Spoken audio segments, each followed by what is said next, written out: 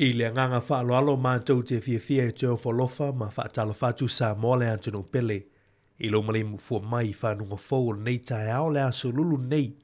Aso se fulma lua nei masino Februari. Lua fe lua se fulma lima.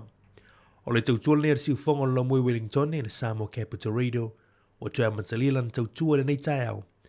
Alo mai o le atatu mumui le tua. I le tatu sauninga lotu fale ainga. Teita ia le sunga tau si matanga ruenga Reverend Misi Faseu o le Kalesia Metotisi Samoa le matanga ruenga a Pitone usimaya le whaafonga.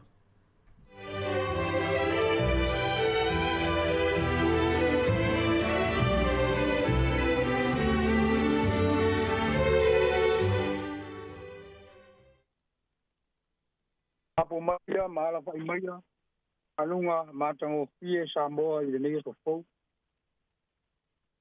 Tai utatou wheira i maunga wau. E leo maunga na riu lau mea. Ki whaofo i le wao mala. Palanga e lea tua le wao manu. Iona tātou iai le nitai au. O wha maalo le pale. Maalo le foi. Maalo foi le on sa. O mai ama le loto while mu. O tātou mamori la au i fonga. Ala i le tapo inga o le nitai au. O le a tātou tapo i atu i le atu. Rae rue. E whātua tua i a Ieopa. Ke lava lo tātou whisoasoani ma lo tātou tarita. A inga o aro nai. Tua tuia o tau i a Ieopa. Ke lava lo tātou whisoasoani ma lo tātou tarita. Tau nā. E māta tau i a Ieopa. A whātua ia i a Ieopa. Ia lava lo tātou whisoasoani, ma lo tātou tarita, lo tātou tatale. Nawa maia oia nganga pa ia, le nei tae au, tāpua inga alo tunu, tā whaia nei. Nu ma awa o mātou, tala uma o le tāpua inga. Pa ia, ma papa tisoina, whina ngalo, ma wha moe moe. Ia mātou whaia aile nei tāpua inga i lea nganga a toa ma le whamau. Ia i upea le vi inga i rosu wafa e whaavavau. Ala ia Yesu a ole ma tataro a tuai. Nene. Tātou pe pese i le pese o saunia. O peta i lea ua inga o aro na aro. Ua tupa le leu e ava ua ia po e na ai lea upa e ola ai ola alo ua tupa le leu e Ama ua ia po e mai e ama e mo e ta o na alo pa ua tu mai le ue a va ua ia to e poa e ta Ilepe soani aido salo pa oatu auele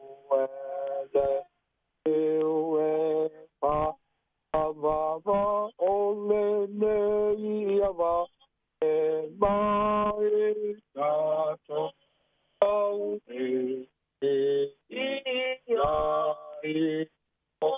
na alo a ua tu a liu e a va o e whaitawina ke hopa ia le tātou tua o mai lea ni whenga inga fau ka le leia Yesu Geriso sa tu sia e ruka rona mta upe lima tawina mai le lua se furu mare fitu, whaangata i le toru se furu mare lua. Amaya, a fion pa ia o tātou ori. Lai ia mea, tauru whai lea o ia. Tira fia e ia le te lona i ngoi a lev. No fo le fale tari ei tau lang. Tātou lea, a te ia. Nā muri mai ia i a te au. Nā pulai, lea o ia, muri atu i a te ia. Ka fo e levi le fai ngā ai tele, na i lona fali. Ai ai te lona e toa tere lava.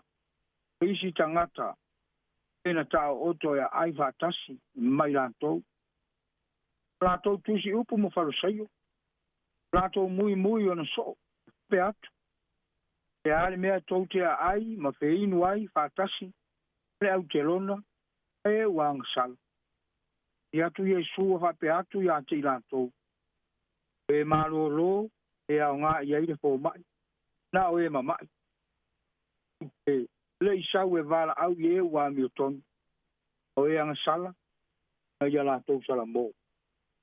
Tau ta talo pēr i nganga o le ri. Ma nino ma mala malamba. Na ne ai whaitaunga o le neitai au. E mau pēr i le atua le vi ima ma le whamanu. E e whavavau lava. Amene. Au ngā risua fōre ta māle alo ma le nganga pa ia. Au o le neitai au. Wa fo iau whi au. Wha moe ngā o le neitai au. A puna whaita wina. Le whaironga tangata le ngā ruenga whaola Yesu. Le whaironga tangata le ngā ruenga whaola Yesu. A Yesu o te le isau e wala au mo e a miotonu. O e anga sala ina ia lātou sala mō. O le vaenga le sa whaita wina. O whamatala nino ai e levi. Te lona wala wina e muri a Yesu.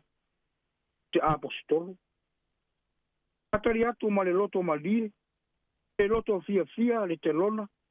Au auna. Wala au o le ali. Na ia vea o ia o se tasi o apostolo. O toa se fulu ma le toa lu. Levi sa wha mauina o stangata karidaia. O le atari i o ale whaio. Lana ngā luenga o ia o se tasi o ala fonga. Se tasi o te lona. Sa auna ia he rota ane tipa. Se tasi o kovana o le tūmalo o karidaia. Lava matotoela na ngā luenga se mori mau tātou te iloa ai. O Levi, leo se tangata alofangia le au auna nei. Pao tangata au la fonga po te lona i to tonu o iutaia. Whākusai tangata anga sala. Ngata ua lau i loa i le whaitonga fiti le anga. Ale tau whāse se. Tau te to tomi whāsiri la fonga a tangata. Ai lo mea e mo mia le malo. Le whāsiringa ma mea to toi. Tu malava yo la tu tanga. Piso ta ingo Levi le ngā luenga ka fonga yu taia. Pai tau ina whātasi ai fo i maia. E laina o tangata whaitonga fiti le anga. Mane tau whāse se. Pai ala tu langa lea. Tono winga. Le ta tau ma le tala whea ngai fo i la. Na filifilia o ia. Muri a Yesu. Mafu anga tonu leo le mui. Le fia le au tusi upu. Le au wharasaio. Ngata sa iri masei. Ngata mapo tūra fongu. Le sa vavali maola ai. La tau lava lea mauta wawe. Le ta tau ona ai. A futa whātasi Yesu. Nei ta ngata anga sal. Mai la tau. E au a ai ma feinu whātasi ai Yesu. Le au te lona. E wanga sala. E wasira fia Yesu. Loko nei ta ngata. Talai atu leo Yesu. E malo loe lea o ngā yele fōma. Au e mama. Ke le isau fo i e wala au ye wa mi o tonu. O e anga sala ina yalanto sala mo. Ui lava la i nei mau o mea. peitai ngata lia le levi le vala au muli ya Yesu uia lona ingoa ya matai o lona winga me alofa le atua wa le tangata na ia longo sa ia tofo tofonga pao so songa o taimi whainta amo ai o manino le fina ngalo le atua mo oe ma le isau Yesu o e amiotonu mo e angasala le isau foi mo e marolo mo e mamai le fai don tangata le ali ai alo foi tangata uma ma Yesu auto uma e mafatia matinga aina o mai ya te au e marolo ai o to pinga le fa pito manu ya tasi olona fina ngalo ya tutusa tangata uma ya te ia wana ia ofo e ia o ia lava fai mataulanga tongi ola mataulanga ola ia le fano se tasi e maua tangata uma le ola e whawawau le fai roa tangata i ngā ruenga wha ola le di tau ni o e sa moa i fe au ma wha moe moenga o le neitai au ia e manatua i le fai roa tangata le atua tu pusa ya te ia o e mau mai tātou uma tu tātou te talo ma lia le wha alo alo a fe tai tele i lo wanga le lei aua le aso fou aua le ola fou aua le ea fou ma le malosi fou ua le wha wina o fe au ma so se whai wa e to tofi ai mātou ma lia le pule lia le anga le lei pule lea wha fe tai tele ei se mala yafe i le nei tai au e whawhangu sa moa i lo matango fie mai se o loa lofa whai pea a vetai tele i lau tau singa vetai lau leo leonga mato iai whainga maro longa o le pongi sao ma vai vetai tele mato wola i le neitai au matango fie atu wai vetai tele to yoe matali tonu e le uma loa lofa le umaro wanga le lei e whaulai pupea wa le tau singa o le soifua e ola o lau whanau mo mea le lei uma lava i lou whaunga ina o mātou tangata whatawa so se ala mātou te sa iri ai o manuia mai se o lou fina ngaro pa ia i le tele o au mea lofa lou wanga le lei o au wha manuianga o malia le whaalo al o pelea whape tai tele la i le malosi e tupu pea o le soifua e te tului pea wa fe au ma ngā luenga ua e to tofi ai mātou a fai i loua nganga pa ia o le fesoasoani e tafa i ai a mātou fe au ma ngā luenga e nganga mātou te malolosi ai e nganga mātou te whana ai. Nganga foi mātou te mauti noa ai. Te maru si siri rea. Tau te whalango lango ma whamoe moi ai. Mātou fe au ma so se mea te whina ngalo mātou te whai. Tau tusi pa ia sa mātou whai tau ma whalango longo iai. Ole tusi e whai pēr ma ta iala. Tapa sa ina aira mātou sa varinga. Wa ole malama siri rea. Atou te sava vari ai. Tua malo fina ngalo whaalia moro mātou bora. Avetai siri whaatai a te riso. Pena ia ta pena ulanga ato atoa. O sa moa maone ta ngata mai mātou Maulevi inga ia te oe nei e whaavavau. Ngā lava lea di. Mātou lava o le foto o le anga masase. Leo, wao mātou whalito. Le na wao mātou leanga. Leo taimi. Mātou le sāwa wali e tusa maala o lo finangana. Tau te le tausi iau poloa inga mau tūla fono. O Whai lava o mātou loto. Ua whātua tua nai lava o ele atua. Atou wala au whamole mole. Mā ngalo mai sa moa maone tangata. Sira fia mea uma o tutupu I logo tunu. Fua mai tai tai. Meise o tangata uma lava. Atou wala au. E wha ngalo mai. Mangalo mātou a inga uma lava. Ala lau mata ape ai so se tafa o le lalo langi ma Samoa. Meise o au e kāsi sia keru siano. Mātou au auna mangaru rue ai. Whai wa whare tonu. Mori mawina o lo fina ngaru. Mātou wala au awa le tamai. E ie whama māma whama ngalo mai I mātou uma. Tō wala au I le neitai au. Ia e whamanuia Samoa maona tangata. Manuia I ona tai tai. Meise o tangata anu uma. Pe ese ia. Fe ai nai ma fe ese ai. Au mai lo file mu. Fa file mu ai fina ngalo mo mātou loto. Mātou wala au. A ngā luenga. A mea uma o tau mawhai e ati na e le atu nu. No lo soifua o tangata. Mātou ta talo ia e whamanuia ma iairo wanga li lei. Teo mātou a inga ta ape ma sarara wai so se tafa o le lalo langi ma Samoa. Ia o atu iai au whamanuianga ma lo wanga li lei. Kui au e kare sia keru siano uma. Mātou au auna ma ngāru rue ai. Mana pēra mātou mori mau. Na ia maua pētangata. Au una whātua tua ia te oero mātua tua. Mātou wala au. Ia tina mātua tua. Pā mātua tua ma tina mātua tua o le atu nu. E iairo walofa. Pāo popo le soi fua ma lo rato wala. E nu I lo rato malosi. O soi fua ma mātua wala ai le neira lo langi. Ia foi le siu fonga le lau mua.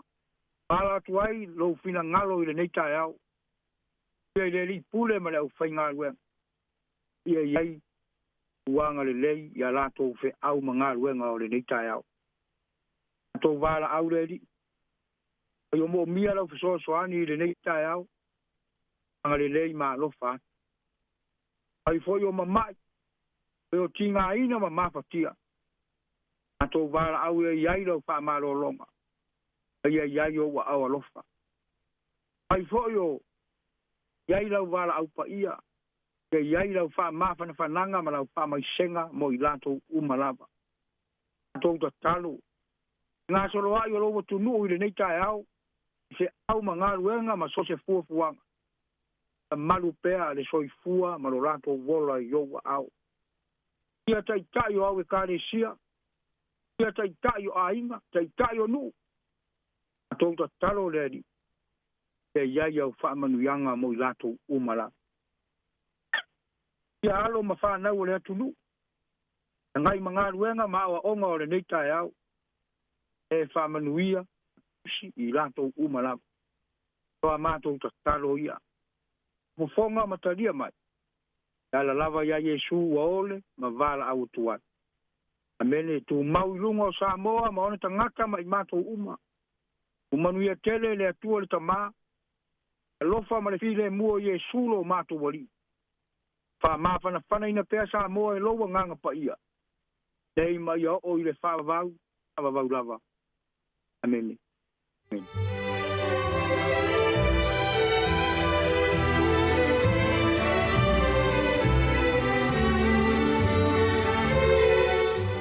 O le nā ua whaafonga le tāntu tunu le nei tai au le tāntu sau ni ngā lotu whale ainga na taita ia le sunga le tausi matanga luenga Reverend Missy Whaaseu o le ekalisia metu tisi Samoa I le matanga luenga pitone moli le nganga whaftai ma le whamalo I le sunga le tausi matanga luenga o nore tā penanga mātungo fia le nei tai au le uto matau ina I le whaafonga anga o le tāntu tunu I le upu fola le tua tau ia o se whatu e pau se le lei tupu mola iau ngā wāna whaafonga mai lo tāntu tunu. Whafte atu whai lau whai pese, ia mo le vi ingo le tua nei tai au manu ia tele nei aso whaafitai.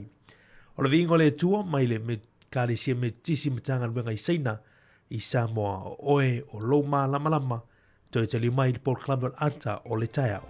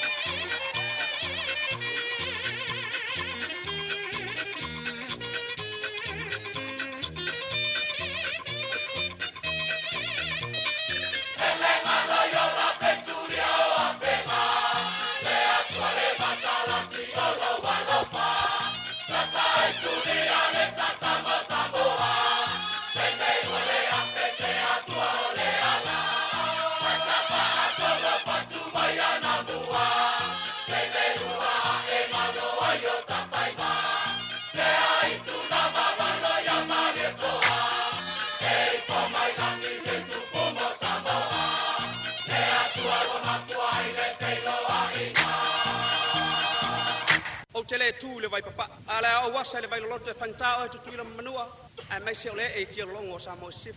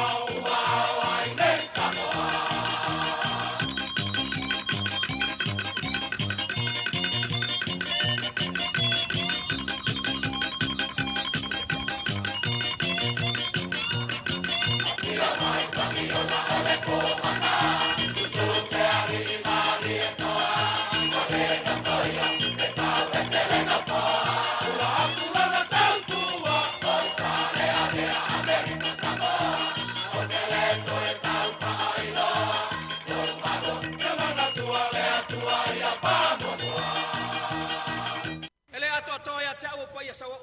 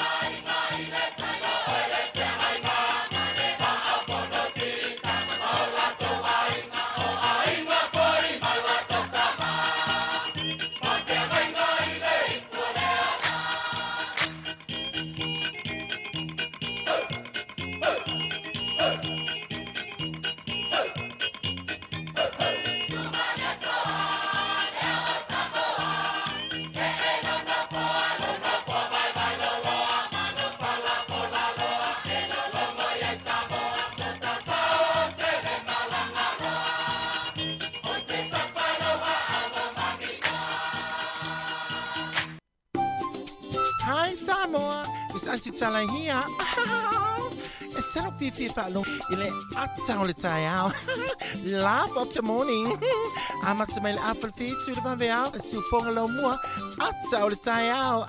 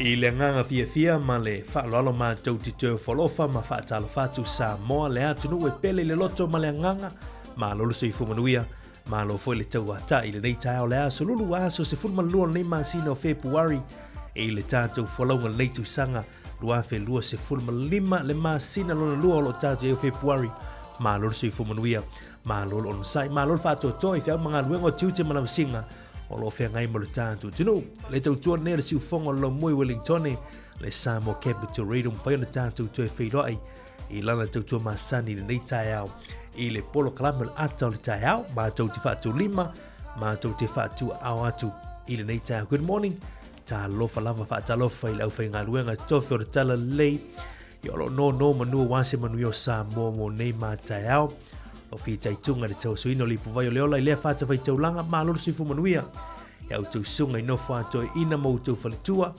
whionga i a pātele ma li tua ngasa sunga i sea mou tau whalitua ia ma loro sifu manuia le nei tae au whaata lo whātu ma le nganga whaaloalo papitua le whaata lo whai le whionga ni matua o soli i a pasanga ma le whalitua ia o le komisina mou lunga o malo Samoa i au tero nei whaata lo whātu fo ilana ofisa ma lau whai ngā luenga i Wellington le whangaruina foi le whionga le konsula ma le tātou whainga luenga i au kilani mangele ma loro se fumanuia whawhitai le tautua tunu mo Samoa i Aotearoa. Le whangaruina le tāpo inga malu anei o tātou tua sina o ta māma tina mā tutua o lo tāpo i me mota malawa whai le whaivo le poino le whala ulo le mulila tāpo ia whaiva matiuti o lo al whaiva le tātou tunu ma loro se fumanuia whawhitai le talo ia tautou ta māma tina mā tutua le tunu i le manatu maurunga o au tau talo sanga lo manuia ai ia whaiva lo whianga i le tātou tunu tupulanga talo vau ia ma losi le atunu ule ua ala usu fo i tā pena ma le a onga nei fo i a sururu ma loro sai a talo fatu fo i tono whalawhai ngā ruenga le ma futa mai lito tele o tātou wompa anga i lunga fo i o le tele o lo mwhaiona ma futa mai ai a talo fatu tau tuar siu fonga lo mua i Wellington mai lona ofisa tu tonu limatasi Man Gavin Avenue i rā nui i Porirua. Pata alofa foi tātou wompa anga i lunga o le tātou apio fōlinga, lunga o le tātou YouTube channel, ma lor se fō manuia e serto au le lei, ea whawhitai le mafuta ma le nei tā o whea lava se tāwhara ke lope, se atunu o lo lainga o mwhaione ma o mai le tātou tautua, ma lor se fō manuia, le whangarina foi lātou ninga o le tātou api, whalongolongo le tātou app, lunga o le tātou penga te whailangi www.samoacapitalradio.co.nz, ma lor se fō manuia whaatalo whātou le nei tā au, o fea lava ia se tafar ke lope so se vai panoa o le nei atunu o New Zealand o mwhaiona e mau mai ai o lo o tau saili ma lo ai ia mai tau malele ai ma lor si fo manuia whaatalo whātu ma le nganga whaaloalo ia le tātou polo kalame le nei tae au se teimi o le nei tae au ma whaatasi atu ma le tū fine ia ana whaasolo ia a ola au tau o ona neo marmi tui tō whinga whaivaru ia leo tātou whiloa i le nei tae au ma loron sai i le tae au le neo le aso lulu wa tātou lo ngā tu tonu o le vaiaso lo ngā tonu fo i o ngā luenga matiu te whai e hoa o ngā fo e whanau e le manatu o lo tātou tau whai tusa i le lofa maleanga leo lo tātou tāpau sidi langi pata lofa fo i wala usu mai fo i leita au i whanua noa i o ni tala whanua noa o no wala upa ia le tua i se e pele i le loto maleanga ia wha mai se atu tātou por kalame leita au o lo tātou i unga lava lea i le waso i le taimi ia e wala au mai le toi ai tātou wha mana waina tātou ngā luenga ia ai o tātou o lo soi fua maula pēr ia tātou wha malosi i le ngā luenga leli ia i wala wina fau wala wina i roto soi fua masu tātou ola ia i le teimi wala au i tātou i le tua ia o lai wha atani mai le langi maleo lai wha vau i le tangata e wha atua tua i le tua manuia na yaso le tātou tunu tātou proklame neo ato tāo tātou mafuta tātou e vaiva tātou tantan nom wha soa i le tautua si ufonga lo mua nei tāo. Wha velvelane e sau i puki koko, wala se maru tāo nau e anga iai ia, tātou mafuta, tātou ia wha tasi tātou ilo ini maru tāo, ia onusai. Ole puvai ia, ole puvai ia tali o tāo nei lea suru, ia whai fo i whapaisi suinga tāo, ia wale se fo malolo. Ina wha tālo fo i lātou leo ua, ala usu fo i e sā vali leo ua vai atu whafo tātou official nei tāo. Ma nei o le suru mātou o fio le la. Le tala o tau le aso oi nei, swing o le tupe, awanoa fua waswa nau ma whamunianga. Tātou whalonglong fo i mena tupu, le tala whaso pito, lo langi nei aso, tali tu le valu, tala mai sa mo me tala fo. Good morning, talofa, si ufonga lomua.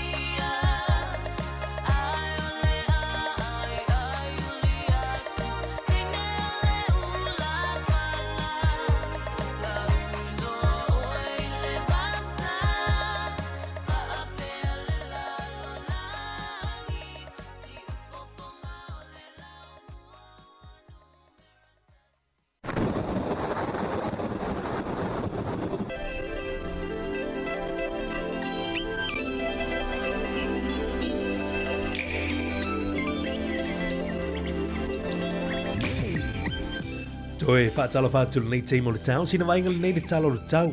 Ea, whaapea fo le talo le tai wau fufuang whai o le nei a so lulu mo tātou lau moi Wellington nei o lo walu i lo official wa ai tau. Ea, mātua langi le aso nei le aso lulu, mātua ngō fia le sulu la mo tātou le lau mua whaapea ona no utua oi. O le fua o le e mawolunga o lo whamawine le nei aso e lua se fulu tikeri, se fulu lua tikeri le fua o le e mawolalo o lo whamawina mo le lau moi Wellington. Le aso atai ala stofi lea, mātua ngō fia vo le sulu la, ea, langi le tau atai au e peon walu ia i lo official wa i tau. Lua se fulu lua tikeri le fua o le e mawolunga le aso atai au, se fulu ma le tolu tikeri le fua o le e mawolalo. Tātou se atu i leo te lenga o le atunu o New Zealand nei aso au ki lani, ia, wa ia le mātua la i se teimi o le nei aso, mo utou, pena foi i nai Tauranga, Rotorua, mātua ngō fia le sulu la, pena foi New Plymouth, Palmerston North, Taupo, pena wingo le tau mo utou le nei aso, i le motu i saute, Franz Joseph, Queenstown, langi le tau mo utou le nei aso, ma nei le sulu mātua ngō fia le la, pena foi Kleistete, le Aia Kariso, ia pasolo mai nai Dunedin ma Invercargill, awoa ia i le tau nei, pasolo le a woli, ia o le awa i le manto le lai pasolo atu i le fiafia na nei. O le talana o le tau mo tātou Wellington, ia whapea foi le Aotearoa o Aotearoa New Zealand, ai mo Samoa le nei a sululu, o wingo le tau, o au susu o Savili o le vaito e lau, o lo o fitia i Samoa, mai au mai ao matimu, e a fia i le atunu i nisi o taimi. Mo upolu ma sa vai le nei aso e ufitia se vaenga o le langi e ao, ma nei timu pupu i taimi o le tae ao. Ia o le tala nau tau, mo si o tātu tulu i Samoa, whaatala whātua i tātu wompa anga, i lo tātu tofi Samoa, malo sui fumanuia le nei tae ao. Tātu se mai i le tala o tai, mo i lātou fo i saone, whangotaina ngā tai whale, ia o Wellington ma porirua, manutua oi, ia o le tala nei o tai mo utou. O le a sua le tai ia i Wellington, tātou a mata mai porirua, i le se fulu mal whaminu te te elitu lai sumartasi tau nei, ia o le te elitu lai sumartasi o le a sua le tai, o lo wingo lo pere tai te mi nei fuafua e toi pe i le fiafi nei le sulu 5 minute, ia po le kuata te elitu lai 5 le fiafi ana nei, o na toi sua le afoli tu lai sumartasi i le po ana nei mo manam porirua. Mo Wellington o lo sua le tai le te mi nei, sua le tai le te mi nei, fuafua e pe i le toi lua se fulu minute i le tu lai se fulu malua i le awuli nei, ona toi sua lea i le tau le tu lai ono i le fiafi nei, ona toi pe le toi 5 minute i le tu lai se fulu malua i le po ana nei. Ia o le tala nau tai, manatua le saunga le mu i lunga o ngā sami, ma vai manatua foi o whaola pe a whaianga i lunga o waa. Tau tua nā le saunga le mu, ia i lunga o sami le nei teimi, ia o le tau sanga, whaafitai manuia tele whainga whaiva nei aso. O le swingo le tupe mo i tātou, ia, e ma sani le lafoina tupe i Samoa, ia, ma whaafitai le anga lei, whaafitai, ia, le ama fola, o lo sao i mea whaia nei o tātou ainga i Samoa, e le ia masisi o tātou, e le lafo se tupe i Samoa, ia, ma lono sai, i mea whaia nuu, ia, me se whaia mea whaia e kālesia, ia, ma lono sai. Tasi tala New Zealand nei aso mawirta la fast food valu sene Samoa, ia sina mawalalo le tātou tālai tusam whamaunga le whantupe le ANZ, tā la wha valu sene Samoa e maui le tā la New Zealand. O le malo le tā la New Zealand i le malo telo Amerika le nei aso na o le 5 sene, a le malo le tā la New Zealand i le malo Ausitalia e valu sene. Ia, tautua nani si o penga tawhailangi, ma nei ala tau reita wala foina tau seleni, e mole atu pele nganga whaftai man whamalo, ia i le au mawholo le tātou. Te roma nuela lai aso i le la foina o tau seleni.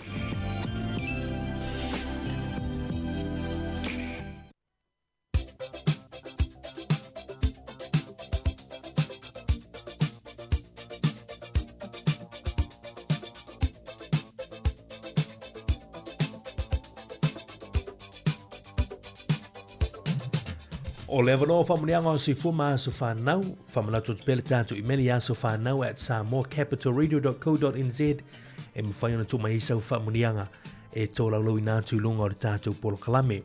Ai o le maune nei mai la fionga pai a le tua, ma utu umalawa o so i fuma mai nei aso, le aso si fuma lua nei o Februari. Ma o mai le lautu se salamo e lua si futwha, foi upe fitu, I nā whae i lunga o tau ulu, o tau whai to ai, ia whae ina i lunga o tau pui pui o le whaavavaue, se uru atu ai le tupu mamalu. I nā whae i lunga o tau ulu, o tau whai to ai, ia whae ina i lunga o tau pui pui o le whaavavaue, se uru atu ai le tupu mamalu. Ia, o le mauna mo o tau nei aso, manu ia tele o tau asoifua, mole atu whamunianga, ia o tau asoifua nei aso tuli pele atua nisi tau sanga stele, i lo tau asoifua ngā lue, li tau asoifua il walawina le atua, manu ia tele o tau asoifua, pese nei mo tau ma le Peace Champ o Yesu, o te alofa ia te oe.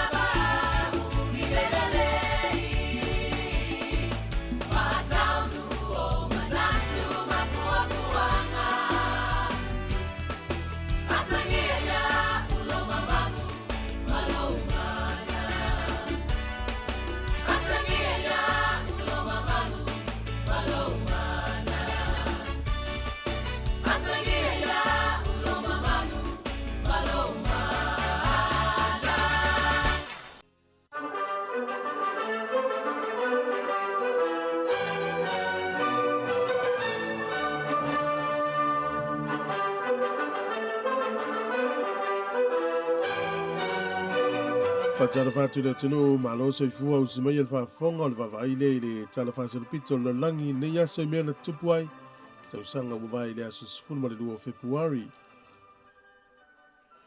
O le sol tausanga e tasi 5 fatasi O le tangata su enuu se pania e suafa ia Petro di Valdivia. O le sona ia maua le nuu leo Santiago i Chile, tonu nuu leo Chile. O le asone nei le tausanga e Tasiono Valuiva. Na whaailoa ai e William Mameri ua vea nei la ua matupu ia mamasiofo o le malo Engelani. O le so tausanga te siiva o iwa, o se whaalawelave i le waa e ta ua le Penguin, na malanga i le vao Picton ma Wellingtone, ia na whaatia le fōlaunga i le pō, a wheto ai e mani i maa te tele, mani papa maa. Ma li liua i le fitus furu ma le lua o le pasese, mai le se lau ma le lua sa i runga o le waa. Fitu lua na awhia i soifua i le asone tausanga te siiva o iwa i Wellingtone. O le tausanga fo i te siiva o iwa, na whaavai ai le vaenga e ta o le National Association for the Advancement of Coloured People, po le NAACP, i te tonu o le malo o Amerika. Tausanga e te siiva te silua, na whaonga i saina i le asone nei le kalena o le Gregorian Calendar. O le asone nei le tausanga e tasi iwa 5. Na awina atu ai e le presidente o Amerika na taimi o Dwight Eisenhower. Ia anasui faufautua mo le taimi mua mo Korea i Saute. Me leo tātou i loa Korea i Saute ma Amerika e matua ngā lue whaatasi lava tenune i lua. O le sortau sanga te si iwa onos fun mo le fitu. Na oso whaia i leo i pere tānia. Le fale o le tangata lea e la vea lau wha ili le Rolling Stone o Keith Richards. Ia o ia ma le tangata e suafo ia Mike po Mick Jagger na fale pui mulimuli ane i morianga o le whaongaina fuala au whasaina. O le sortau sanga te siva valus fulu. O le tangata New Zealand suafo ia Richard Hadley. O ia le tangata na ia maua le tele o olo si lia i taalonga kirikiti. Taalonga sa whai e Dunedin le so na se laus furufitu ia ia na olo ia po ana pe. Taalonga whawao malo ia maaveai o ia le nafo i taimi o tangata si lia i le tele o tangata pipe i lana tea. O le lua whima le lua i le aso nei o le atati whanga lena taita ia le tamalo New Zealand o Peter Jackson. O le The Lord of the Rings. E se fulu tolu i ana nominees ia po taimi na au fia i te tonu.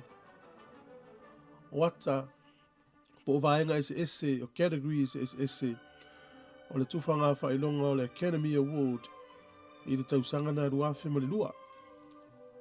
Ia o lo whamawina i le tala whaasolpito na langi i le leiaso. O tātou talana e toi maua le whapoponga te masani whaftai lava.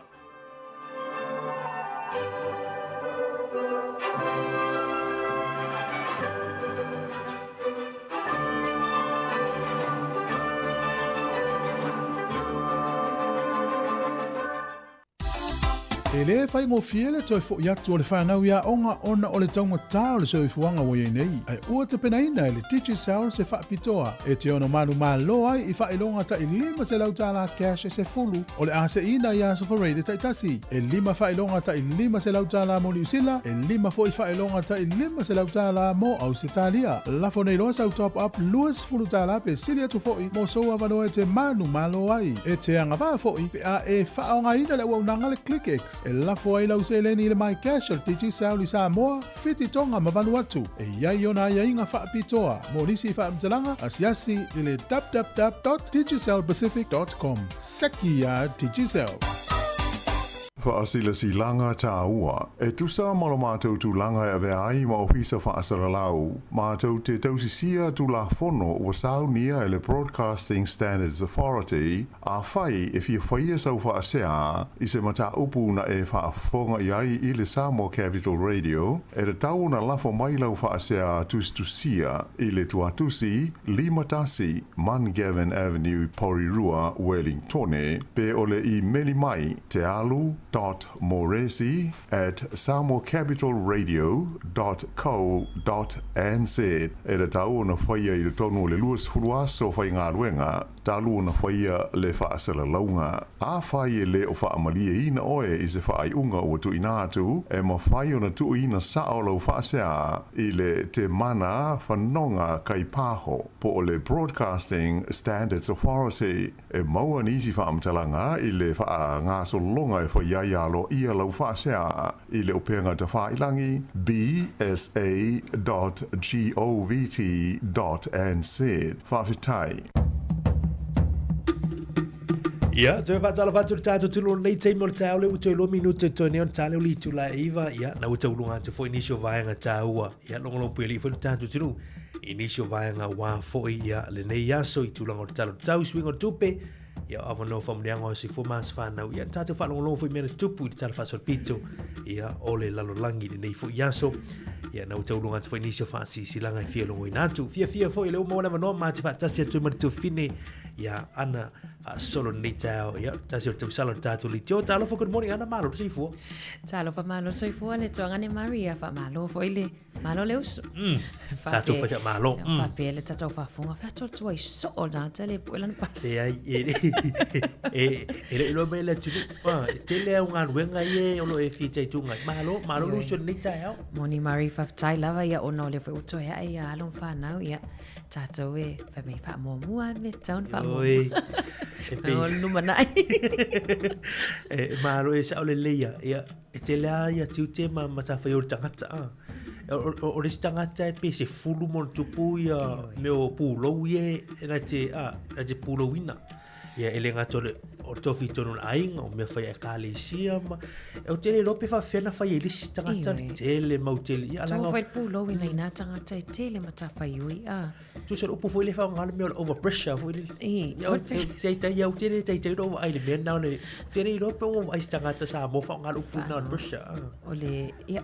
E sawe, ai o te iloa ai ono tātou e toa tele le tangata o ainga e whaasoa le whaingo tiute mwhaiva matawhai ui ia ai malo atu fo ili tātou o whaafonga maasani o la so lulu ia malo lawa peo lento mafuta mai lava ma le tuangane ia Mari ia mai lava le fitu ili tai aona le la ia ai malo tawa tai whaavela ne lau ipu ti koko ia po lau ipu kofe ia po ipu mailo foi ia ai o mātou tu atu ma le tuangane ia Mari lewa tale malo tātou talafo mai Samoa e whapea talafo i New Zealand nei usi mai le whaafonga.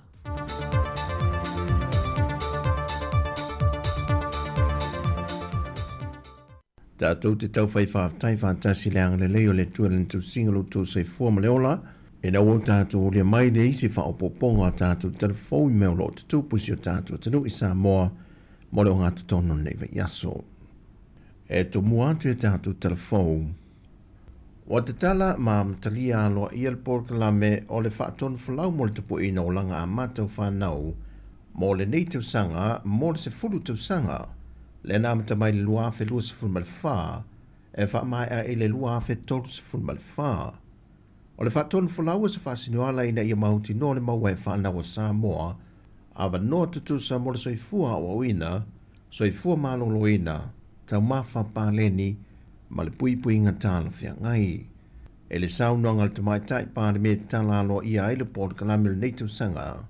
Na ia tu e wha amanatu se ngā ruenga whai whaatasi ma tātou pāanga, e wha ai loele nau te inga tu motu le Pasifika malo o whaatasi, a wal whaatawa ino le te pui no langa a mata o whanau.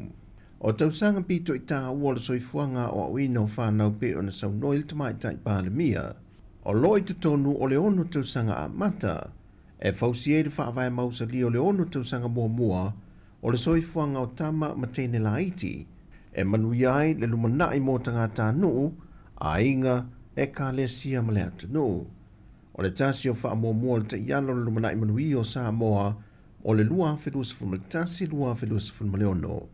E au fia ile a tina ina lea o le to mai mo anga wa au tātou tangata nuu. E au fia ile whaititi o le mativa ma le tang lima. O le maua awa no tutusa mo i lātou o lo ma ale soi whanga lau tele e meise o le una ia ina ia mawhai. O le maua anga wa ai ati na e o lātou tamani anga. I mau whasai nisi ma le whaale anga nu o le sio sio manga e a matai leo la o ino le whanau. O le sio sio manga le nai whaafai lele mta pena ili lumanai. E wha maumaunga, o le 1% o le atina e no le mawhau o le tamai titi ma le tēnei titi. E tupu te tono le 5 tausanga mō mōlo na soifua. O le teimi le leile mo le au ino alo mo whanau. Au le i o atu i le isi la asanga tā ua taua o onga. Mai sue suenga mai le toa whao whanau wa atua le whātou sanga le mātutua. E nā o le tasi o le orestala ia onga a matai le atu nuu. E to tele whanau e le o le leile tau singai mea ai pāleni, ma e le o maua hawa noa ia o ina ile amatanga le soifuanga, ma le maafutanga tā le whengai ma mātua. E maise mai le se lau lua sa whamaleono a onga a matau orestala ine Samoa.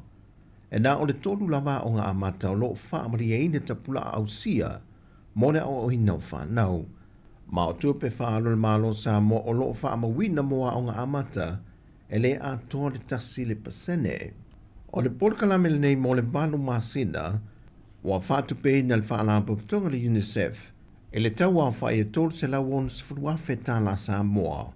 E whatupe nai tangata e iaito mai whaapito e ngā lulue mafio anga, e tui nā tu iele fisoswani tāla whengai, mo le whatupe ina o Leopold Kalame, mo le masino mele tau sanga le nei, o le atari malo e le malo sa mo le whontanga te itai o le Pasifika, a walta pu ina lo langa a mata o whanau, ma o le nei whontanga, o le a avelu tātou malo ma sui te te whono, o lea komiti whaapitoa le Pasifika.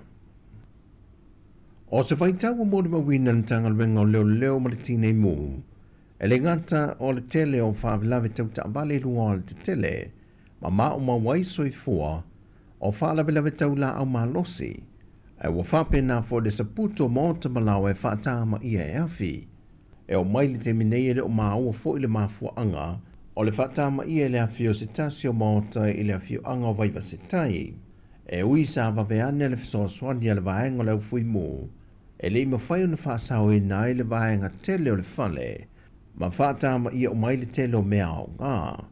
Whai loe tanu wasa, e le i aise isi na i le whale le te mintu la e mai ele whaafi tauli, i le lanta i li tu lai se fulu le tau le aso tō nai. Pei tai sa ma whai o na whaasau ina pisi nisi sa latane iai. O se tasi foi o whaavelawe whaapentu la i mai le moto tele i sa la whai, na whaatama ia e fo se moto o se ainga. Ma o le saputu mai o ia whaalawe to e whaamanatu mai e tanu wasa le atano. Ina ia siaki mea whaitinu alu le wila o ngā umu o a fitusi e ono ta a aloai whanau. E o foi tuli namu, ina ia siakia le lei a o lei tu ua maota malawa ai a ngai mo ngā ruenga po ni fua whanga foi whale ainga le tau langa. Mai whaalawe tau mū e le iaisa soifua na mawai. O whailo mai asu i komisino mtanga luenga o leo, papa lei Mona Lisa tia ikete, o loo wha au wausu e su enga mtanga luenga o leo, le wha alawe lena maua se tino maliwa se talavau e tolsu fulime tau sanga le matua, mai i le awhio anga o Santa Poala. Ai vaenga mo muhulsu e su enga mtanga luenga, na wha mawina i e lua vai aso sa i lia le talavau e lona ainga, muliane maua lona tino maliu, peitai e le o ieni manu anga o maawelo na tino, mai masalumia mtanga luenga o leo, e iai ne whaatinonga whaasolitu la fono, na afuaio na umalo na ola. Mai watapa ai mtanga luenga o leo se tautonga whaapitoa, e sa i lia ai le mafua anga. E se mai le mata aupu, o whaamao nia fo i papali e, le lua i o maliu se whaalvlawe tasintu le mai le afio anga o sale i moa, o mai le soifua se tama i tae se fulma le pantu sanga le matua le soifua, ma se li te lavau e totu se fulua tau sanga. O se mata aupu na whaonga i nai se la o malosi, mai whaadia papali i wa avea mapo lenga mtanga luenga, le tūlai mai peo whaavelawe a whiai la au mālosi, ma le tele io la au mālosi au mai e le ofisa, e le ngata e le lai seneina, e le whatangai na fo i te tono le atunu, mai o se sol tu la fono le umia o ia la au mālosi. Wa whaai loa te tai o le vang wha upo whai le fast po le whatua tui le tua sa mo o tasi. O le se furma le lua i tu malo lo umia le JPP no foa, wa iai o lato sui mai i tu malo, wa resitala i lalo le vang wha upo whai mo le whai ngā palo te tele, o le lua a whenua se furma le ono lo lumanai. Whaai loa te tai o le pāti, e ui o lo iai se whaafita au le tele o lo o whaamanu a lia ai le vaiang whaapu whai ili nei tau sanga, ai o le ale a vea le mai tu e tau fiai, ta penanga le whaatua tue le tua sa mo o tasi, mo le whaamoe moe le tau sanga fau. Pei tai na te ena le fio ngā la uli lu te pula te Valforce Schmidt, tua ingai whaapea wa whaataua na wina le vaiang whaapu whai, sui e se furma le lima mai i tu maa lo le JPP, ia restala matau fituli lalo le tanga vai, ale whaatua tua i le tua samo o tasi. O tala fōwia mōle ne yaso, whaamanuia tele le tua si o tātua tunuu, e fuafuanga malaasanga o le awhenga iai.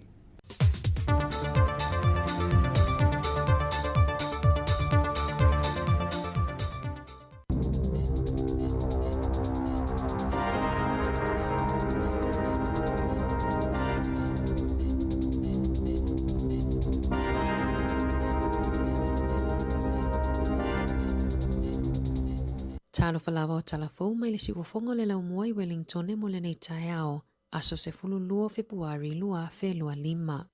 Ua whaalia le fonga fetalai Jerry Brownlee, e le whaasalaina le palemene le taitai o le Act David Seymour, ilo na avei nātu leo le taavale o le tuainga o le Land Rover i lunga o si te pol mauta fono peitai e ono mō lia leo. Na avei nātu e Seymour le Land Rover i lunga o mauta fono i le asonga fua, i se whaamoe moe o se sue ngā tupe na whaia peitai, na tau fie skula ti o le mauta o na tele i talo sangaina se whaatangana mai le fofonga fetalai. Whaalia Brownlee sātu i nātu se tusia Seymour e whaato e se atuai i ananga o inga na whaia, na whisilingia le taitai o le Labour Chris Hipkins, pe na whautua ina le fonga fetalai Seymour e whaasao na avei nātu ta awa le lunga o si tepu i lunga o le mauta fono, o na sa ta ua Seymour i lunga o le isi ala televise, sa mawale whaatangana mai le fonga fetalai. Sau no Brownlee e ono sila le komiti whaapale mene, pe le alanga tatau na whaasa ta awa le o na soli lunga o le mauta fono peitai, i lona manatu na oia, a whai ai o le tūlanga, o le atao fiai ma a fia le tatalanga ma le saolotonga mō sui uma o le pale mene. O lo ta pena le kainga ora, e waawa ai e whaamalosia ta i ala mai a inga mō tangata ina nofo ai talafu, pe o lo tuai le tutongi no fale nofo maututongi ale malo. Ia fesuia inga o lo whaatala no aina, ua lipotia o le asoloia le afa ai talafu, o na o lo whaamawina o le isi le mafua anga o le whaatuputupula ia o le tuai ma le misi o le tutongi ina o Rents. Whaalia le pulesili o le kainga ora Matt Crockett, ua pa u ai talafu o fale nofo maututongi o le nei tausanga. Pa u mai le se fulu ono tesi ma le tasi miliona tāla, mai le luas fulu tasi tesi ma le ono miliona tāla na ia Januari i le tausanga taluai. O le a ngā lulue whaatasi le matanga luenga matangata nofo maututongi, o lo whea ngai ma whaafita au li tautupe, e a laiona le ngā whatia le tutongi i no Rents. O lo malamalama fo i le matanga luenga i le taungata o le soifuanga wa iai nei, ua mafua i le toa tele o ainga ua le ngā whatia le tutongi i no fale. I aia inga fōu, o le a le toe whaatali le matanga luenga se ilonga ua silia ma le se fululua vai aso e tua i ai le tutongi no fale nofo maututongi. Ai o le a whaafeso o taisa o le a inga i le taimi mua e misi ai le peimeni. E tusa ma le tolupa sene o tangata nofo maututongi i fale a le kainga ora o lo ono nofo ai tālafu i le silia ma le se fululua vai aso o Rents e le tutongia. E wha se fulua fele ai tālafu pito i te leo lo o iai a se tasi o a inga nofo maututongi. O isi vaenga o Yesuinga, o le a whaaiti ai tālafu a inga, o le a mata o na toi tongi atu a lato ai tālafu. O lona winga i se whaataita inga, e mawhaiona whaamangalo le valu tesi ma le 3 miliona tāla, mai le se fuluono miliona tāla, pe a waweona fiso o tai atu mawhai se mali lienga, e a mata tongi ai ai tālafu. I le amatanga mai o le whaama i o le COVID-19 e le imuli ta ia e le kainga ora ta ia la mai le malo e tuli loa ina i tangata na misi le tutongi no rent o no le manatu i vai taimi whaingata o le mawhai o na whainga luenga whaapea le nofo popole i le vai taimi a o titele le whaamai.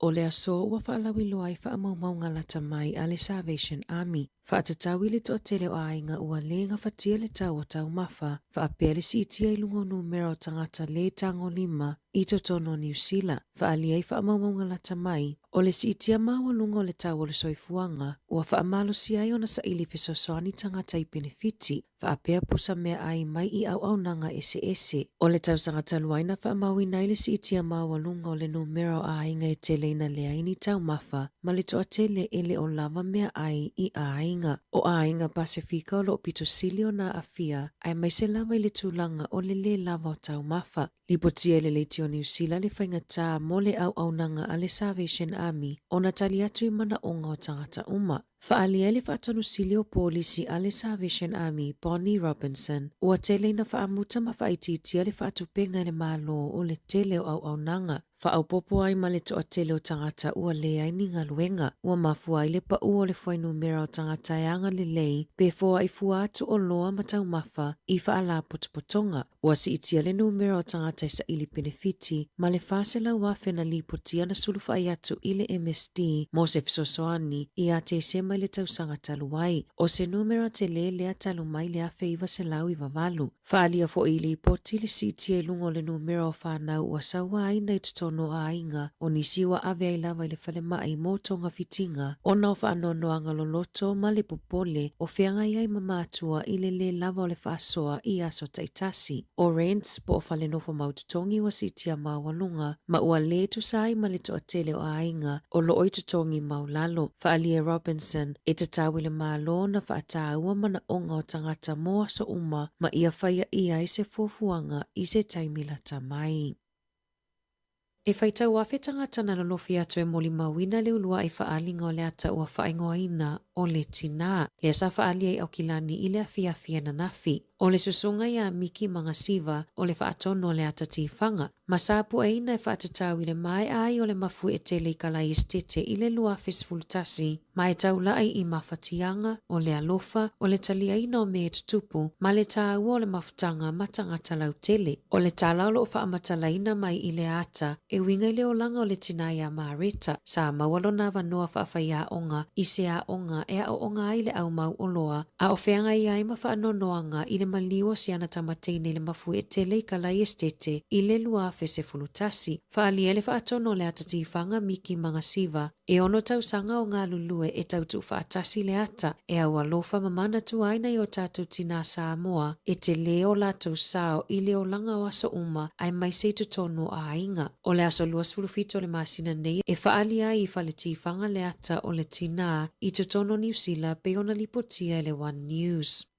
Ua lipotia le toa tele o tangata ia na whaamalolo mai inga luenga le malo na ngā lulue ai le tausanga taluai le olo o tausa ilia lava nisi ngā luenga e o mai le aso. I whaamaumaunga le Stats New Zealand e 5% na sitia mawalunga i le numera o tangata le ai ngā luenga i New Zealand i totono le tolu masina e o mai a te sema. Pito i mawalunga le foi numera talu le lua afe lua se fulu e tusa le ama le toa se lau 5 ono afe. Whaalia nisi sa avea ma au whenga luenga sinia a le te whātu ora, e o mai le taimi nei, ua silia ma le iwa se fulunga luenga ua talo sanga i ai, aina o le fitunga luenga na fiso o tai atu, mo ni whātala noanga. Ua mai a fo o na talo sanga mua wanofa inga luenga i whawhato New Zealand, e toa tele ua le mawhai o na tutongia mo kesi o fale, ma ua tele ina sa ili fiso soani i au nanga mo pusa o tau mafa, e tau sia i alo mawhanau, a o whaatali ai ni a wanofa inga luenga. O lo tau sa ilia se ali ina o sofa ia skulati e utu ina tupe o masini tala tupe po le ATM i North Shore. Le ana ia ngao ia ile tino i tupe masola e se atu. Ele i mautu mai pe fia le tino i tupe na ngao ia. Aina wha ailoa ele leo su e Simon Harrison. Ele ai se isi na wha manu alia ma o lo tau sa ilia pea le alii. Mo nisi o lo ia ni wha matalanga i winga i lea mata upu. Mala au leo ile tasi o 5. Numero le mata upu P o no tasi 5 valu 4 5 5. tala fo ia mai le sifofonga le lau mua mo le nei vaenga o le tae au.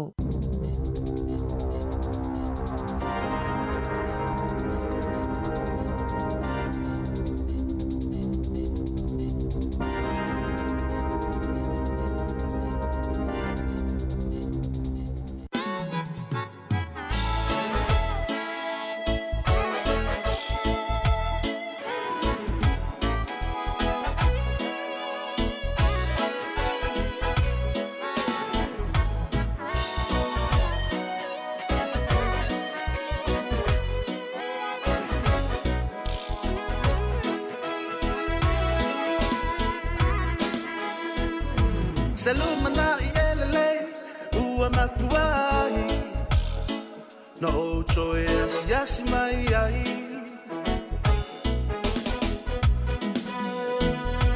awa fai si umi o tato vala vala whatever for itu sanga ba fatai tele ile nei lao lao Wafa'ava no aina ilata feilo a inga Malangona ai ole mafana fana Esa olava e fa'ava baudava a inga Beata to mafuta fa'atasi Via ile tama o ile langi Leisura elomani esu elona fa'a malama Mato e vava ilona fa'a sino manga E mana tua pula Aele mana tua fa'a lae o na ole ngangana Lo unau ta inga Iaso ole fa'u Le mafutanga ia fa'au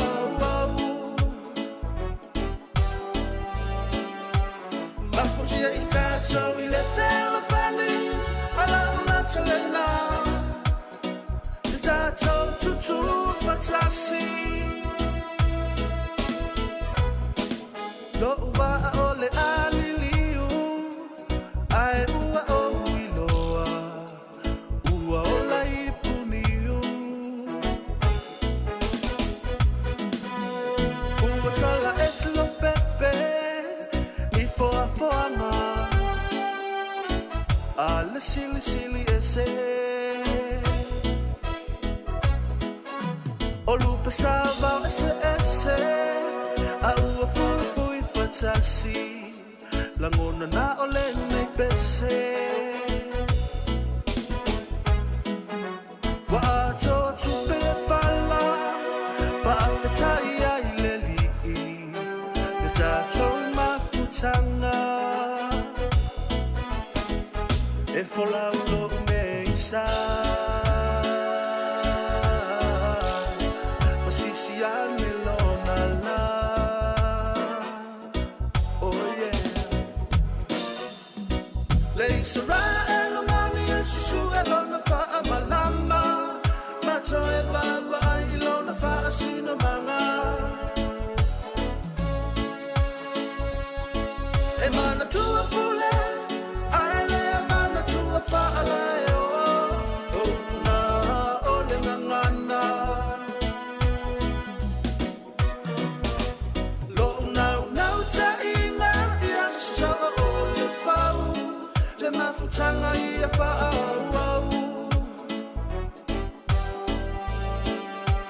Mafusia i tato i le thela fani Ala una talena Tato tutu fatasi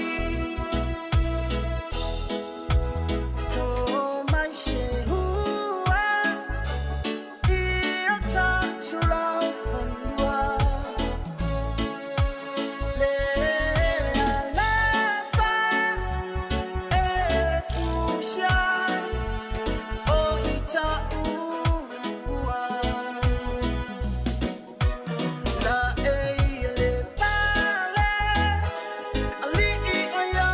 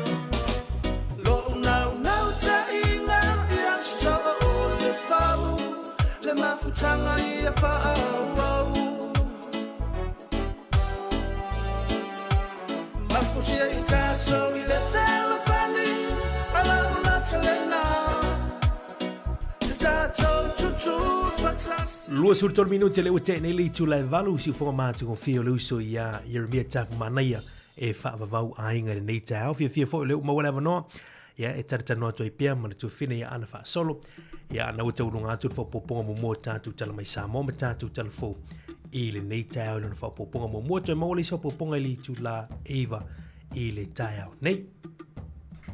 Malo whaftai Maria to e wha malo atu tata o whafunga malo e nei whanawa onga lewa watu fo ilungo la wala ia e anga ia tu ia onga wha malo atu nei tato mātua ia malo lava nga lulue malo fo ilono sa ia i le avenga fo ona ialom whanau ia onga nei tau sanga wha ala o onga wa amatalia ia wha malo atu pe whapele te mafuta mamao mai whafo atu Wellington i le tau tuar si ufongo lau mua. Ai Maria tele nei tato tele foi vainga tau e na mai telefone nei tai au pe o lo la walunga la vai i telefone nei vai aso ia le nga fatia e tangata o le tau o soifuanga Mari tele nei o tatou ainga ia wa mauina ainga Pasifika ai mai se lava ainga Pasifika ia le o moni mau mai i wha maunga fo le Stats New Zealand ia wale tele tangata wale lava mea ai tau mafa e maua ele vanga le ua o mai foi tātu telefone tau ni le na e mai foi ia o wha maunga ni le ni wha maunga le lei pe a tātu a wha longo ma tātu whai tau ia e pei e ma ofa i le i le tō tele o numera le wa ia tua i le o le se lia ma lima se lau mon tupu a inga ia a film tau puni mai e le poa se li lo moti noa o lo a fia i fuia na ia tātu ainga Pasifika i wha maunga ni ia ai e tau o tele le mata i tui vanga nei ona o le taunga tau si fuanga le wa i le langi le teimini i le ngata i le wai i le whapena o New Zealand lo i le taunga tau si fuanga o le langi a to e teimini o lo o whengai ma whawhi tau li tau le taunga tau si fuanga ai e o loa le tūlanga o le tautamau a inga le economy i tūlanga whapea o e ma sani ana a fia ngofi ia mai tele ana a fia ia ona i tātu ainga lima vai mai ia peo ainga i tūlanga o tutongi ia le lai whamau ni e whamau monga i tau nei au te le whamau ni e le Salvation Army po se tasi le whala putuputonga le alo fisosoani mahalosi ia i ainga e o lo mo mia le fisosoani o le mai tau atu e petu sama le fase lau afe tangata na sulu whai atu fo ila tau ia le MSD ia mo se fesosoani ono le lenga fatia wa lenga fatia le tutongi no fale wa lenga fatia ona whaia wha atau ngau mea ai wa tau leaini mea ai le intau mafa po le lava tau mafa ole whanonoanga la Mari le wawa ai atu ai o si itia i lunga le numera o tamaiti sa wa aina i tutono a inga ona manatua olo o le whaanoanoanga lo loto ma le nofu popole o mātua i le tango lima ia le alawo wow, mo matua i feso o tai uma ia le soifua malolo ina ma le soifua malolo ina le mafau Mari e moni lele sa unanga tu fini an ia waelo ni ta whamatalanga o le au mai whamamunga ia mai tu sa o tua pata tua ia o le tūlanga lea moni e a fia loa ia tūlanga te mataru si fuanga mo lalo tongi ma o i tūlanga ia mo mil fiso soani ia e te lea na a fia i mātua ia na whaile o whanau a fia leo sa wai no whanau ma e te lea ia a fia ngole o le tūlanga ni ia ai talo si o leva vai atu inisio fa momonga o lo te mo fai pea ia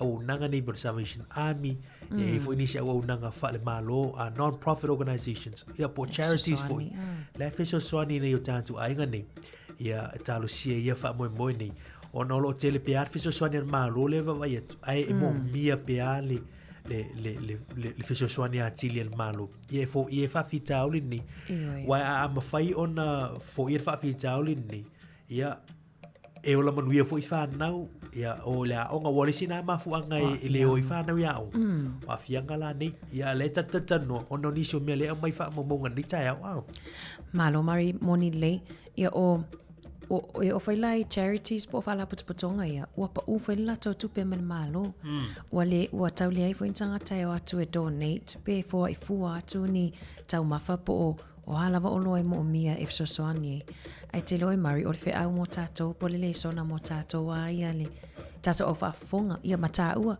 o le awa le maua mea ai o yoi ia esa o le ia o le mau masani ala ia awani o tātou wha mai maua wai e tele la tu ia o le pe e mo mia le fiso swan ia le fa tau ka e o wai il tu langon fa vai ma ala va tu lang fule tau tu na wai e ila tu o le mo mia e fiso swan i va pia ia ai le faino o tu fiso swan ia o nisi na o tala le na mai nei fu tau ia wa foi le no sil fior tātou tu o le tala mali le mai nei tau ia o le ele mase vai yaso manitala o mai tonu tatu por kikila to ye nei Sila e pe u lava vale tu lo ye fa le fa fo mar tatu tu pe u lava vale fai pule New Sila la to ye so le ile nei fai ile le tai o le va fa le act tina ngai lo ile te tau na tu so me vo ile le fai ya mala e pe ile fai punsa ile wa ile fai na tatu va pia so na fai punsa ngai yo ngale Moni le mari oka se maali e foi vai atu ile ata le matoli li potile ma le tio New Zealand. Vai atu ile ata le na tuulunga le Radio New Zealand. Matu ai pu ele le ale le ta avale le e isi mua ala ya e lungo si te pole. Ol palimene. Le ula vale mo atu fua. Mo va o ai foi la palimene nei vai aso. Ia le moni mau mai ia le fofonga vetalai. E ono e le fa asalaina si mo te tono palimene ai ole atu watu i leo pule ai lato e pule ala leo ol mea mali le na morsil fertato tino ele o mauti no tala le tano tu na tau walu i lunga ole o fa stepu lumo le ma na i o fa stepu lumo le vale o fono le palimene ia ta vale Land Rover ia ale tai ile vang fa le act e mana ia le mafu anga na fai ai na tamo fai ai o se su nga tupe se charity o se sai nga tupe fundraising ai le pe e fa sa na fai ia tu langa fa pe ai me se o tu so fa le anga ia me to tino public ia o le sila me mali le na mo mai fo fetela ia na ia na tu sia tu fa tu ese ia si mo ia ai talo fo isi skulati le na watu no ale fa to ile ai fa me fo fetela ile ai le mo fa ele ise si lungo tu la fono le va o il va nga voi sa ora tala le sitagata no a piece of power na tonua lo te ata vai atu ile pepa le va pe abuse of power ia o mantuo le si foi o ia o isi tala ia mai le tatou ia fa vainga fa pu fai po palimene foi nei atunu ia nei vai aso ioi o le ala watele na matu ai tu ia la ele tuanga ia tu i fesilia le fonga fetalai pena sa awa si mo wale walu si mo tali lunga o isi ala televise o lana mai le fatangana ile fonga fetalai ale suet ile sa o ia fa maunga ai sa o le leia ia tatu talia pe tu langa le pe o se molianga le ai longa ia o me vo ia tamai va tu atu e tongi tua ai o le tala tu lo ni ta tu fin ana o le tatu ta vanga vele tau sala Miss Pacific e por sai linga tau sala Pacific le na o me la so na fion tau fi le fa masino lu fo ile tatu sa mo le na ye Solomona moni ia le so ia le atu le sa Jerry Brunt ia e o me le o le na fi ia le na mai ile pepo fa mtalanga mai le tatu malo ia le avele le talo sanga mo me sam talanga mai malo Solomona e ala tu le lan ofiso le loye sili Solomona por al men tupu ai se a fo o tau fieta tu famsino ni ia au te lo le la lunga mai ia tu inga vo ia fa pena fa au tatu famsino ia ma na faia ni fa tinonga le tala fianga ia pe o le tatu su tonga na mafua ia fa mtalanga le ia le fa maunia ia na tu langa temi ni wale isi mo li mauian e vo le si fa masino na mo li mau e le si tu langa fa pen tu la mai ia le uta fiesta tu fa masino sa mo ia tala si ia tatu talia ia tu langa la o mai ta punna ole me mana ia le wa vatu le talsanga mai le wa vatu sa wa mai le malo sa mo mari ia ile officer pale miele na vatu ile ia Solomona e whamatala mai pe ni whamaunga o lato. Ai o se tasilo mta upolo o lau alunga i lunga fo upengo so ta inga taimi nei tele fo i lato wa whewata wai ia o whewata wai mana i o tato uso tonga tele fo i tonga le whai mai nei tato tangata Samoa. Ia ai mau pelto o vai ma on sai.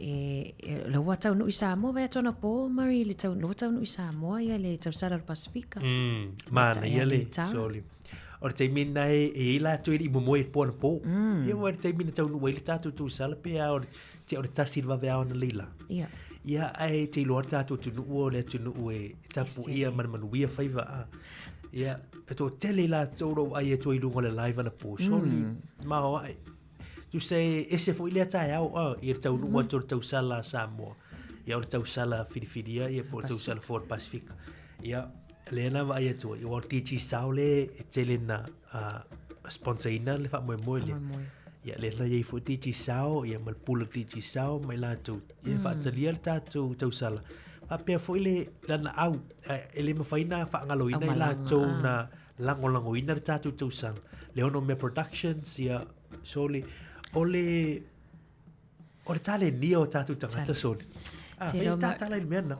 o le vaenga fo ile o le tu pale o fa fine to lo fo ile le pa ia male mamalo o fa fine ai esse le mane vai tune ata Marilyn tapu e mai o videos o ta penanga o te unga le tamaitai o le tara ia pe la fa fine ia ne to tele lana au malanga e faiana te unga fa malo fo i se fo ile ta ua fo o pitola au a fa fine ia i vaenga tau te unga ma mea ma fa pena ma na ia malo lava le sa ili malo au vai tu longo foi o la ia so ele foi gofi ia wa mar tu e o malo o ta to yo no mata ia o tu ane foi le alo le hili la to ia la le make up ma foi le valo no tu lo pi me foi ele foi gofi ia na saule i luma fatino ia to alo atu to sui ma wa le ofula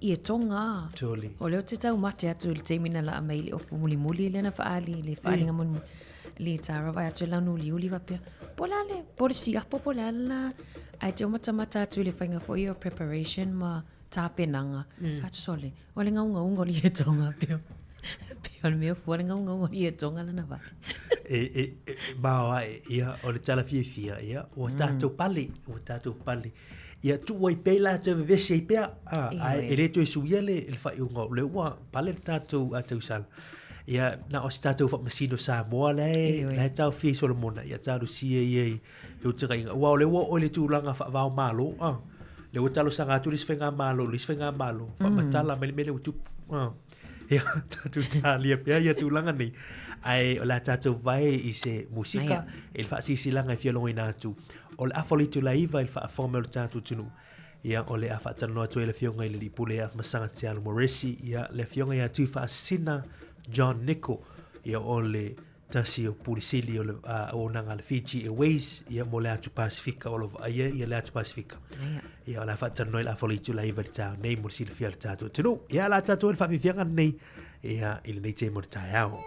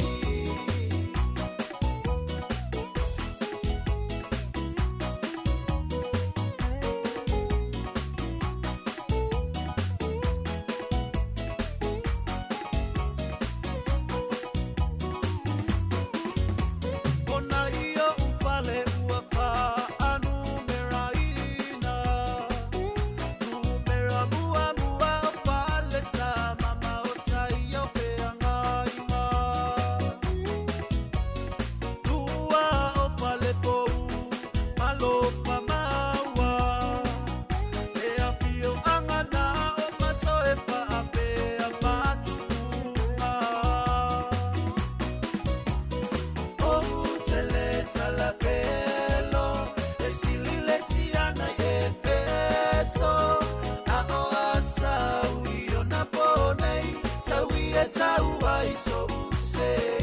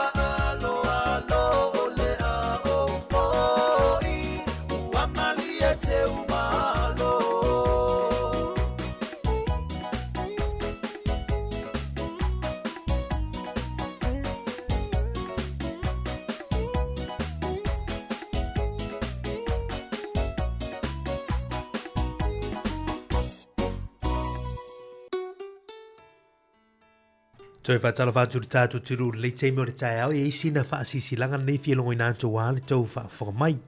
O le fa sisilanga o le fono e fa turu watu I lau fa for anga sa moa ai o le nei fa sisilanga e fa sino tonu yalo ma fa nau o tampa au masale longa I Wellington ma ona nu toa oi fa pe foi ni o mantu polo mantu te maluai susu mai ya fifio mai maliu mai ma tala au mai.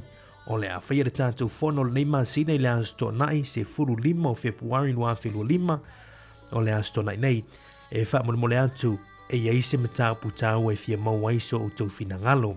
O le taimi o le whonotanga o le se furu tai au o le nofuanga e whaiei o le e whakasai Cannons Creek Porirua tua tusi se lau se furu tasi Castor Crescent Porirua e wha manatu atua tātou la whonga wha moe le fina ngalo lofo le tua e taitai o tuailo o tau si fua ma so mātou wola I le nāso tau poina.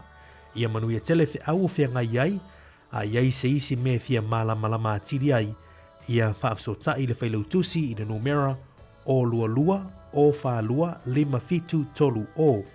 O lua lua, o wha lua, lima fitu tolu o. Ma le anganga whaano lava whaaftai, lau lau al mavutanga o alum whanau o tampa au masale longa I Wellington. Ia, se tasi nā whaasisilanga, ia e fia longo I nātu nei te mo le tai awa fo whaafo mai o le tātou. Turu?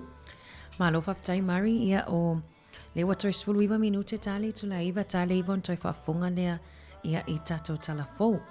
Ai, o na ili tatou whaatala noanga I le tu la o le iwa tau spulu po le afa le iwa ia e mana ia tala tulo tatou laina manua maua sia taimi pe a fia whaasoa mai le tatou atu noo. Ia, o le fisili po ia se suinga I lau paketi. Po e foi ni a inga o loo whianga I mani. O ini whaafita auli I mela I tau paketi ona leo loo la walunga I tatou talafo. Ia le tele o a inga Pasifika e le o lava me aipe o lei foi ni tau mafa. Tele na lein tau mafa I astaitas. O la le suinga I lau paketi talu ona si tiel tau o soifuanga pe talu mai COVID. Te lau o mau na vatu tatou fisiri lea ai mana ia toi fisiri atu. Ona leo I wha mau ngā fōu. Ia le ngata I lea. E I tata o whaafonga fōu leo o ele wana mafuta mai tatou tautua. Mana ia talatu tātou le telefoni pe fi whaaso mai tolu valu lima lu o whaatasi ia le numero tātou telefoni whaanga mai o wha tolu valu lima ia I whafuane o le lau mue Wellington name whai ona e whaaso mai ai. Ai inisi o tala I meolo tupu lau langi to fine ana maa levo I le tala le mai nai le atu America. Ia fai ngoi na lua suile ngoi vo ile lo Gulf of America Mexico le na ye I le Gulf of America ia o le la ua mai tawina vo ile o le ua sui lunga Google Maps a la lunga Google Maps mo ila to ye ile malo tele America tu sai fai ngo fie vo ile le sui ngai ai tu so o fa mo nga lo ia male mal fai ngo nga sa o le tu le nga vai le bo nga sami ile va I tua o Mexico malo tele America o le Gulf of Mexico. Ai saini el presidente le atato Donald Trump. Ia el presidente America. Ia le polo inga.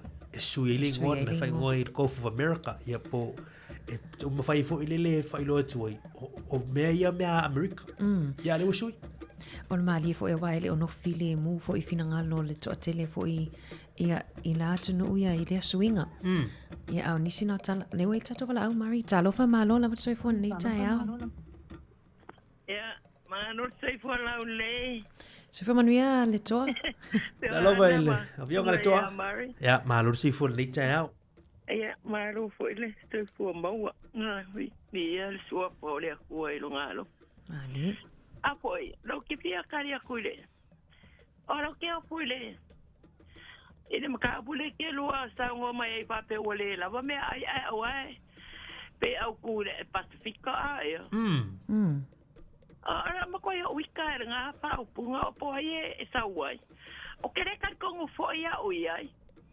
awa ia o e voi la fa ko ngela fa nga o sang kia ngi me o ke ma ho lo foi o la ko lo ba ku kelo mali po nga kelo au fia ai me se fa nga o mai ka ma ko o kele lo la po vesa waile fa o punga ia fa pe ele la wale ai le e po wale la va ka uma fa ai ku sigli ma ele au Pacifica pe ka uma yo ka ko Pacifica pe pe o ka ko ele o longa fa so le ai mali ela ya sai ngare nyanga ia me nyanga ia po puanga I ko konga ai nga kai kas ai o lo ka konga o me ai wa le policy la fanga o fanga le ka mai ai pe o se o nga le ke ngo forma o mai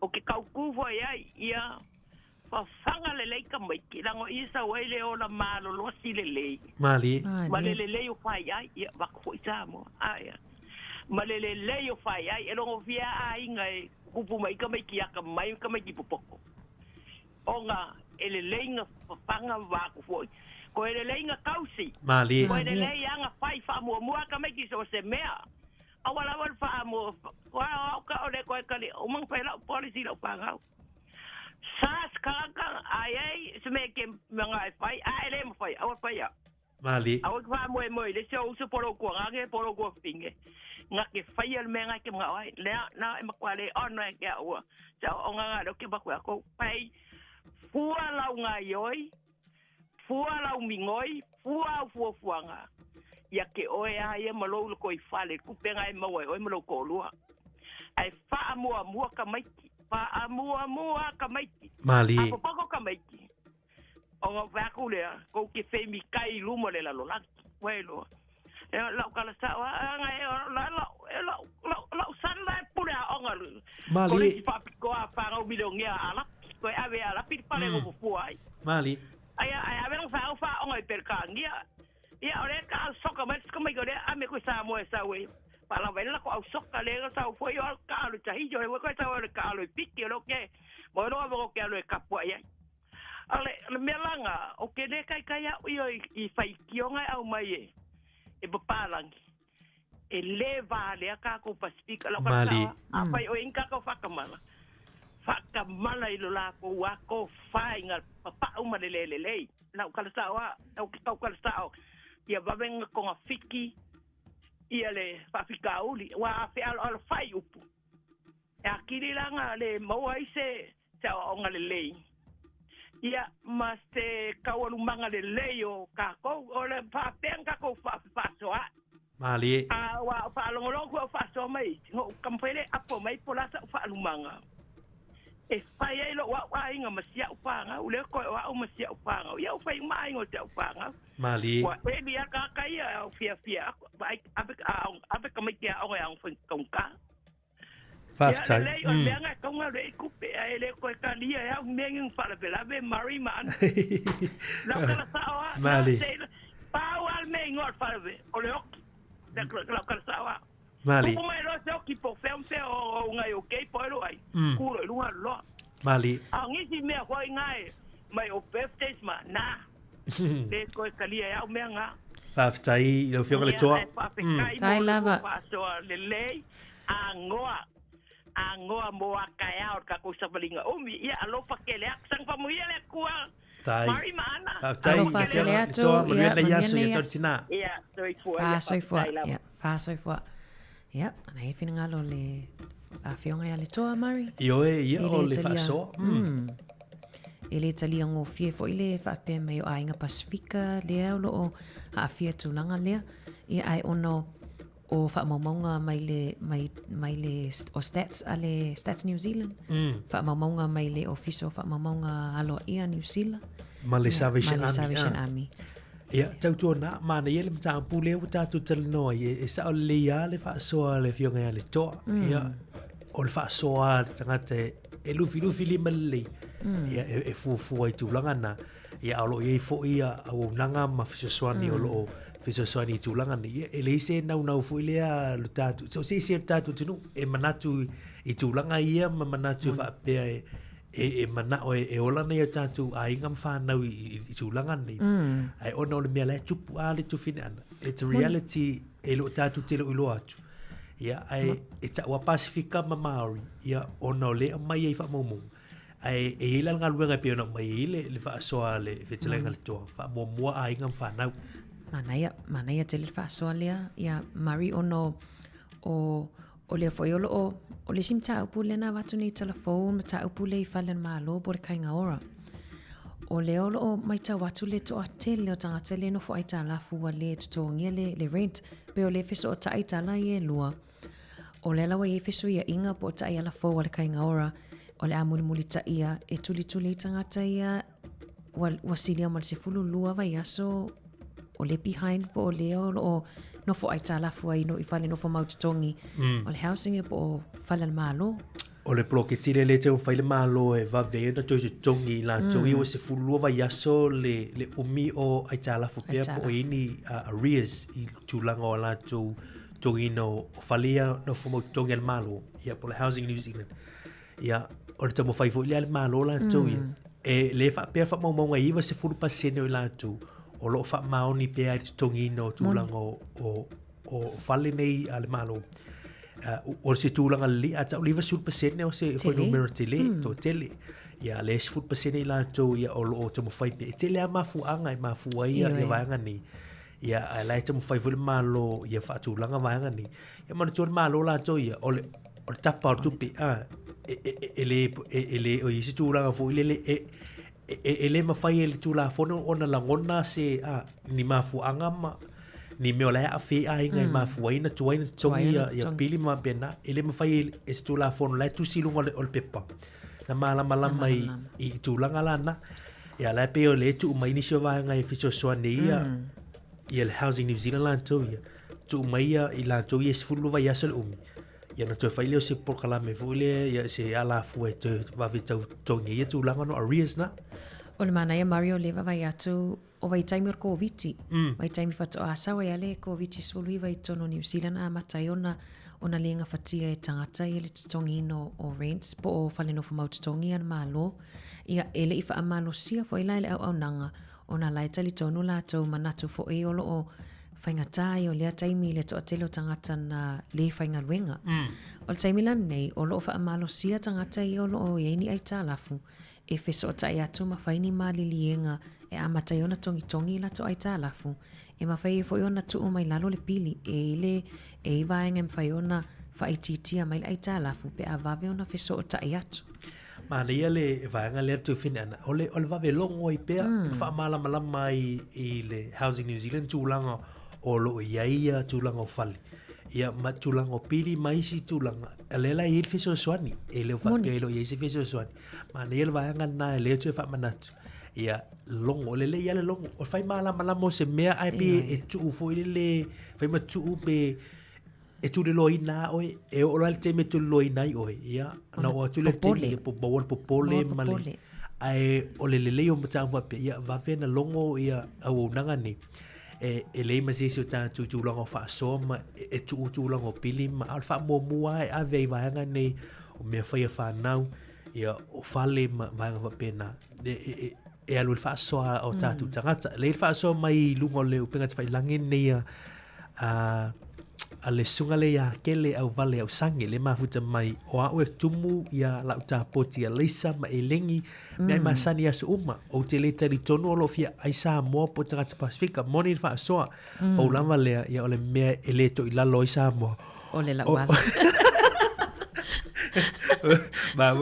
ma le wha umuka le wha umaitau le o wha soa sunga ia kele au vale au sangi ia pauale o le mele to i lalo le Samoa ia o le aiwa po le laualo te lor wha fo tatu te lo mana ia e moni le tatu te le tali tonu ina wha momonga nei ai mona tu awana i tatu te vai wha lau i tele i wha momonga nei Tele motor Pasifika le au fia i lalo wha amalu ta uai tātou tangata Pasifika tu sa la pena ele ini Samoa i le wha momonga nei ai a tau Fiat Pasifika ia e au fia umai tātou i lalo wha momonga na ia ai mana ia fiso soani na le utu avati fuat whautuanga man wha mana tu wawe vili malongo ia unanga nei pe o le Housing New Zealand me se tūlanga na o tongina o pili o fale no wha mau tongi le malo ele whapeo whai na o le na o toinga o fale Mariam Whaiona e so o tai ai se si lava tūlanga tau pili o le mana ia masani on tatanoa toi tu fue matasi i vaenga lea Maria me se whale tupe ia o tonginga o ta avale po a lava pili ona e tinga fo ia fofonga pe ala fo so o tusi la fo te lole si tusi wa lanu mumu mai pito i luna o fa mai enforcement wa va pe ole ave loi i court por fa masino ai mana ia va ve so ta i malama fo ia au nanga pe ale leitanga te tala no ia i au nanga ni mana tu fo to fin ana le mwanga muli ale le mtampulia o la tusi mai ela ai se vaenga e mo miel fiso soni la tusi mai man numera in faina e fiso ta yetu ai e ye fo ia au nanga financial help malato leile support na ye e ma faina e tala no ai ma tala i tūlanga e le si so tātou vure alua e ia te mie a fie ia inisio tūlanga tantu te le mai loa ia tūlanga fo i e ono stupu ia e tā ua le o mai o te mina ala e ma faina e wha asoa tu ai ma vave longo e vave fo e fo e whawhitau moni lei ma le sime Maria le tutu sa uma ainga tātou ainga sa moa e moni o le whapea mai e le se sa moa e fi o lo i le tūlanga lea ai o te losta mai pasene o lo i lava nisi o ainga e mesela ainga le ua vaea o mga luenga tina matama mai ngā luenga iana wha amalolo mai ana malo tau sanga taluai ia walini ngā luenga o lo tau sa ili ngā luenga wa le whaina matu i talafou le nei tangata iana vaea mai le tau sanga taluai e o mai le masina nei o lo tau sa ilia pe ngā luenga le ala o lo to so lai tau si mai o i whala potonga ia charities ia awala mai pusa mea ai ia o isi sosoani mai le MSD ia nalo ile tūlanga na taimi nei o tala lo o whapeona la walunga ia peona li potia mai fo ile Radio New Zealand ia male One News ia leo lo mwhaiona wha asoa matata noa toi ni taia ma lo whaftai ia o nisi nao talafou e ila manantu lea ua tātou tūlata ili teimi o le tātou awinatu talafou le whapoponga lona lua ai mana tuar tātou whatanoa whapitoa nai le afori tu lai veri tau ni whatanoa tua ia le fionga ia tu sina John Nicol o le sui o le tātou o nanga le Fiji Airways to tele o tau o muia o tau pe ia na ira tu whine ia ana o tau ti e lunga o le Fiji Airways ia mana tuar wha alele ale leo peua a misi mai le New Zealand ia wa ngala o nanga Fiji tu sa o ele popole a pete no fono foi le ono i tula i Fiji e fa tali le va to ia lu Samoa ma halo ela tu pe Fiji ia se balo o la tu pe na ne fa tau ela me ai le tu tele Fiji ma o tu pe Fiji ai na alu le Samoa ale tele alu fo ile matu ile ngau sala o ile malai va le tele au kilani ile international mo Wellington ma Wellington ia wa ai ni au kilani alu ia New Zealand mari bo tele foi le suinga o lungai le fa fonga mai au kilani amui auto e le luanto vale le e pu e peto to e Samoa ia mana i ofiti ia ia mari tatile to suia se vale le wa ta mo fia tu va afiti e mo mato ia lintupi io e ma ole fatalonga nai a politu lai vani awale imisia fatalonga fa bitoa male afionga ya tu fa sina John Nicol o le sui o tātou valele o tātou valele langa le tātou valele a hele valele fiti le fa ngai tātou ia o le Fiji Airways fatalonga nai a politu lai vani tau nei paunga tai longa i pule e pala le maa ai le pala upu matala Tatou ia tatou ia fia no on mera social media ia peseni e pala ma ai le pala upu matala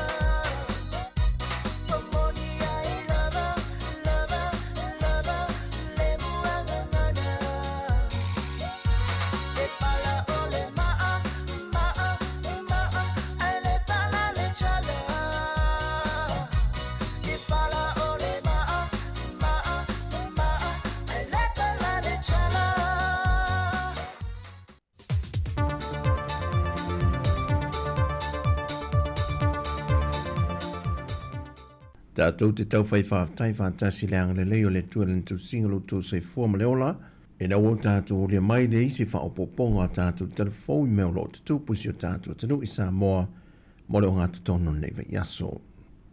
E to muatu e tātou telefoni. O te tala ma mtalia aloa i al porkalame o le whaatonu whalau mo le tapu ina o langa a mātou whanau, mo le nei tau sanga, mo le se fulu tau sanga, le nā mata mai le lua afe lua se fulu mal wha, e wha mai a e le lua afe tolu se fulu mal wha.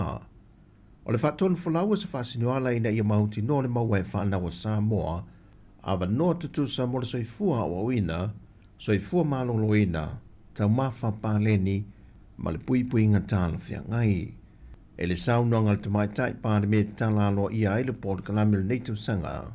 Na ia tu e wha amanatu a singa luenga whai whaatasi ma tātou pāanga, e wha ai loele nau nau ta inga tu motu le Pasifika malo o whaatasi, a wale whaata weno le tapu no langa a mata o whanau.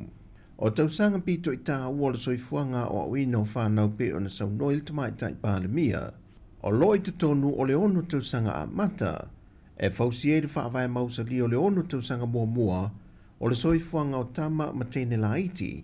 E manui ai le lumanai mo tangata nuu a inga e ka le sia ma le atu nuu. O le tasi o wha mua le ta ialo le lumanai manui o Samoa o le lua whedusifun ma le tasi lua whedusifun ma le ono.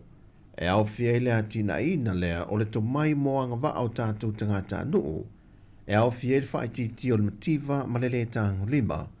O le maua awa no tutusa mo i lātou o lo ma ale soifuanga lau tele e meise o le una ia ina ia mawhai o le maua anga wa ai ati na e o lātou tamani anga.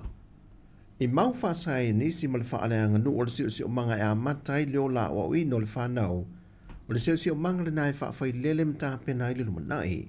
E wha o le 1% o le ati na ino le mawhau o le tamaititi ma le tēnei titi. E tupu i te tono le 5 tausanga mua lona soifua. O le teimi le leile mo le au ino alo mo whanau. Au le i o atu i le isi la asanga tā ua taua o onga. Mai suenga mai le toa whao whanau wa atua le whātou sanga le mātutua. E nā o le tasi o le orestana ia onga a matai le atu nuu.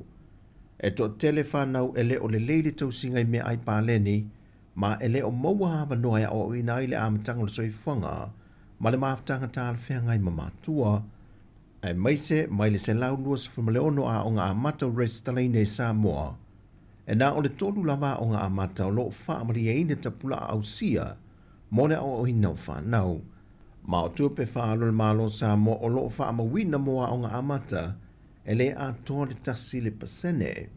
O le porkalame le nei mo le vanu masina, wa whatu pe na le whaalapo tonga le UNICEF, e le tau a wha e tolu se lau onu se furuafe tā la Samoa.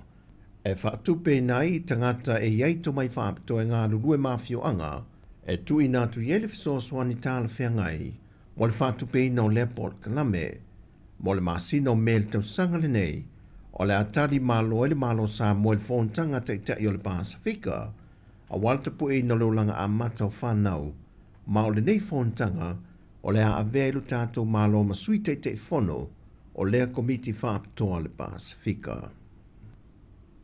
O se whaitawa mo le mawina na tanga wenga o leo ma le tine mu, e le ngata o le tele o whaavelawe tau ta abale lua o le tele, ma o mawai soifua, o whaalawe tau la au malosi, e wa whapena fo le saputo maota malawa e whaatama ia e awhi, e o maili te minei le o maua fo i le mafua anga, o le whaatama ia le awhi o se tasi o maota i le awhi o anga o vaiva se tai, e ui sa waweane le fisoswani a le vaenga le ufui mu, e le ima whai o na whaasau e nai le vaenga tele o le whale, ma whaatama ia o maili tele o mea o ngā. Whai loe tano vasa, e le i aise isi na i le whale le te mintu la e mai ele whaafi tauli, i le lanta i li tu lai se fulu le tau le aso tō nai. Pei tai sa ma whai o na whaasau ina pisi nisi sa latane iai. O se tasi foi o whaavelawe whaapentu la e mai le moto tele i sa la whai, na whaatama i e foi se moto se ainga. Ma o se putu mai o ia whaalawe to e whaamanatu mai e tanwasa le atano. Ina ia siaki mea whaitinu alu le wila, o onga umu, o a fitusi e ono ta a aloai whanau, e o foi tuli namu, ina ia sia kia lelei, a o lei tu ua maota malawa, ai a ngai mo ngā ruenga, po ni fua whanga foi whale ainga le tau langa. Mai whaalawe tau mu, e le iei se soifua na mawai. O a whailo mai a sui komisino mtanga ruenga o leo, papa lei Mona Lisa tia ikete, o lo wha au wauso e su engal tanga ruenga o leo le wha alawe lena maua se tino maliwa se talavau e tors fu limita sanga le matua, mai i le awhio anga o Santa Puala. Ai vaenga mo muhul e su engal tanga ruenga, na wha mawina i e lua vai aso sa i lia le talavau e lona ainga, mon muliane maua lona tino maliu, peitai e le o ieni manu anga o maa ua lona tino, mai masalomia mtanga ruenga o leo, e iai ne whaatinonga whaasol tu la whono, na fuaio na umalona ola. Mai watapa i mtanga ruenga o leo se tau tonga whaapitoa, e sa i lia ai le mafua anga. E se mai le mata opu, o whaamau nia fo i papali i, le lua i o maliu se whaalawe tasin tu le mai le fio anga o sale moa, O mai le soifua se tama i ta e se fulu malapalo tau sanga le matua le soifua, ma se li te lewau e totu se fulu lua tau sanga, o se mata opu na whaonga i nai se la o malosi, mai whaadia papali wa a vea mapolenga le tanga luenga, le tula i mei peo whaabelawe a fia i la o malosi, ma le tele io la o malosi au mai e le ofisa, e le ngata i le lai seneina, e le whatangai na fo i te tono le atunu, mai o se sol tula fono, le umia o ia la au malosi. Wa whaai loa te tai o le vang whaopo whai ale fast po le whatua tui le tua sa mo o tasi. O le se furma le lua i tu malo lo umia le JPP no foa, wa iai o la to sui mai ia tu malo, wa resitala i lalo le vang whaopo whai mo le whai ngā palo te tele, o le lua a whelua se furma le ono lo lumanai. Whaai loa te tai o le pāti, e ui o lo i iai se whaafita au le tele o lo o whaamanu a lia ai le vayang whaapu whai ili nei tau sanga. Ai o le ale a vea le mai tu e tau fiai, ta penanga le whaatua tue le tua sa mo o tasi, mo le whaamoe moe le tau sanga fau.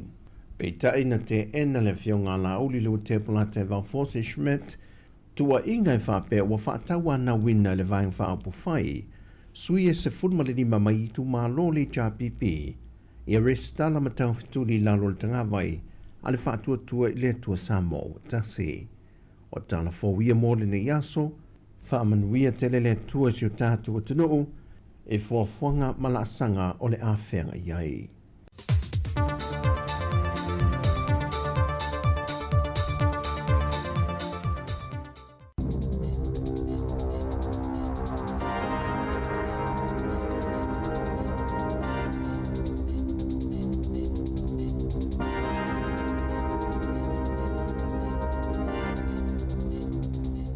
Talo falawa o talafou mai le siwafonga le lau mua i Wellington e mo le nei tae ao, aso se fulu lua Februari lua fe lua lima. Ua whaalia le fonga fetalai Jerry Brownlee, e le whaasalaina le palemene le taitai o le Act David Seymour, ilo na avei nātu le o le taavale o le tuainga o le Land Rover i lunga o si te pol mauta fono peitai e ono mō lia leo leo. Na avei nātu e Seymour le Land Rover i lunga o le mauta fono i le asonga fua, i se wha moe moe o se sue ngā tupe na whaia peitai, na tau fie skula ti o le mauta o na tele i talo sangaina se whaatangana mai le fofonga fetalai. Whaalia Brownlee sātu i nātu se tusia Seymour e whaato e se atuai i ananga o inga na whaia, na whisilingia le taitai o le Labour Chris Hipkins, pe na whautua ina le fonga fetalai Seymour e whaasao na avei nātu ta avale lunga o si tepu i lumo le mauta fono, o na sata ua Seymour i lunga o le isi ala televise, sa mawale whaatangana mai le fonga fetalai. Sau no Brownlee e ono sila le komiti whaapalemene, pe le alanga tatau na whaasata avale o na soli lumo le mauta fono peitai, i lona manatu na oia, a whai ai o le tūlanga o le atao fiai ma a fia le tatalanga ma le saolotonga mō sui uma o le palemene. O lo tāpena le kainga ora, e waava ai e whaamalosia ta i ala mai a inga mō tangata ino nofo ai tālafu, pe o lo tuai le tutongi no whale nofo maututongi ale mālo. Ia whesuia inga o lo whaatala no aina, ua lipotia o le asoloia le afa ai tālafu, o na o lo whaamawina o le isi le mafua anga o le whaatuputupula ia o le tuai ma le misi o le tutongi ina o rents. Whaalia le pulesile o le kainga ora Matt Crockett, ua pau ai tālafu o whale nofo maututongi o le nei tausanga. Pa mai le se fulu ono tesi ma le tasi miliona tāla, mai le luas fulu tasi tesi ma le ono miliona tāla na ia Januari i le tausanga taluai. O le a ngā lulue whaatasi le matanga luenga matangata nofo maututongi, o lo whea ngai ma whaafita au li tautupe, e a laiona le ngā whatia le tutongi i no rents. O lo malamalama fo i le matanga luenga i le taungata o le soifuanga wa iai nei, ua mafua i le toa tele o a inga ua le ngā whatia le tutongi i no fale. I aia inga fōu, o le a le toi whaatali le matanga luenga se ilonga ua silia ma le se fululua vai aso, e tua i ai le tutongi i no fale nofo maututongi. Ai o le a whaafeso o taisa o le le ainga i le taimi mua e misi ai le peimeni. E tusa ma le 3% o tangata nofo maututongi i whalea le kainga ora o lo ono nofo ai tālafu i le siria ma le sefulu luava i aso o rents e le totongia. E wha sefulu wafele ai tālafu pito i te leo lo o iai a se tasi o ainga nofo maututongi. O isi vaenga o Yesuinga o le awha ai titi ai tālafu a ainga o le a mata o na toi tongi atu a lato ai tālafu. O lona winga i se vata i tainga e mawhaiona wha maangalo le valu tesi ma le 3 miliona tāla mai le 10 miliona tāla pe a waweona fiso o tai atu mawhai se mali lienga e a mata tongi ai tālafu. I le amatanga mai o le wha mai o le COVID-19 e le imuli ta ia e le kainga ora ta ia la mai le malo e tulilo ai nai tangata na misi le tutongi no rent o no le manatu i vai taimi whaingata o le mawhaiona whaingaluenga wha apea le nofo popole i le vai taimi a o titele le wha mai. O le aso ua whaalawilo ai whaamaumaunga lata mai a le Salvation Army. Whaatatawi le toa tele o ainga ua lenga whatia le tau o tau mawha. Whaapea le sitia i lungo numero tangata le tango 5 i totono New Zealand. Whaali ai whaamaumaunga lata mai. O le sitia maua lungo le tau o le soifuanga. Ua whaamalo si ai ona sa ili fisosoani tangata i benefiti. Whaapea pusa mea ai mai i au nanga ese. O le tau sangata luaina whaamaui nai le sitia maua lungo o le numero a ainga e tele ina lea ini tau mawha. Ma le toa tele ele o lava mea ai i ainga. O ainga Pasifika o lo pito silio na afia. Ai mai se lava i le tūlanga o le lava o tau mawha. Lipotia le leiti o New Zealand le whaingata mo le au nanga a le Salvation Army. O na tali atu i mana onga o tangata uma. Whaalia le whaatonu silio polisi a le Salvation Army, Bonnie Robinson, ua tele na whaamuta ma whaititia le whaatupenga le malo o le tele o au nanga. Whaaupopo ai ma le toa tele o tangata ua le ai ni ngaluenga. Ua mafua ai le pa ua le whainu mera o tangata e anga le lei, pe fua ai fua atu o loa matau mafa i whaala potopotonga. Ua si itia le numera o tangata isa ili benefiti, ma le whasela wafe na lipotia na sulufa ai atu i le MSD, mo se fisosoani, i a te sema le tausanga taluai. O se numera te lea talu mai le afe iwa se lau iwa valu. Whaalia fo i li poti le si itia i lungo le numera o whanau ua sawa ai na tono a inga o nisiwa ave ai lava i le whale mai mo tonga fitinga o na o whaanonoanga loloto ma le popole o whianga iai mamatua i le lava o le whaasoa i aso taitasi. O rents po o whale nofo maututongi wa sitia mawalunga ma ua le tusai ma le toa tele o a inga o lo oi tutongi maulalo. Whaalia Robinson e tatawi le malo na whaataua mana onga o tangata mo aso uma ma ia whaia ia i se fuafuanga i se taimila tamai. E whaitau afe tangata na lolofi atu e moli mawina le ulua i whaalinga o le ata ua whaingoa ina o le tina. Lea sa whaalia i au kilani i le awhiawhia na nafi. O le susunga ia Miki Mangasiva o le whaatono le ata tifanga. Masapu e ina e whaatatau i le mai ai o le mafu e tele i kalai estete i le lua fesfultasi. Ma e taula ai i mawhatianga o le alofa o le talia ina o me tutupu ma le tāua o le mafutanga matangata lau tele. O le tala o lo whaamatala ina mai i le ata e winga i le olanga o le tinai a Marita. Sa mawalo na wanoa whaafai a onga i se a onga e a onga ai le au mau oloa. A o wheanga i ai ma whaanonoanga i le maliwa si ana tamateine le mafu e tele i kalai estete i le lua fese fulutasi. Whaalia le whaatono le atatifanga Miki Mangasiva e ono tausanga o ngā lulue e tautu whaatasi le ata e au alofa mamana tu aina i o tātou tina Samoa e te leo la tausao i le olanga o aso uma ai mai se tutono a inga. O le aso luas fulufito le masina nei e whaalia i whaletifanga le ata o le tina i tutono New Zealand pe ona lipotia le One News. Ua lipotia le toa tele o tangata ia na whaamalolo mai inga luenga le malo na ngā lulue ai le tausanga taluai le olo o tausa ilia lava nisi ngā luenga e o mai le aso. I whaamaumaunga le Stats New Zealand e 5% na sitia mawalunga i le numera o tangata i le aini ngā luenga i New Zealand i totono le tonu masina e o mai a te sema. Pito i mawalunga le foi numera talu le lua afe lua se fulu e tusa lea ma le toa se lau 5 ono afe. Whaalia nisi sa avea ma au whenga luenga sinia a le te whātuora, e o mai le taimi nei, ua silia ma le iwa se fulunga luenga ua talo sanga i ai, ai na o le fitonga luenga na fiso o tai atu, mo ni whātala noanga. Ua mai a fo o na talo sanga mua wanoa whainga luenga i whawhato New Zealand, e to a tele ua le ma whai o na tutongia mo kesi o whale, ma ua tele ina sa ili fiso soani i au nanga mo pusa o tau mafa, e tau sia i alo ma whanau, a o whaatali ai ni a wanoa whainga luenga. O lo tau sa ilia se ali ina o sa whaia skula ti e utu ina tupe o masini tala tupe po le ATM i North Shore. Le ana ia ngā o ia le tino i tupe masola e se atu. Ele i mautu mai pe fia le tino i tupe na ngā o ia. Aina wha ailoa ele leo su e Simon Harrison. Ele ai se isi na wha manu alia ma o lo tau sa ilia pea le ali. Mo nisi o lo ia ni wha matalanga i winga i lea mata upu. Mala au leo i le tasi o 5. No mero la mata upu pi o no tasi 5 lua fitu wha. Tala fōia mai le sifofonga le lau mua mo le nei vaenga o le tae ao.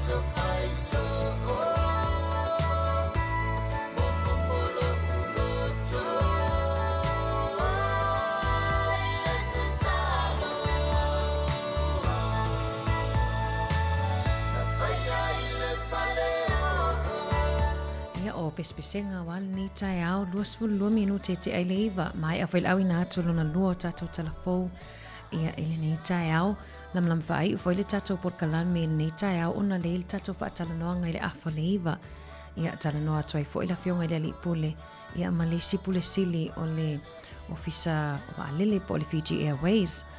Mari, ia lo manga lua te pea male toanga nea, Mari peo na masani ia solulu taitasi, toi wha malo atu tato au wha fonga masani, i lato lo wha peo na mai moa mamao mai, i whafo ato Wellingtoni. Ioe, toi wha talo wha tu tato tinu leitai au, malo lo sai, ia malo fot wha tu toa. Ia, to vide ana, ia onisi fo io vanga mane, fo tato tantanoi, mta pa i leitai mo tau, ia, o lena mai tato tala mai sa mo tau ni. Ia, o se whamanatu fo i lena e tātou tantanoi fo i. Ia, ma toi whamanatu tūlanga o saunga le mui tūlanga o whaonga ino o ngā umu. Ia, tūloro whaamamero tātou tunu. Ia, ma whanu kesi fo i e o nei tele i o whaalavelave le o tūla i mai nei teimi ono o whaalavelave tau mu. Ia, ono o whanu kesi o ngā umu fo i. Le mai tau ina fo i o inai austina nafi tu fine ana na tūla i mai si whaalavelave. Na nei fwere whale na pe mu ia o matua le loa ia whale Elson i aluanga i kōtuku ia ono le aso fo i leo pese whale na mu i ilvaenga le ile whale sukalati ia ai o le whamanatu maasani lava Mali o le tautua nā wa aile ai meise lava i whangu kesi ia mauti noa o tape ia wa aipo le leile a wai whangu kesi fo i o tae ia wa i wha le tonu ta ua fo i lale siaki lava vaenga ia ai me se fo i awane i tu ua i alom whanau la iti pe au whaini i tulia i tupulanga i tape maki ia ona e lava le pōlenga fo i le i tupulanga ta lava umari e mo i lava e le tutusa lava ma tātou mātutua na i tātou mātua ia mai lo matua se e longa o te alua tu tape whatu amalila o longa o bara tu vo ia se tasi o tai au matu ore lotu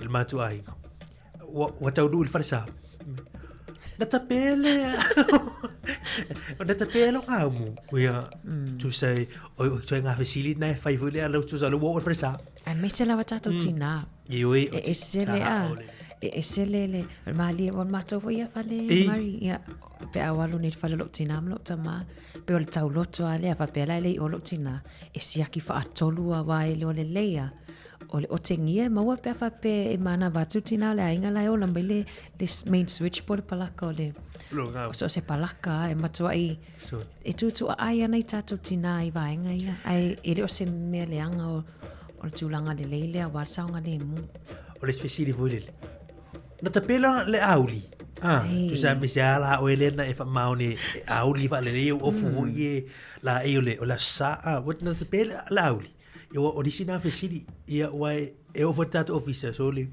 malo to ile sunga la o tu fu e o la foi le mta fa yu tape o mai si tu langa ia ma longo pe tape e palaka onor sanga le mu o le mai tawin le stona ile por stona ile tu la mi fa la vele si sta tu tu sa mo ia e se tu o tu solo o le onga na fa fita o li pe ata tu le mati tu ina vanga nei o ngaumu ia o fankesi o a mai si tu langa tu na o el auli ia o foi la palaka vo le la telefoni le charge po tape le vanga na ia wai ma vai te ai fa tonga mai o fanga ma fu ia mai lunga timu ma ia wai si fanga ma timu lenga lena mu ia esa tatuana saunga le mu o fa manatu masani ia wai to ai ele to alu ai o isi tupe mari ai ole pui me sanga le mo ina ni to e fana tu soifua ia ele watato savalia ni to sanga le lua fe lua lima au te lua mari ole fa muta ile ta porkalame mali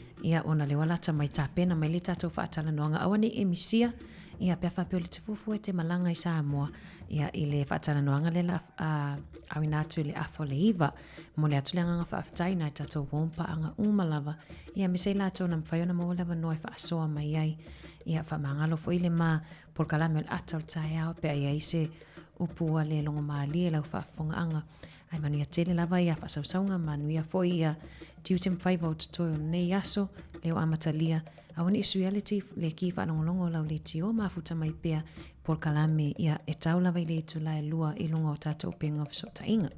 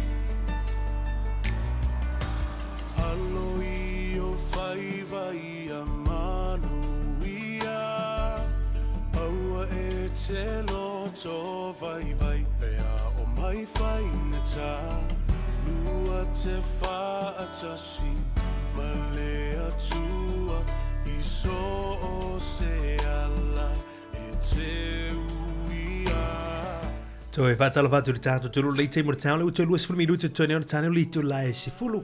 Ia toe wha maloa turu tātou tunu ona o le tātou teimi lea sā wha ilo atu tātou whatanonga wha bitoe la afori tu laiva. Ia au le uto e sifi atu pokalame le afori tu lai se fulu. Ia e wha wau pere pokalame atu whiwai lea i li tu lai se fulu. Ia ai ona o le whatanonga wha bitoe lea ma le sunga ia tifa sina John Nicol. Ia pula fionga ia tifa sina o le atu e tu atu le afori tu lai se fulu.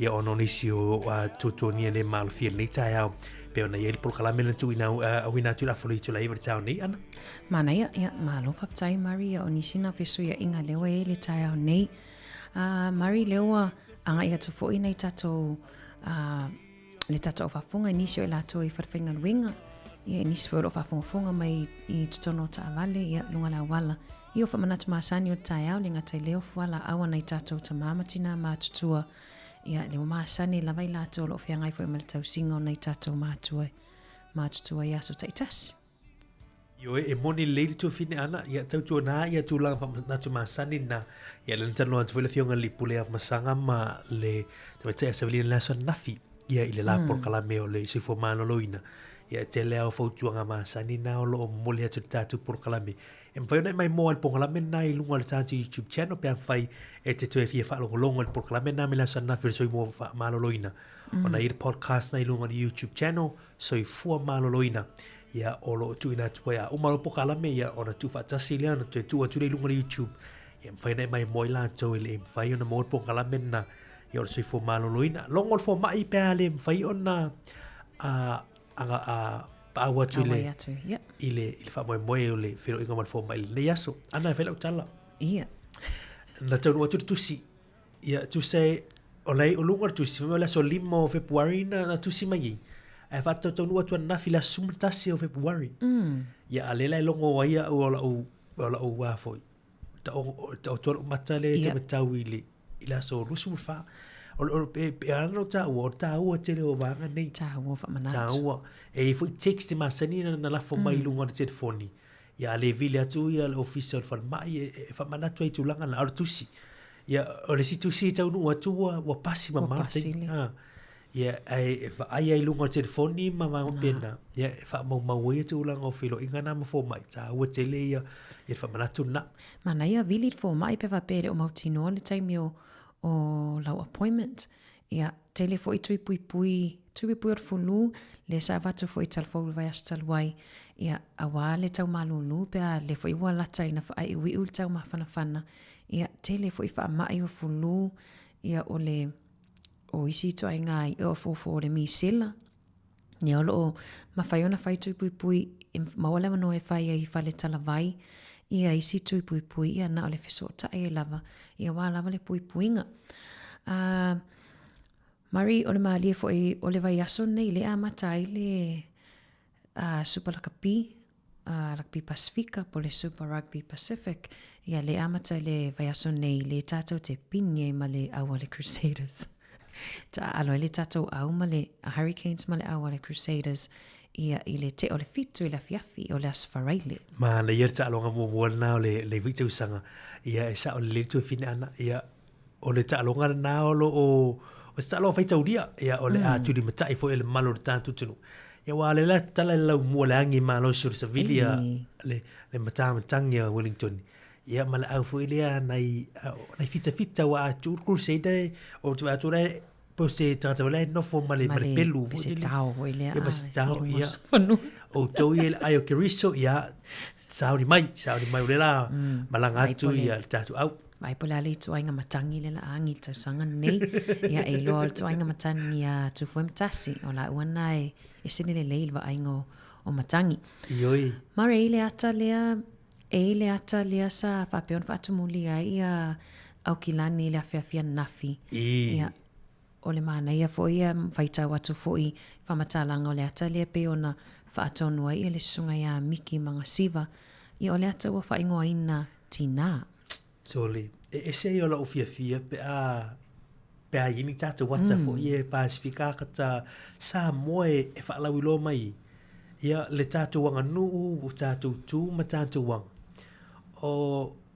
I can't wait to watch it. Lo pomoni au te le sao ni wa tatu Wellington ni le mai ta watu nai le Lower Hutt Event Center wa le wa te tala le ata inisio fale ati fanga le na mata me la sumal fa o la sumal fa ele mai ti so telefo amo tatu i lo mua la suru va ves fo la solulu fa tu ata tala ticket nai le Queen's Gate i Lower Hutt tai Lower Hutt ya o la to ai mo mata le ata na ya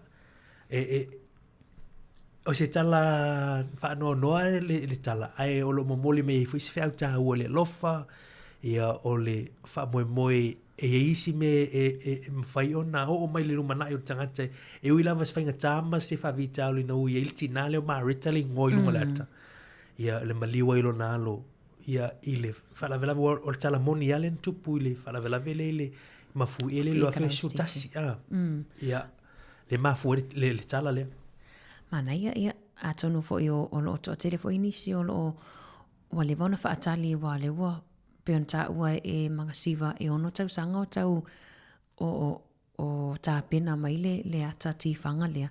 Ia mana ia fo i oe mai mua ai. O le mana ia, o le ingoa Samoa, tu Sortina. Ia e whaalawi loa i fo ia, tiu te fo ia, pea walofa i fo i tina mo lato fo ia sao i tono o ainga. Ia nisi nā tala A mai tau fo i le tūlanga vuli o le leata. O le a onga pālangi fo i le milionea le na alu whai a onga Samoa le alu a onga whai a onga. Ia e tu sa fo i le lua mo e fo i mo pese, ma musika, ma ia e pese Samoa le langi na e whanau pālangi ni. Ma le ia la tātou matamatai. Ia awana i ngalo le whamoe moe lau le atana. Ia le ua tala atu le pōna pō. Ia me le au ki lani ia e mua moe atu tau. Ia ua tau te fui le mana atu fui papeo o tau le na mua moe talai. Ia ua e matamata o mai ata tau. A le umanga ilo i Samoa ma fiti. E whalau ilo i le atana nei. Tu fine ana o nisi o ta alonga le mana e fui tātou e pa ia tuai. O le ta alonga le so o i le fiafio las farele. Ta alonga na lo waratama au le a tātou mai lolo i Dunedin. Ia le aua a leoma a masanga lai lolo i Dunedin. O la Highlander ma le Waratahs. I la fole tu laiva. Ana ia o ta alonga na le whai ungo le vai aso. Ia ona soa le la sto nai. A sto nai ia le afalefa o le Fijian Drua. Ia ma le Brumbies. Na e whai latu ta alonga le afalefa le fiafi la sto nai. So o tu ta alonga i le te oli tu lai fitu i le fiafi la sto nai te le ta alonga. Ia na se e atu lei nai au kilani ma lalo i lunga i lalo i fo au kilani nai i le malai o tupu ia po o le nofuanga o tupu o le o tupu o sifi nofuanga o sifi ma meo matai fu i o Chiefs ia the Chiefs awai kato i le aso to nai nei te o le tu lai fitu ia ai tau lunga i le po le aso o ta lo faita wina la le po le sto nai a fori tu lai va tatu au le wa kapteni tatu tama Wellington ni alo Samoa ia alo Samoa to alo Wellington ni vai Moana Pacifica ari savea mala our Western Force mana ia vainga na o le force ma le Moana Pacifica il afale i vai la sto nai te le ta emisia Mario le atu di loa ne tele ni tangata le atu di loa ina le ta alonga le Moana Pacifica i ona to tele fo ia na i alo Samoa le alo ta alo ai me se le tamititian matangi le o le ua kapiteni na le awan Moana Pacifica. Ia o le mea le me hoi le papia o ki lani la tu ia o le wailunga le ia o tama Wellington ia tama nei ia le ua tu whai au ia o le awa Pacifica o le ta awa tātou i le papio si awa au ki lani po si awa se pitonu ia o le awa Pacifica. E nei tātou su tonga ma isi atu mo te Pacifica o lo i tonu au rea. Mana ia. Ia o le istatu pokalame le o tāpena mai mari le itu lai sefulu ia o le ato whewa ili ai. Ia leo le a tāpena ina i le sunga ia pule mangafa tala milo ia il tato porkalame na i le itu lai sefulu. Te loe wha mai aina i le afol sefulu ona le olo i le statu wha atala noanga ia peona wha alawilo atu i le tuangane a mari i le taimi o tea. Ai le wato e sefulu lua minute tali itu lai sefulu tāpena mai le statu porkalame manuia tele nei aso a whapeo le te mafuta mai a whaisa unga luenga i whafole la awane i ngalo i ona whaia le mainga fwile le na tau e tasi mari le tato talanoanga o le slip, slop and slap ia poa ia tau mai na tasi e poto o le slip, slop o le o le see o le slip pi o le slip, slop, slap ia le tau unga o le a tu se whaatus tu se leo le tuinga o le ofuli ma umi e puni le pao mai la tulo ia mawhai a kulimi foi e o sunscreen sunsmart wa ele aso na uta o ilungan pokalami lesi a o ulina il pokalami le tatu pokalami o le meale o le meale fa santen me santen ele si tofi na tatu tofi a yer palangi e o le fel me na santen e wa te ir palangi alu fa la hu le fia le fa la e mana e le fa en na hu le fa papakiu le tulangol le tino Au tātou la Samoa, e te alo e whaere mena, e te mai ei. Le ai mana ia la tātou Samoa ia lepe ia pa ewa i tātou Samoa e pa e o tinoa. A tō telo tātou. Tō telo tātou. E lo tātou tofina. Nā tātou vaenga, nā li mari. Ioi, o tātou vaenga. Tātou vaenga lea walava leo luli. Ioi, awe te alo e whaere mena Santen, wa ele. E mai ei. E te mai ei e mai. A whapewho i le Santen, mot lātou ia fie e ten. Ia wa aile kulimi. Ana kulimi e o ana tino ma faile pulo ona ni te iwa ma fo e le pau ia mantua le olo mai bela pata inga so fo malolo ina ile kani so pa po le melanoma o le me mali mele ia tatu foi le tatu Samoa e tu lo il fa mo tatu tu to tele ala tu e fa melo Santen te asiti nai la fia vivo mam fela kulimi foi te tak patina kulimi la fiafi mena le oso wo fa Santen ile o se mena tatu ai o le fa so mai le sunga ia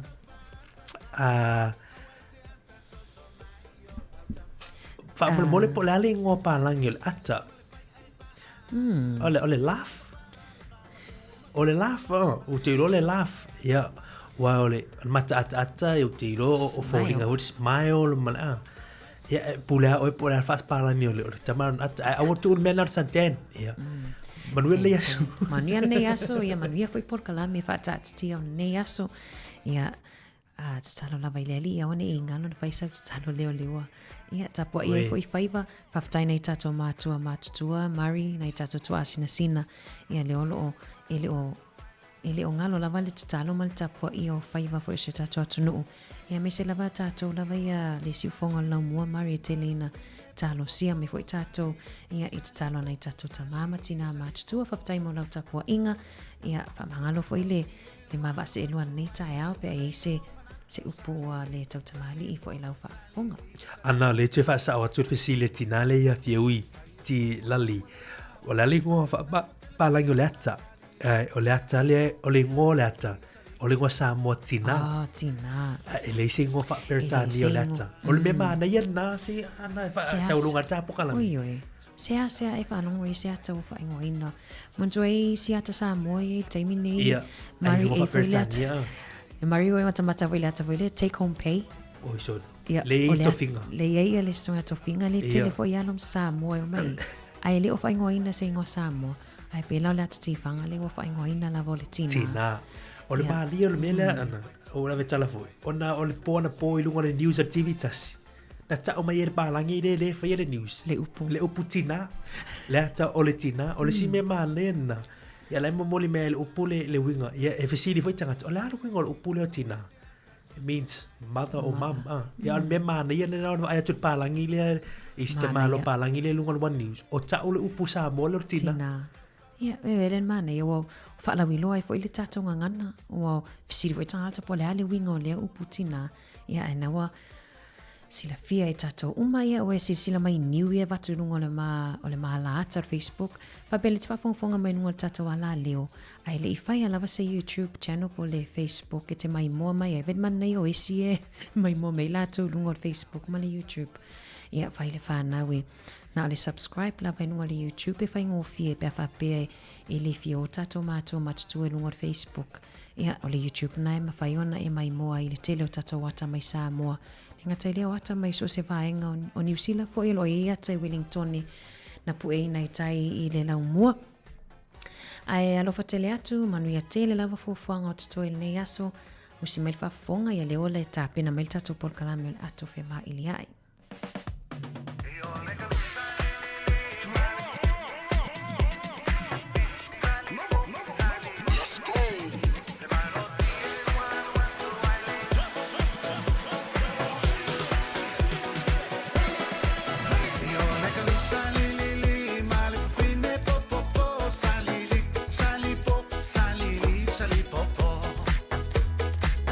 malo si e wal watu ai le umana yo mana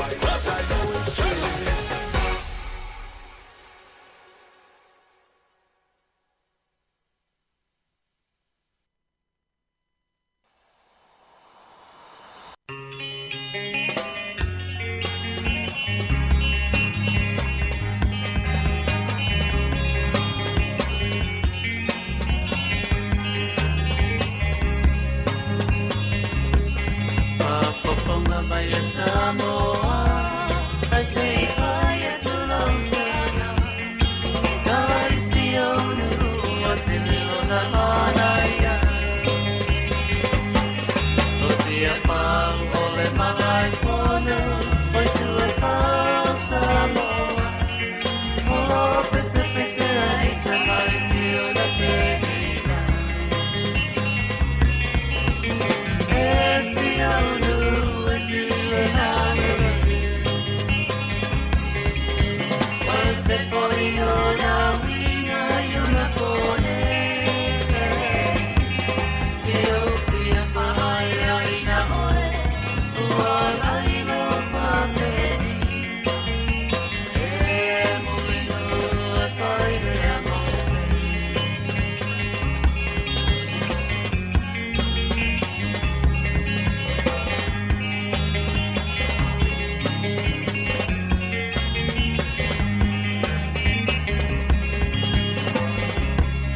Ai savali e nei le au wala Ai wahai e o lauta E o pisale no whamasino Mau whanua masua hapa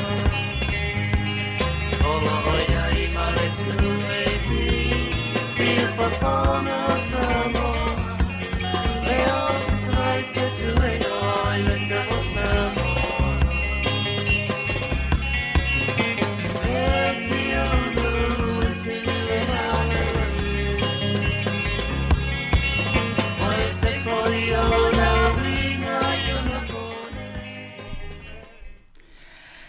E sulaina pele alofa ma le anga leo le atua.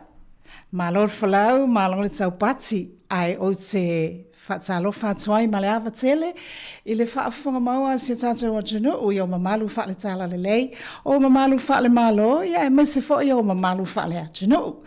Whaatalofa I le tāpua inga le leoa, ana iau tātou tua a sina sina, tālofa lava. Ia e manatu o loo manuia lava oe le nei fo ia solulu mātanga o fie. Ia o le asa fo iwa wha o popo e le atua I le kālena o lo soifua ma lo tātou ola. Ia e alo maia. E maia iau se tanga malu. Ia tā so le pula le tātou porkalame o le ato whiwali a I lungo le tautua le si ufonga o le laumua. Ia ono weina I suinga la iti ai fa malulua toa I le tātou au whaafonga ona o le tātou porkalame le nei aso. Ia ua leana o le awha I tū la ona mo le aso le nei ona ua iei nisi o tātou whaatalan no anga tā ua lava e au ona a silafia le atunu. Au te ngono na le a whaina le ai whapea. Ue la se manatu. Se o tātou turituri matanga au, turituri loa pēr le tātou mta upulena au mai le vai asa taluai. Leo lo langalanga ai fina ngalo o le atunu. Si o tātou tōwhi Samoa, ia e maise le tafo le ke lope.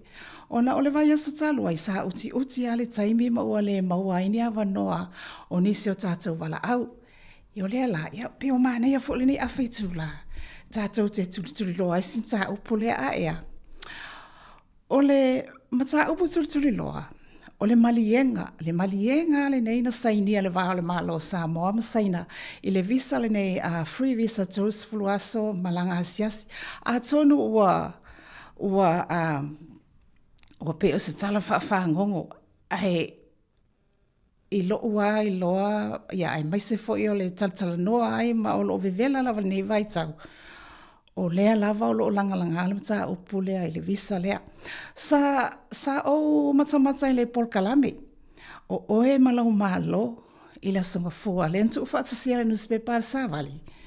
I lalo le whaamalu malunga ale matanga luenga le pale mia ma le kapenetsa. Lea fo ilo ilunga le tātou le tio. Le lana whaatala noa mai e suisi nia o le matanga luenga le immigration a whimalanga inga. Papali I Paul Akui ia male mamaiava Jacob Pesamino. Ma whaamanino mai ai ofisa sinia ia le sini au tu o le saini ngā 5 ma ua matua whaamau whailonghena. Ia nau silafia o tatala whaituto a tolus fuluaso free visa malanga asiasi only visit. Le tangata anu Samoa, i le atunu o Saina, whaapena fo i le malanga mai o le tangata anu Saina, i te tono o Samoa. O se malienga e anga i tonu lava mo tangata asiasi, manatua a mai tau mai ale le visa lea malanga asiasi. Lona winga, e lea o fia ai, pe a fia ai, sau e te fia whengaluenga, pe a onga, ia pe tama whaifo i whaisa pisinesi le ai, e le ai le visa lea. Ua iei fo i tai i ala, ua uma o na mai o i o le lei, mo visa ia, pe a whai e te anga wa ai. Peila o i tū nei, pe ona whaatatala noa mele o fisa whi malanga inga, a tunu fo i e au ngā, e au mai e so, e te whaasoa mai ai. Wa olo i ati oe lava le whaamasino mai Samoa. Ia valid lotus for lau Samoa, whaamao nia lau return ticket. No inga au whai e tele i malanga i saina, e tele i malanga i saina, uma fo ina totongi lau ticket to fo i mai Samoa.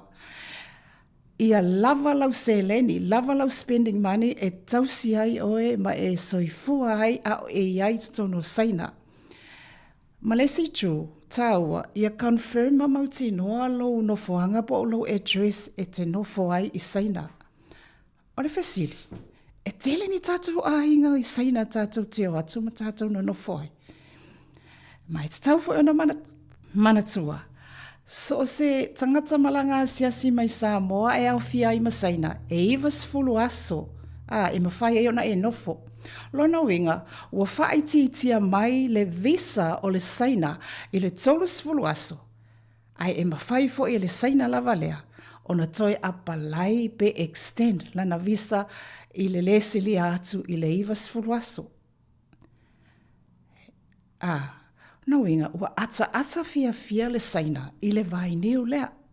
O fo le saina e tele ana tupe.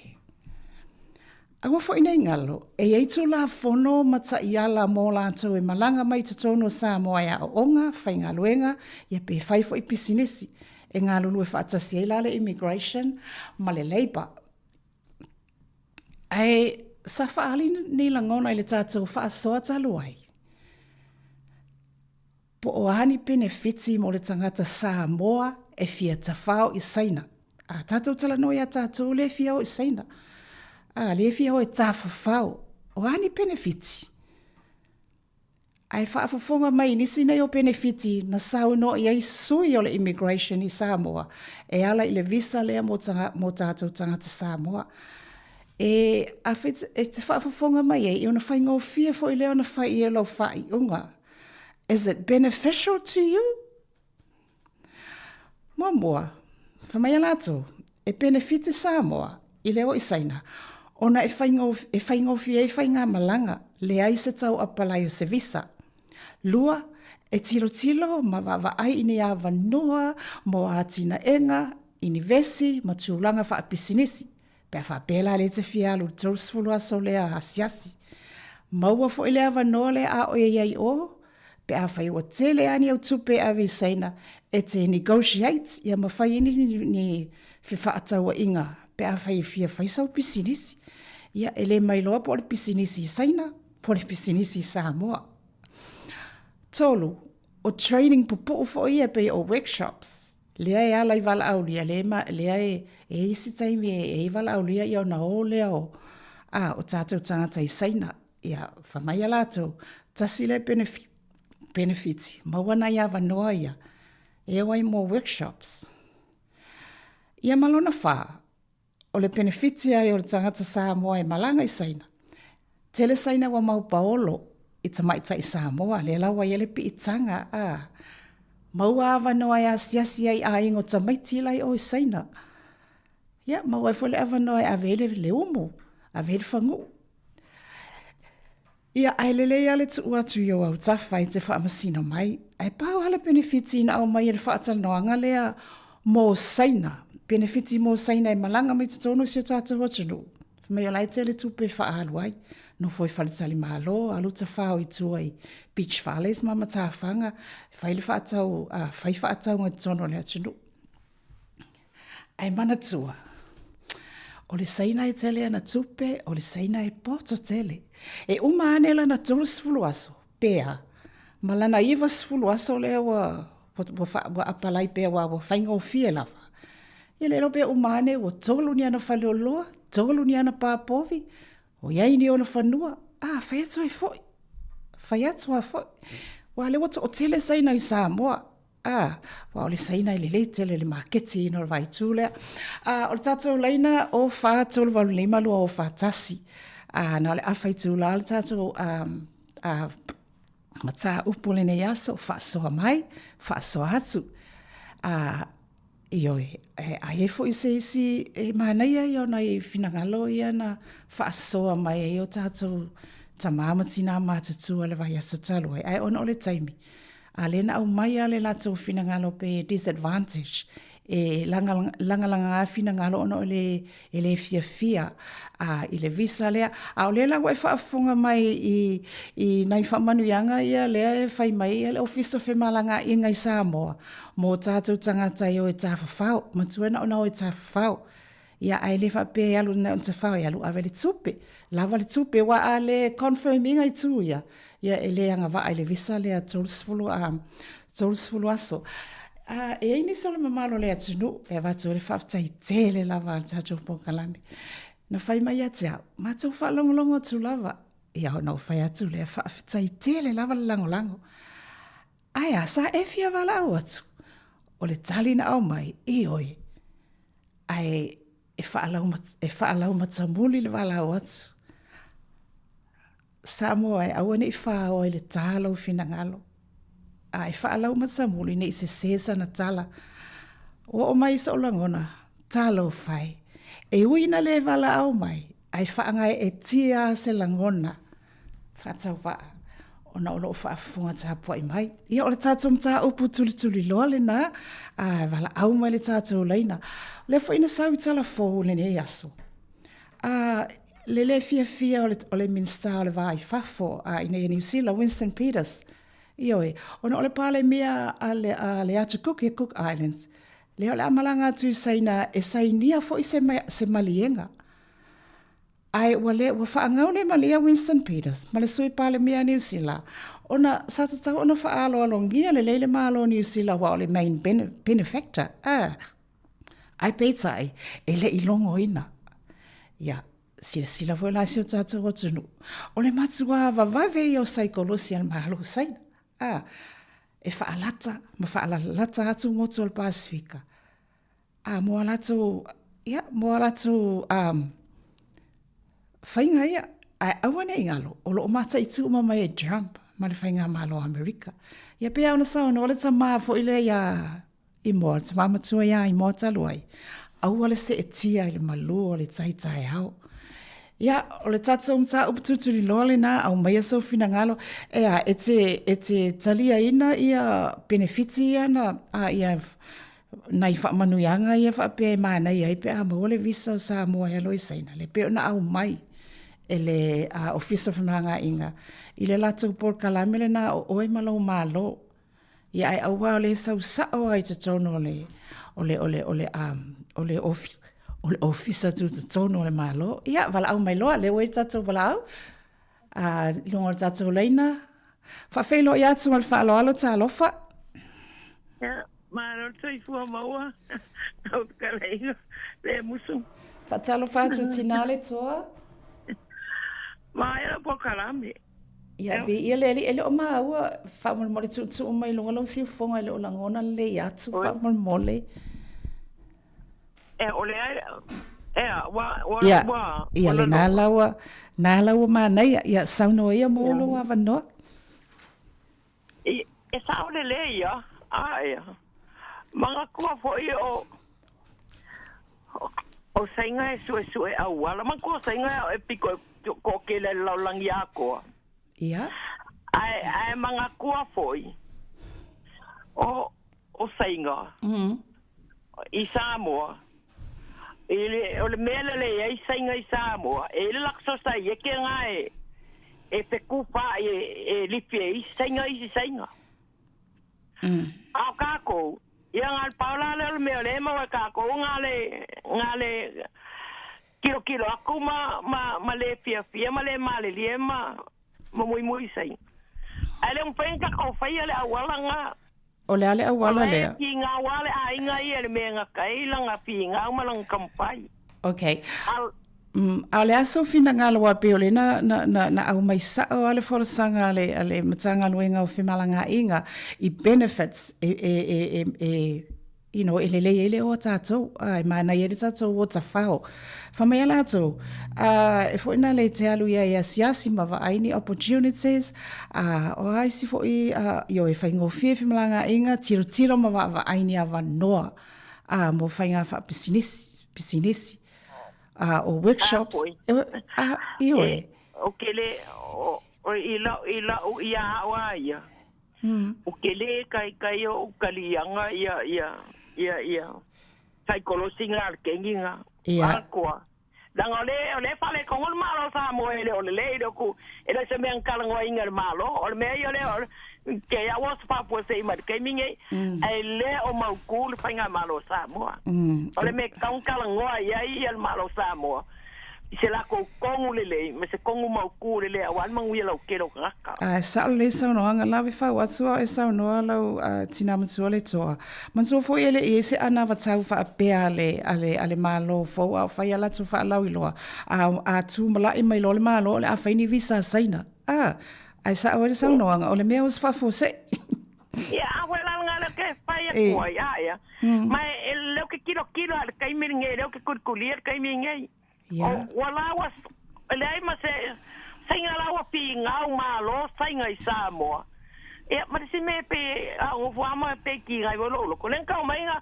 len panga ba ko fo panga le singa le Samoa sa le ki nga malo loko sa le ele ka nga ku ngisi ko ka fasika ko o le ku mo le ele ko ka ku por me nga ele ko creo como ko palonga ka ko me nga mai nga ka ku ar ka pi ngau malo ni ka como sal ko ma se lang pia ale la ko ka la ko foi ngai sai ele ko fa ma ko ingale nga mai le ingo ka ko ka la men ku ka nga uma pa uma sainga ko fa fo a sainga er ke ngi nga le so le ka tingo a mau a vai au kuluia ola ko so la no solo la lapi ale kusala ke minge ia wale ko kusala wa klei manga singa o Samoa ya fa pela ko ka mai ngai singa le bisa ya le ai ele ka nga ka ko ele ka fa nga puli bisa male ai oi pia lu ka pa yo o ka ko ma one a foi ai siria a foi ngi sila o que le ngo ka fa ka e me ai sainga ka ngo vi ai que sila pia o ko ya fe mai mo esa ku bo que mas sa lo vale am like that que mas sa lo vale wa po a me ku ai ya ole si ai lo kala sa wa ko ya e quer nga fai o falei na a pesili mai ne ya malo ya lo estira al fa col fali fuma a Samoa io a ta quelle o le lenga me paisa pasuingo o fole mo kengia malo ya am like that en vai go fai fale me o Samoa ele malo Samoa me ba kupe ma ke ngau ya ba ka kupe o kangata Samoa ko fai ele ki ngai ngo sa mo ma la ko malo ale primero que bague yo ale o fa ka me ai sing ne o ma la ai ngo de kai mai mo sma ko ku penga nga au singa ya ba ku le pa ko nga sa mo le le oi malo fa que le lango inga le fayongi fuli le me nga lo fa lo o que de ka pia lu singa aka que si la pira que quiero go singa o bueno pa o le que le forca como que vai singa it's true malo esa front page mai luma ai ma ka kia for singa akwala nga que foi singa pa sa ku spaia pa sang ka ang kirsiango kasi la ko kupule ole la ko presken ya malo fa sailo ma watsulo finangalo tina te matua ele lango ina Ia, alo whaasoi Manuela o aso whaasoi fua ia, soi fua. Ia, o matala atu pere tātou laina, pēr fia whaasoa mai, tuturiloa mai ale visa le nei. Ia, mai se o benefiti ia whaalau loa mai i Samoa le ofisa whemalanga inga, e ale le latu se e lua ma le Sāvali. E le whapea mai, e tilo ma wa aini awa noa moa atina inga. Inivesi matulanga whaapisinisi. Ia o hai le Samoa, ia ai te longa na le Samoa e tele ana tupe e alui o i saina o le situ. O le ngangana. Va ai le tele o obstacles. O le ngangana. O le ngangana wa o saina i o e whaalele leini ingilisi. Ia o la whawhiwhela na malama. O lona winga ia leni mai. Pēna o tangata e maua le pāsese. Samoa, tangata e maumea, tangata whai pisinesi o leo la o ngā i ele visa le atolus fulu asa pēa. Ai lea o ngā mō tātou, ai longa tele, se toi whaasa o lau tala, ai longa tele se o ngā mō tātou tangata anu lau tele. Ia ta ilo i sau sila fia. Ai le whaua, ai la le i le advantage lea la ama o e saina, i le o mai te tono Samoa. Lea o ngā tonua ia benefiti ana tā ua. E pengewhiki ai saina. Le la o mai saina wawa aipo, hani atinga enga, o hari ingi vesi wha pitinisi in Samoa. Mwha pēnā atua ia. Ioi. Ole mea tonua lea. E au ngā there's a lot of benefits ia saina e malanga mai te tono Samoa. Ai mo tātou, ia, nao se motunga awha. Ia o le atatala atu tātou leina. Le fo ie pisa o mai le i le atu koki. Le o fia fo i le atu koki la atu. Ono o le malanga le latou e ina i tangata atu koki le o Cook Islands. E le o finangalo mali pe le o atu o tua fo i o latou loto malie. I le malanga i le palemi, le latou palemia. E alui saina e saini le. E saini le whea ngainga. Ia, tatou mata i tū le whea ngainga lea. Pe umatu fo i la whapea wa aila le poto le saina. Le umatua o pongi le e saina ia motu Pasifika. Le wei tatou wala au whawhelo i atu. I le wala au lunga le laina. Arofa lawa. Soifo maua. Ia, soifo manui e lau sunga wha mole tā pāle suhafa. O Ioane le... Ia, talo whalau sunga Ioana, while te walau mai ai. I Wellington. O i Wellington, o ia lelei. Ia, a whio mai ai lunga o le Porkalame whaali sau fina ngalo. Taila, ia sa o tāka i yungu manga. Sa hoi silo mokua hoi sko o maku yungu fo ia fina ngalo. O le lalo langi ia wai i le melo i la langi wa ese fo. Aga ko wa ai fo maka i melo i Amerika. O le san kongula langi i mea fōui au sau me Amerika i mō meo tax me wa pēnga. Whea malanga inga ma. O koe kula ro ma wawa pēr. A kongo e isi e au ngā hoi mea i e whai e sainga. Pauar me ia kaikai. O le maa i reo me e sainga. E maua i whakula ko. E na ko pisingisi. E maua i ngā luenga. Ai ia makau. Ia ma mauki ngoa kula fongo sa mo wha mau nei kula fongo. E mawhai inga awanga i pūre e sainga ma whakau e whangua. Pe a mangingo a mea ia. A mangingo mea ia le mawhai la wau ngā sasea i Samoa. O whak maunga o mea kāua. Wau mevo ia kupo mai laka usanga i whangua. Le ingi whak maunga le ala mo. O mai ngai vai keimi mangi o pō o maua laka mai. Kau whai o ka ngaka whak msingo ngai suesue. A nga whak mau mai keimi kua ngai.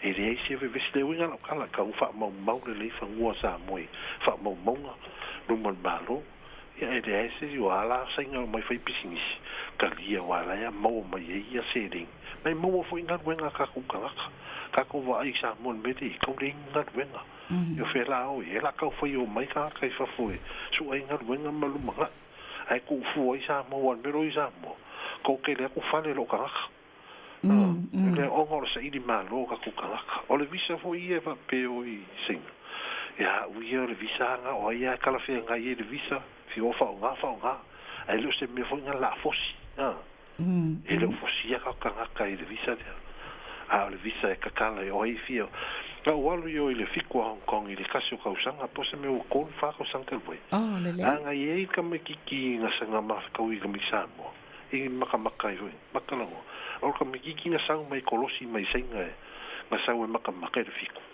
ai ngofo i senga whenga ruenga i senga ma makalango ala e mai maanga i e yo ke lo nga ruenga i senga ke le apa ngoa a ko ngā ngā mo ka kanga wal me le ingi ngā ruenga i Samoa ya ula ia e ha ngā fo le ko senga va kula ko pisingisi i Samoa e mo wenga ruenga ka ko kanga ma o fo e kupe wa ne ka singa ka ko me va penga wa aga fika u ke le ka ko la langi le ingi au ya Amerika vai la me lo ko mo kwa ke le bo pule Amerika mo meu ko fa fo ya ku pe nga ka la fu ku es e ka unga ba fo penga ia ka wa ese fu au sing e le ke ia fa lo ko ve si singa la nga lu dua singa en me so el kupe e le fa sala singa ni sia ku la lang me la o ke lo ka ku va pe Amerika sa el kupe malea ka vo en ka ko ka go fe test le i singa pe a mingla ko vo i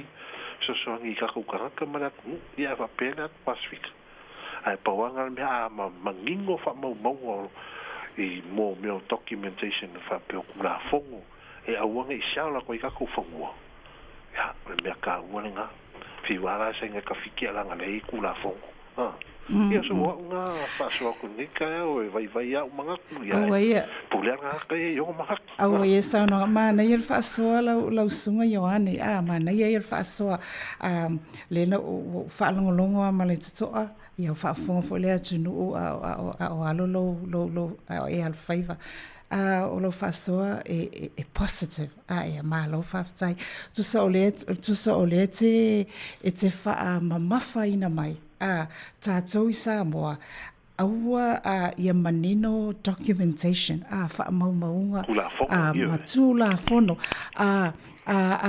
manino tula fono masava vali lunga o ala tula fono ai longa ye ni fa fita ya atanga ila ile ngasenga se amalo le we ni sorry pens fa tsa inga na mai male rule of law o fe o ye tula fono wa tula tula fono ya ai pena na fa atsa fa pena ai mana ye lo fa so sa o le o mai o e leva no to isaina mawanga luenga ai e fofo ai la mea ona o tātou ma tātou tūla fono ma le fa maoni e mwhaino ta o tuale o tātou Samoa pe o le ala lea Well, me fai ngā te kupungi sila le wa fa ka vai wa maka kala ia la fai pisingisi o mai I ka fai ngā le a pe se lau milionga mai runga ku la ko kupeo ia mai fai pisingisi ia ole mera wela langi te mi ole pisingisi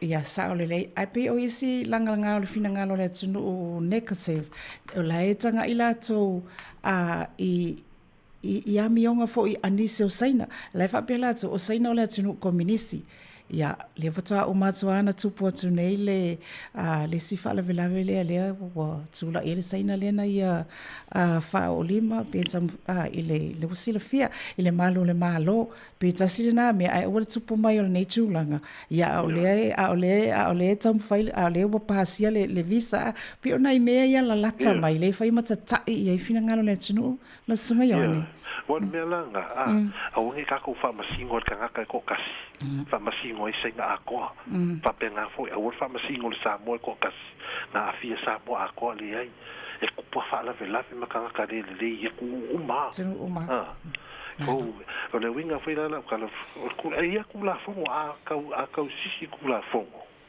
o le me ka uanga la fa sala la senga o la le si me ko manga ko ye I le kulanga le ku mai ngai Samoa a wonge ka ko fa masingo ka ko kasi na afia ko era yo la ku ko na ese ku e ia le foi le ka sa le ma lo fa tsai mo fina ngalo fa tsai tele la la mai ia filo ai pe ia mo ia foi lo asa soi fua ia ma le sunga na ia Ioane le wa mai tula na wala au mana ia tele le felanu la nua o le tatou ula le su I nei tai au Mana ia, le wa mai tu elele iai.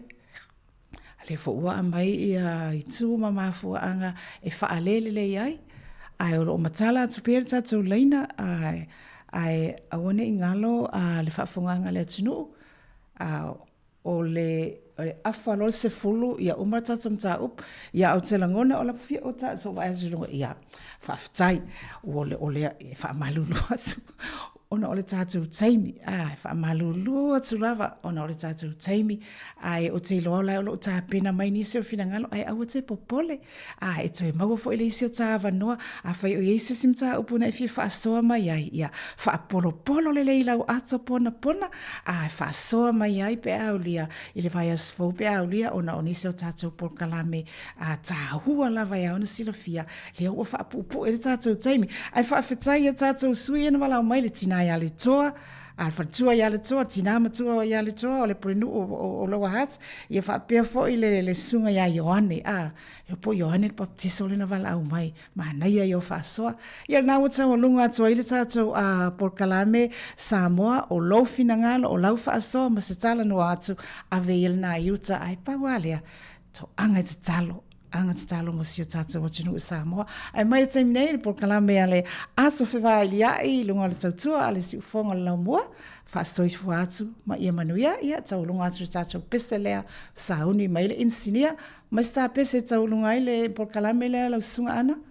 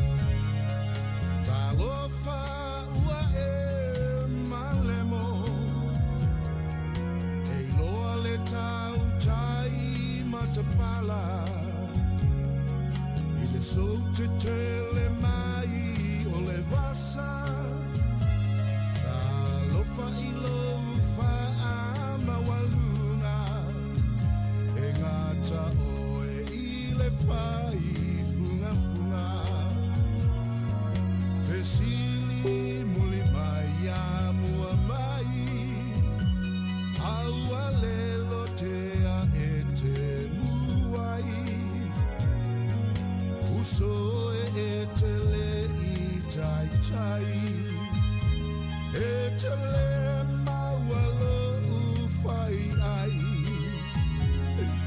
to anga e a o la ABC awa te tau talai titi e ngata o ele standard 3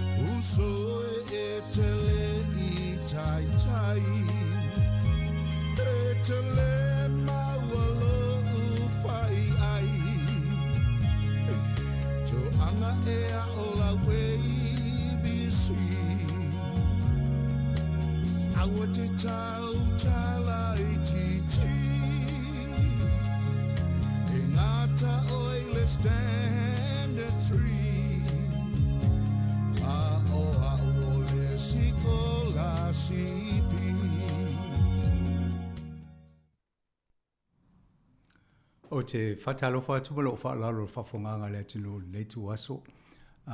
Pe on whaasala wa tō le ua mawale awa noa I lunga le telefoni I tauta noa ai ia ma le pule o le Pacific Airways, a le Fiji Airways, e tauta noa I fo I tusai ma ngā ruenga lo o ngalua le temine ia ma o nanga fo I mol Pasifika I ma vaenga o lo ho o tu ile o nanga a le Fiji Airways. Whatalofa tu ilo fionga Tupe fascina, tui fascina ne tai au ma ro lava so fo lau lei. Ia, fa talo fa tu fo I lau sunga a famsanga o lau yonga famsanga fa pe fo I lau swali de sunga ya Mari. Ia fa pe na fo I ona fa talo fa tu pa ia mal malo sa mo lo fa I ona fa fo mai nei to kalame ne tai au ia ma lo lava so fo. Whapena fo ia o wheo Australia na te tala normal taimine. Ia pe ia hoi sila fia o au i o ki whamau tū lava I Sydney. Holo o ai ia le ia Australia. Ia o taimine I o leo te Melbourne. Ia o na whasol solo toile I lunga I Cairns. Ia toi saulai lau I lalo I Brisbane. Ia mkoe fo ia toila ia le isini leva ia supe au dia. Ia, a tonu mo whafonga anga le atunu, e lea whaina, tui whaasina, e si lia taulo ngoa, taulele yaso iau i le lau mua, ia John Nichol, a e tanganua e fo I le Polynesian Airlines I nei le lau mua, a? Ia, whaftai, le isa whaina, le tūlanga i o le ngopa ke malava ngā i o, ia, fo I whaonga i e le sepio iei. Le ina na introduce ai wa, le tau mate tangata po ia, tui whaasina le tala noa, a le lau whailoa tūlanga lea. Tui whaasina e wawai atu fo I la o ngā luenga, so fua ngā lua I tonu ngā luenga wha company wha lele wha matulanga wha pia. Whai asina loa o e ngā lua I a. Io ia whaftai a hamsanga, io ia pe o na sina fia fo ia e skulu lua tau sanga o tau tua I ngā I le tatu company wha lele ni Polynesian Airlines I Wellington. O te se mai lea soiva le tau sanga lea te nei, le lua wha, ia na ato ia I le 5 tau sanga talu na o tau tua I le company wa lele, e pe ia o sina fia fo ele nisi o le mamalu o fio tātou tunu. E tolu sfu ma le whātau sanga o ngalue I le Polynesian Airlines, le company Samoa, tātou.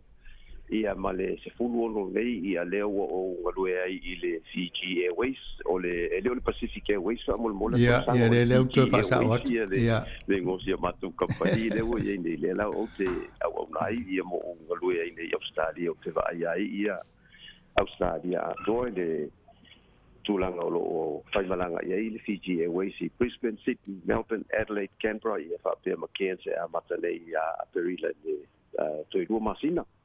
Ia ringa la o kava upa Australia ila o nanga ale Fiji Airways. Io e lo ia lava lai ia isi stete fo yo lo tau fa mo atu ia ila ele mo nei tau sanga ia terminei ia o Brisbane, Sydney, Melbourne, Canberra, Adelaide ia ma Cairns ia matane ila suspulu aperila tau sanga nei. E fōringa mai awa pe limas fu tau sanga leanga lua o I company valele. Ia ai o te loa o e nofo le atopa o te lo taimi a. Ia o le tūlanga lava la pape o lo iai nei ia te au na ofa lauro atu ia o lo owa iai nei ia Australia. Ia pape mal Pasifika ato tonga Samoa Vanuatu ia Honiara Tuvalu ia manisi motu o le Pacific o lo iai nei ia o le tūlanga lava na o le ngaluenga nei. O le lei manei foi petal no le ownership o le male se tala anga o le Fiji Airways mo silo fia le manu le tino fa fonga mai. Ia fastai ia o le Fiji Airways pe ona silo ia e balus fulu 2% o le company o lo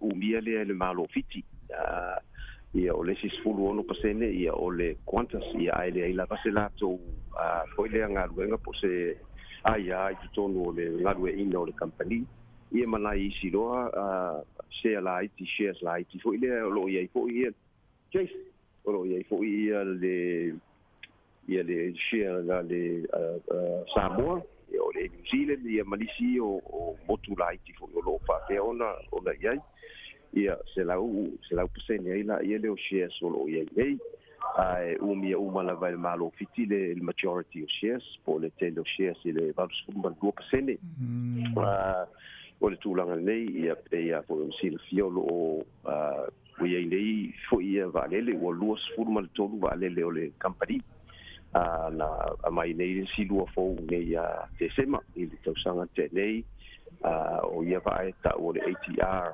72 o le vai ngale e ono sfuma le palu pase se fa o ai tono fiti e fa pe fo ina malanga atu I va o Tonga ia malisi o motulai ti o Pacific e avale le tele o le to tele le seating capacity o le to tele o pase se o fleet fa le tele auto ia o fai tu ai nga vale le lo ia nei tono le o le fleet o le valele la po ala o le A350 Airbus A350 o le valele po I tolu se la tolu fuma fa ia no for valele la ia duas tolu fuma tolu business class ai tolu se la mal tasi ia tu el economy ia o valele ia fa nga alu nga I Los Angeles Dallas Vancouver also o le valele o le tolu o po le Airbus 330 valele le luo se la uma le fits wipa ia le pasese lo foot fall business class ai luo se la fa iva ia tua I le economy ia mal valele tasi o le 3330 o le Airbus A330 tolu se la uma tasi ia le fa io lo fo le Io so no le ma le Max 737 o le Boeing 737 o vale la le lo fa nga fo nei la tu Wellington ia fa wa wala ia le Samoa ma isi motu mo le Pasifika o le vale la le se la uno sfulu ma le due fo e valu le business class ia se la ulima sfulu ma fa tu le economy ia o so lo le ma ATR le pe on ta ua e fa ATR no ATR lo ia nei ia ona so'olola ia lea ma le Twin Otter e alu tamai motu la iti pe o taveuni mai si motu la e le o talfengai ma le mai sisi va'alele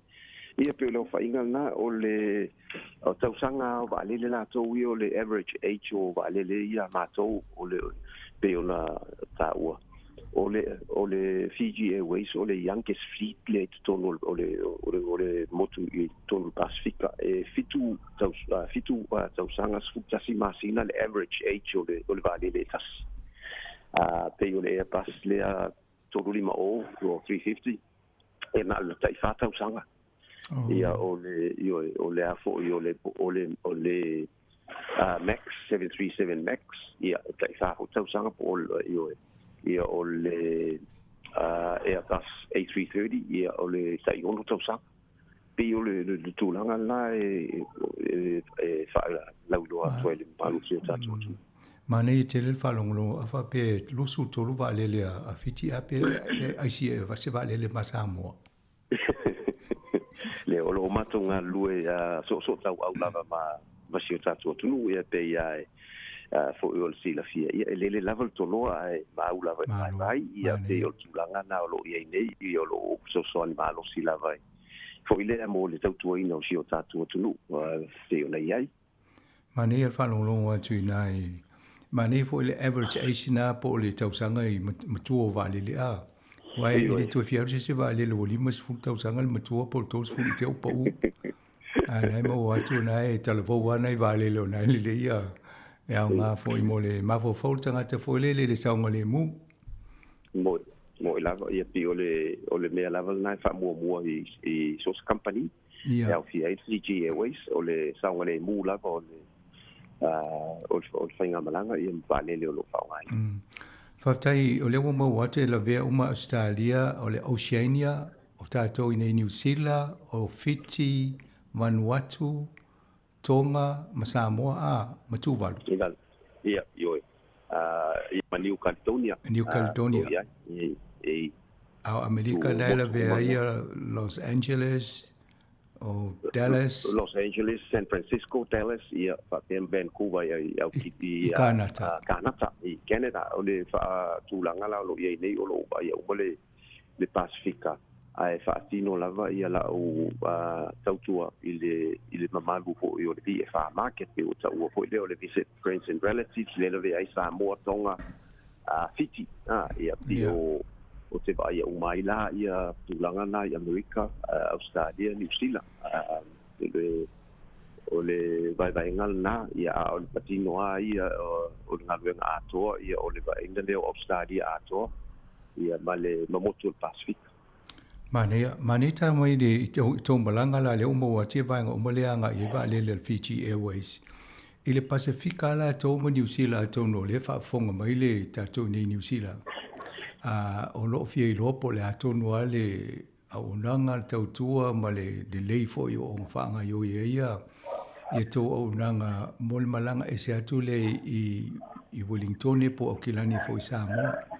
I to tonu lavo le li o nei Wellington o loo tele au tangata i tala noa po la mbele se malanga tu sa o peo na i aso la tu i whaasina le Polynesian Airline le na il malanga tu sa o alwa tu i la mua e alu sa o Samoa pea no i e tonga a tele lopo sa o sa unoanga whaastai mo whaasi o le au nanga la le Fiji Airways o lo i nei tono nusila o lo i singa suinga tele lava i le pea sa au kuso temi nei se fulu lua whainga malanga mai au kilani a ngai fiti ona wha awa waina ia lea o fiti lava Nandi ia le taula inga uma o whainga malanga atu i nei ia ona wha soa lola ia i Los Angeles alwailwa ala poa ia so ma Hong Kong, Singapore, po Narita ia pani ia wha pia po ila Samoa, Tonga ma isi motu umo Pasifika e kone uma lava la i fiti es fulu ala whainga malanga mai au kilani o le tae au mane asiafi wai e po ia wha alo malanga Samoa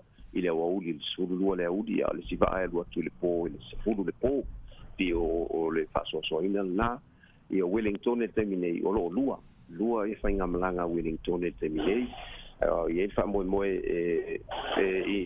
FCT i le tolu ia au kuso aso mata ia au kuso ona sui uma ia nisi o mato malanga o ia nei ia Christchurch ia lo fa alu le dima o Christchurch o ila luai tu ai ngā vale le lo ia ona ua popular tele ia Christchurch mo fiti baisia ki lo o alu ia e fa ngala ia le Max o le 737 ia fa tasi ai male A330 ua alu fo ia le na lo se lau fitu viva passe se ona ole demand fo le lo sa mai na o ine i Australia lava ia o Sydney is fufa ia fa ngamalanga le baiaso lua le aso ia Sydney o Melbourne lo ia nei e iva fa ngamalanga le baiaso o Brisbane e balu fa ngamalanga le baiaso o Canberra e tonu terminei ia le ato sui fo ia so fa ngamalanga ia akuso o Adelaide o lua ala tolu fo ia akuso ia o Cairns o le amata le tolu ia ma to sui fo le waso o le anga tonu to fo le ina ia connect uma ia fa ngamalanga le fitin fa so ai dola ia le po tonga sa mo Los Angeles, San Francisco,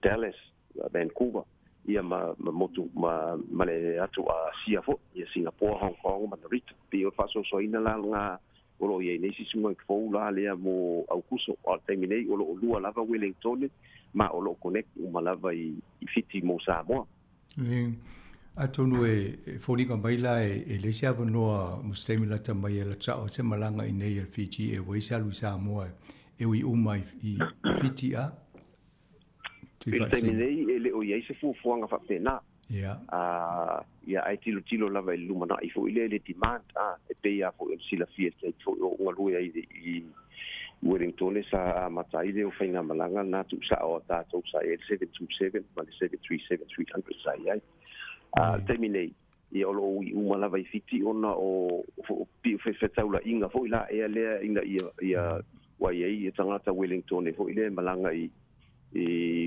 Los Angeles po America ia po isi tunu umolo alu ia le ta di ole taula inga le ato nu isi taimi o lumana pe lava lango ale mamalu si tato tunu ia ona fa ngo fi fo ile ora tu dei nga i dunga ile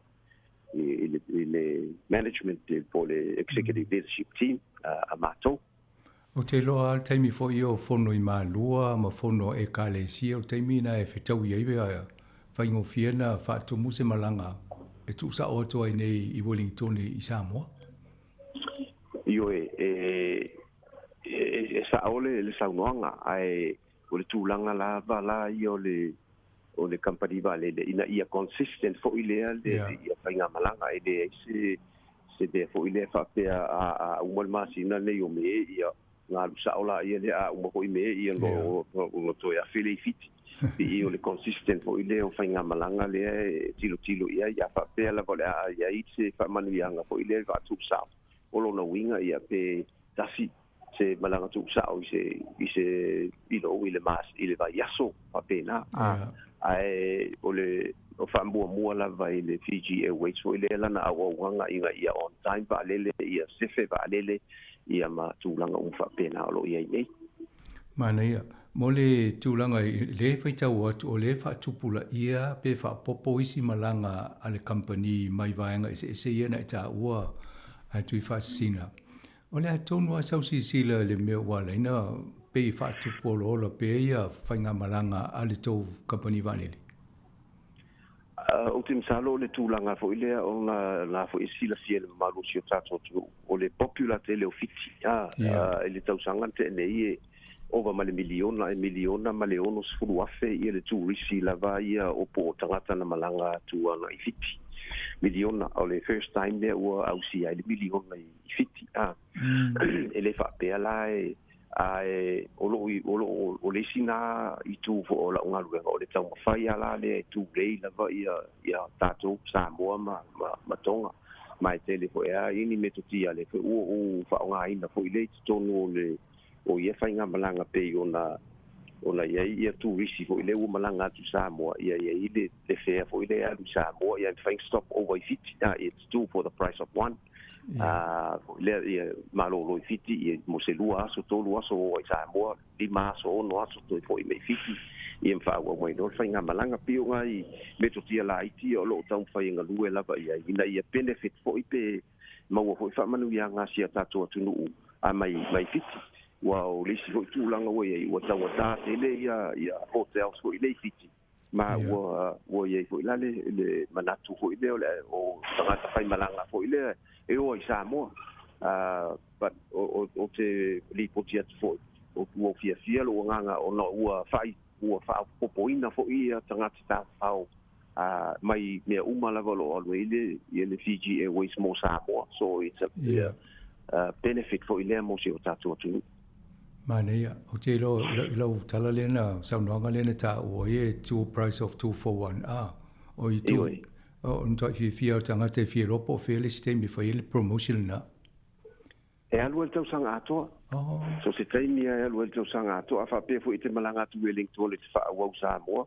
a fia no foi le lua so por to lua so prefer ale lua so fo ile I fiti ya e ala ngo fa tu le lua so wai le ai mas swinga fo ile le passe se o tu la fo no fiti fo e over lo ma le lua so por le over mal fa su pa lui tu la o e fiti on la kick in no le o increase lo le taxes o termine si fa te inga fa pe o le te malanga I Samoa o le tax Samoa le nei lua se lau lua fu le tax le government taxes fo ile le departure tax o me fa pena a fa pele te no foi I fiti mo le fa sul valu tu la o le tax ale na a over tu lo la I le fa sul valu tu la o la kick in no le tax fiti tax fiti la we le fa o tax la va mo fiti lo se la valu mo tu positia lo se la u fu o no winga la le se sengal na foi ai pi o le tu la ngal na ala ina o na lava I le fa valu tu la wa ma fai ona malo lo fiti mo fa valu tu la o le lua aso foi mai foi Samoa le sa umu ia fa valu tu la et fai foi na to no foi fiti so fai fa pena ele ve ma se accommodation le lua aso le tono se passe si le ai ele le ve ai la accommodation le passe si ia I tu langa o passe si o vale le ai le ve ai la accommodation ese foi la tu langa ai ni accommodation o sila fia o to tau fio lolo le tutongi mo tanga te no foi oi o lo ye foi deals le Fiji Airways ma hotel stele hotel so ile afiti we ai I tonu lava la io di o ile o malai vale le o lo el toka lo el ke twei lo el so hotel lo ye ile I mean no hotel lo ye ile ta no so fo ngale affordable la ya tato ia rates ia vangana ila ia le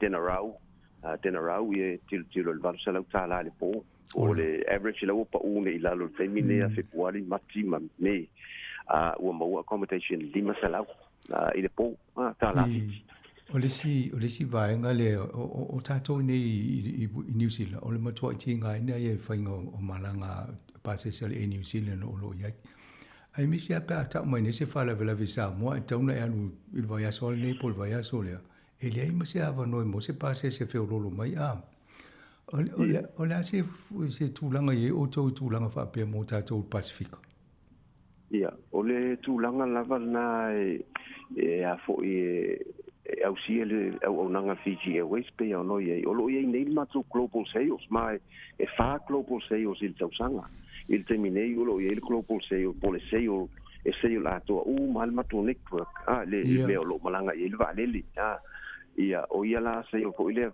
sfata inga mai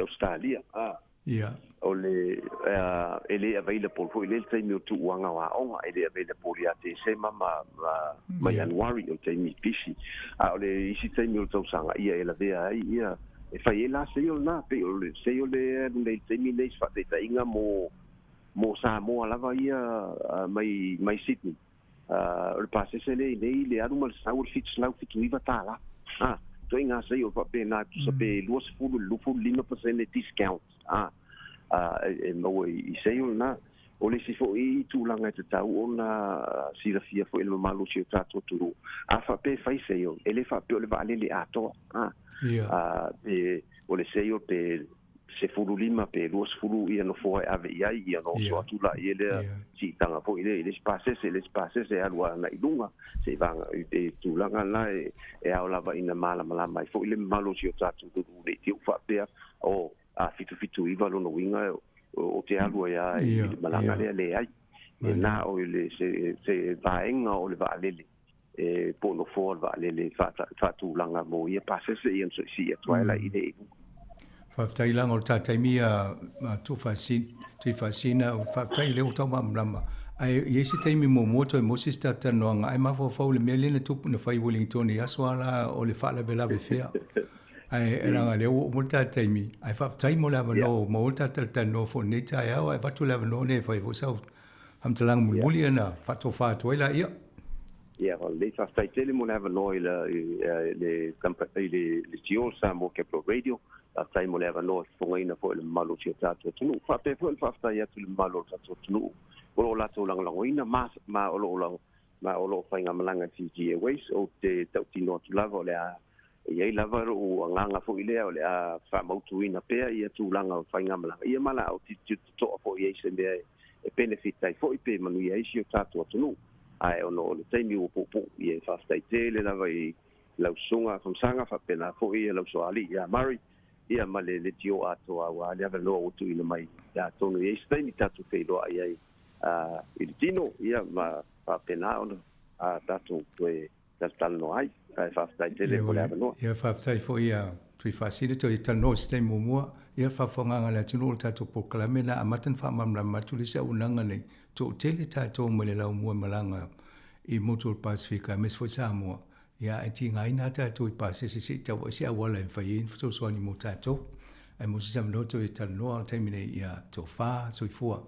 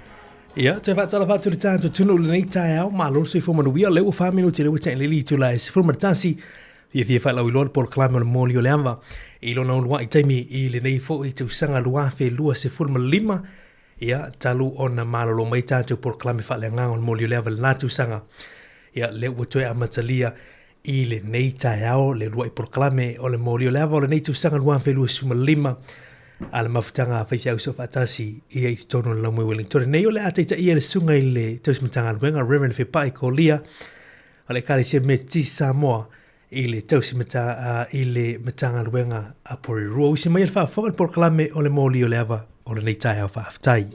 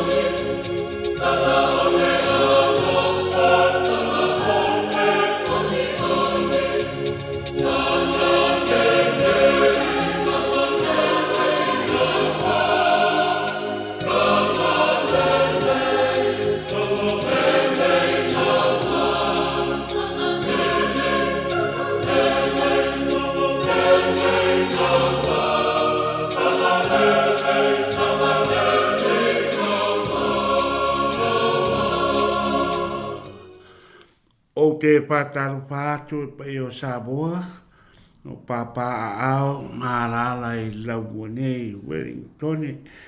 Ia pa i aramalea ia tu mua mpule a inga tai marwa au fonte. Ia pa pia fo ia pa ia fo mai turangi.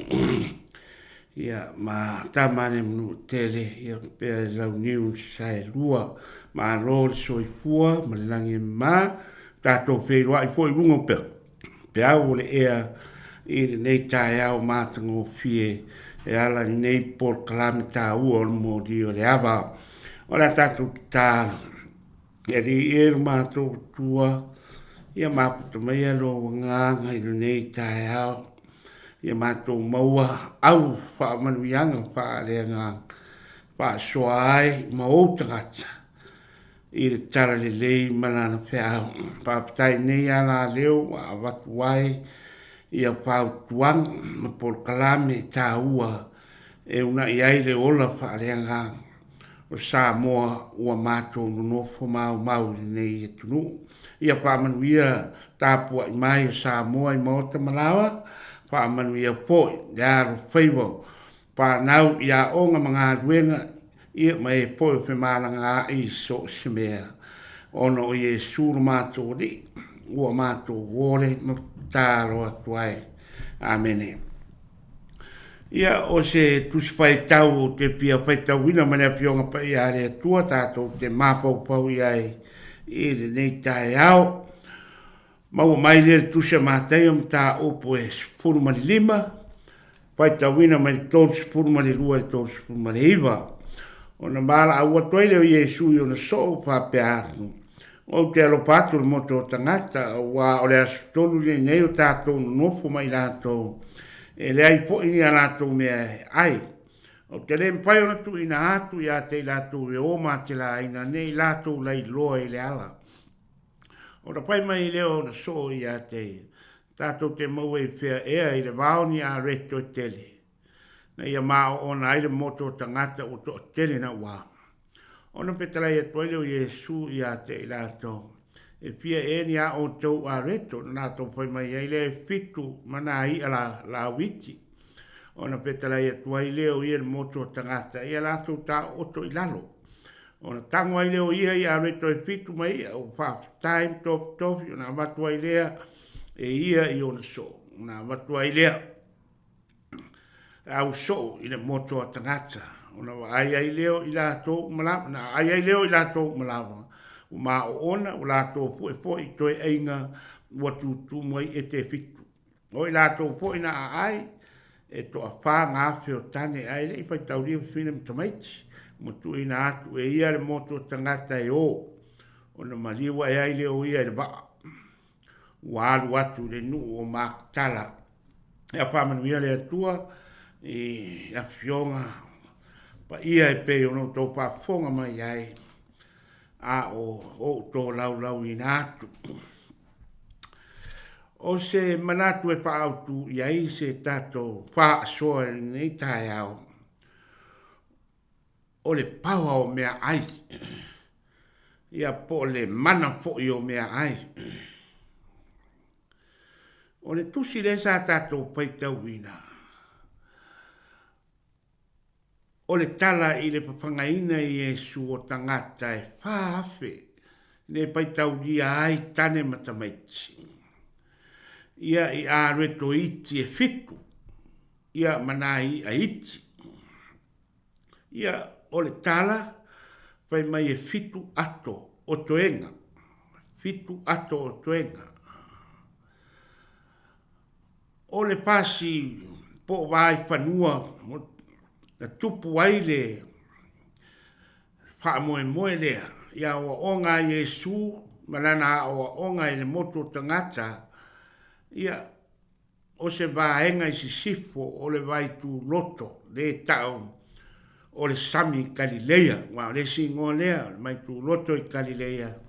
Ia o le sami Galilea. Ia o le pasi ele lea, o le nuu lea o le taipoi lea o Maria le Magdala. Ia lea sa pa malo lo e lo tato li o Iesu Cristo.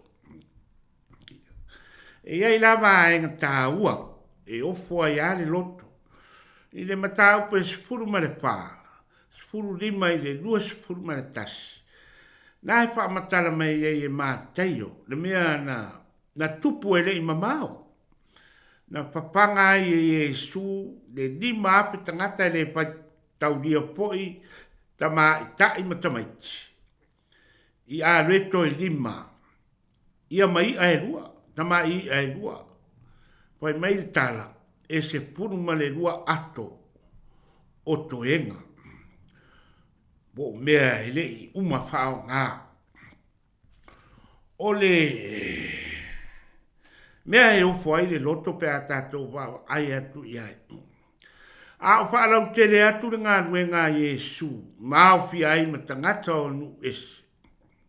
Le nei e muri rau roa i a Iesu. Whaatasi ai ma le au so. E le i le vana umana papanga i Iesu. Ia le lima afe tangata. Ia reto e lima, ma i a e lua. A o lea ua toi pai atu Iesu i le au so. Ai fe me a i le au so. Pai mai au so lau te rei loa, po fe me mo mai ai ni ia. A pai po e wha tupe rei loa, po fe me mo mai se tupe. E pa whanga ai le moto tangata mtuato tele a. Mave tele le mau tonu. O le au so. Taru de mapau de lei. Mave tele le lato pola lima, i le talainga Iesu. Ia ase dei ma pau. I le tangata o Iesu po ai. Laina lato wa ai le deia. O papanga le whaase. I fi a leto e fitu mai aiti. Fiku ako ko ingan ko koe. A o lea lava e le kalikongu le au so. Ia ai lava e wha apea kako. A pea lava kako. I ngā lava kako wo le loko. Ma kako ka pua i ireri. Ai sau ruat pa lave le mauko. Babe kene ne mauko. A kako baba ai le leia el kako mka pumpai kauinga. E ko ale leia el kai ilo kako wadi. Malo kako wakua. Awa po i ore akua ma le ali e kausi wa kele. Ilo so i fua malo wola i so se mea. Ia o le mea lea e le i maanga pa ngafa le le iai. Ia le au so, ma le kuu fesiri, e le mwhai.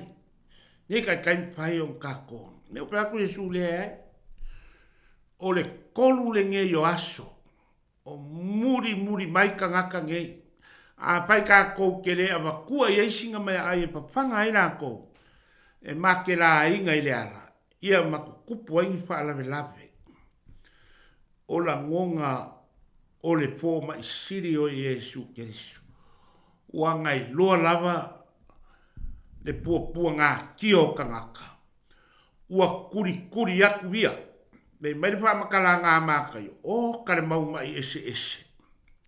Nga wha amalo lo Yesu le kaimi lea. Ai oko. O ke karikong. E mongi na mai ngisi mea ngā muri ai ka ngaka e a Yesu. A o lae wawa ai ka ngaka.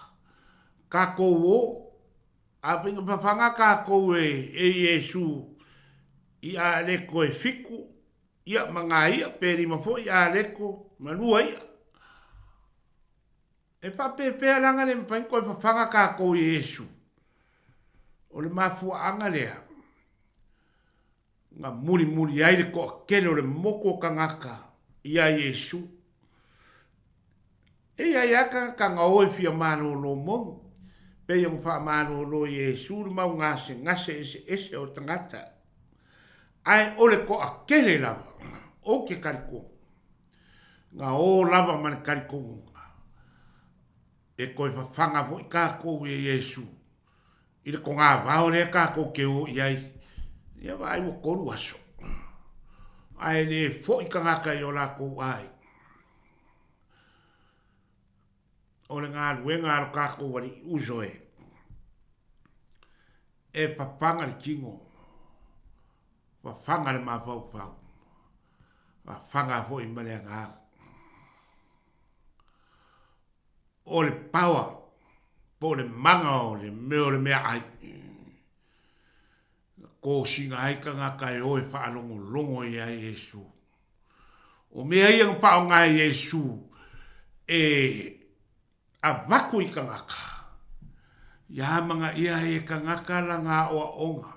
Masanga ko kele ngisi ka ngaka e o waku pea. E wha longo. Ma wha hola i ngai. A kongu uso e ke mga ku wha kau wha e le paha o le mea o le mea ai. Ai o ke karikong. E mawhai lava e lea nganga o lea kua. Pei o ngā kupu i wā vengange. O ngā kakai aku ka ngaka po le are fia ingu ma le fia ai. E o ai wā ai. Le pongai o mea uma. Poro kako wari. E se le maanga ia. E se le maanga ia o lau pai kau ngai. Kala mono kau pai. E wha makau pu siri se wā ai ai. I le ka ua ngā lainga muri ka ngaka. Ioi. Ala ngā o ka ngaka. Marako mai wairoa. A pai o le mpai mba venga le mea ai. Whapepea ranga le malo lo kako kingo. A ke o. Kako malo lo ai po. Ia le winga leo le soi fuanga ma leo langa. Kako ki sa idi mangu i le anganga o le kua. E whapue hinga kako. Inga ia mawhai o ngā kako ai ma onga i le ngā. A ma onga le ngā whaingo fia isi mea malawa o le soi fuanga ma leo langa.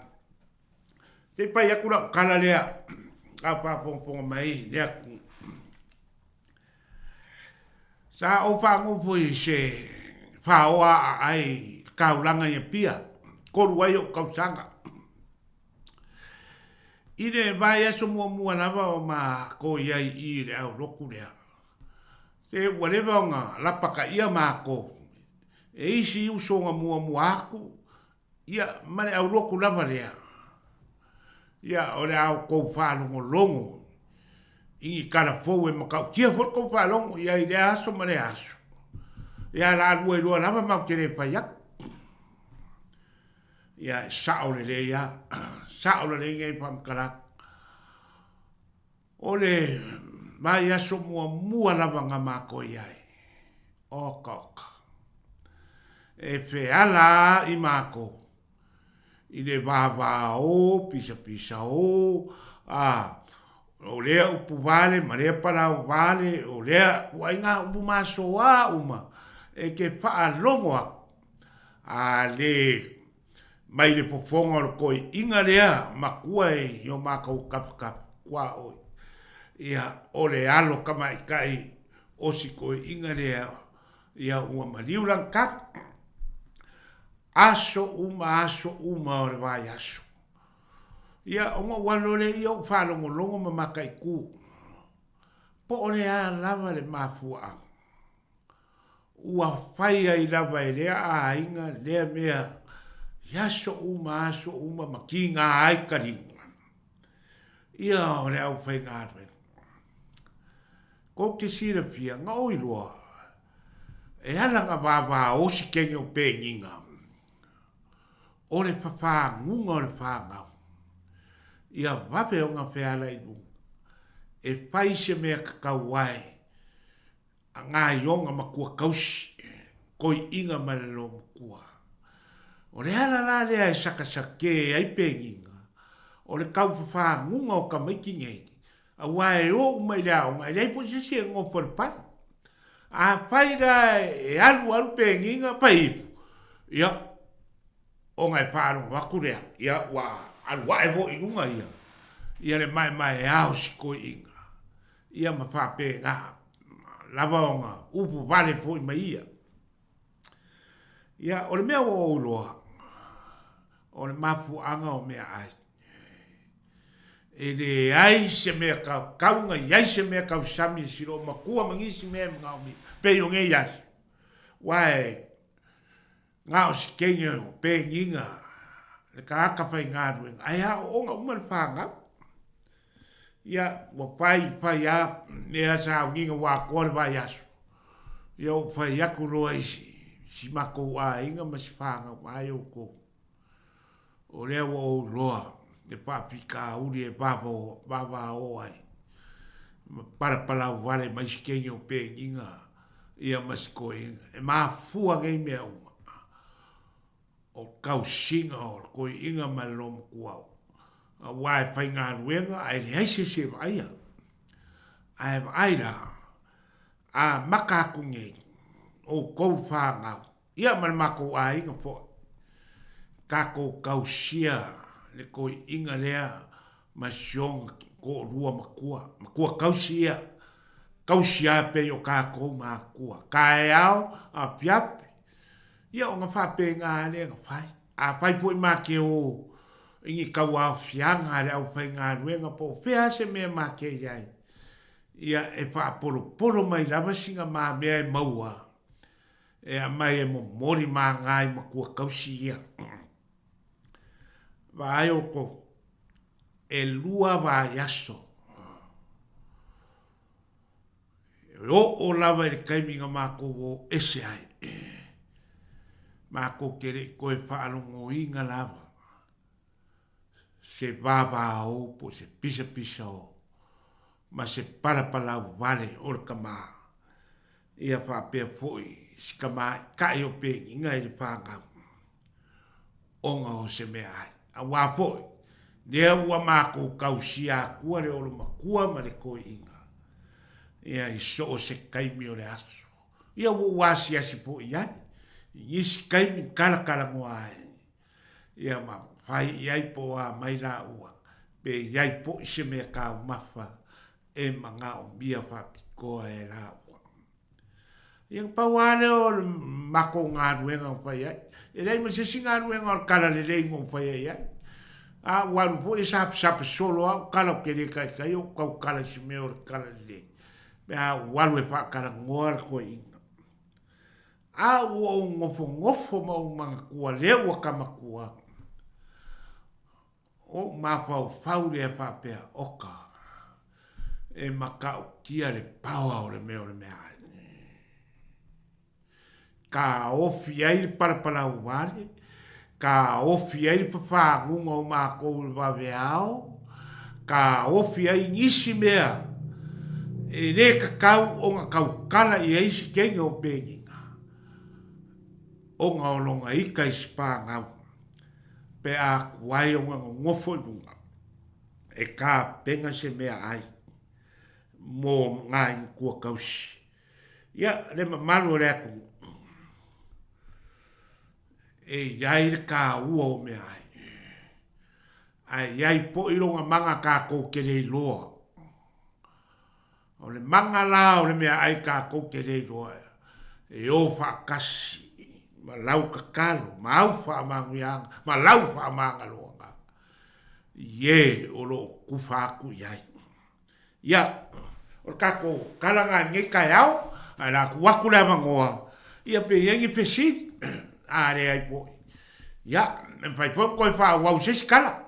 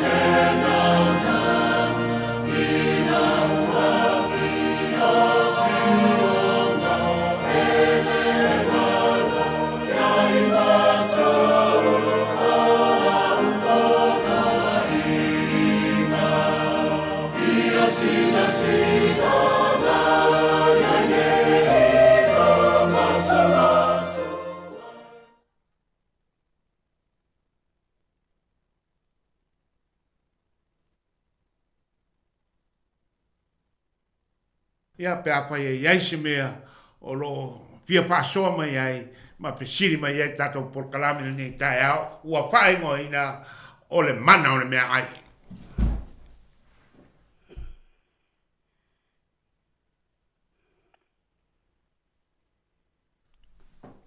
Rataru fatu.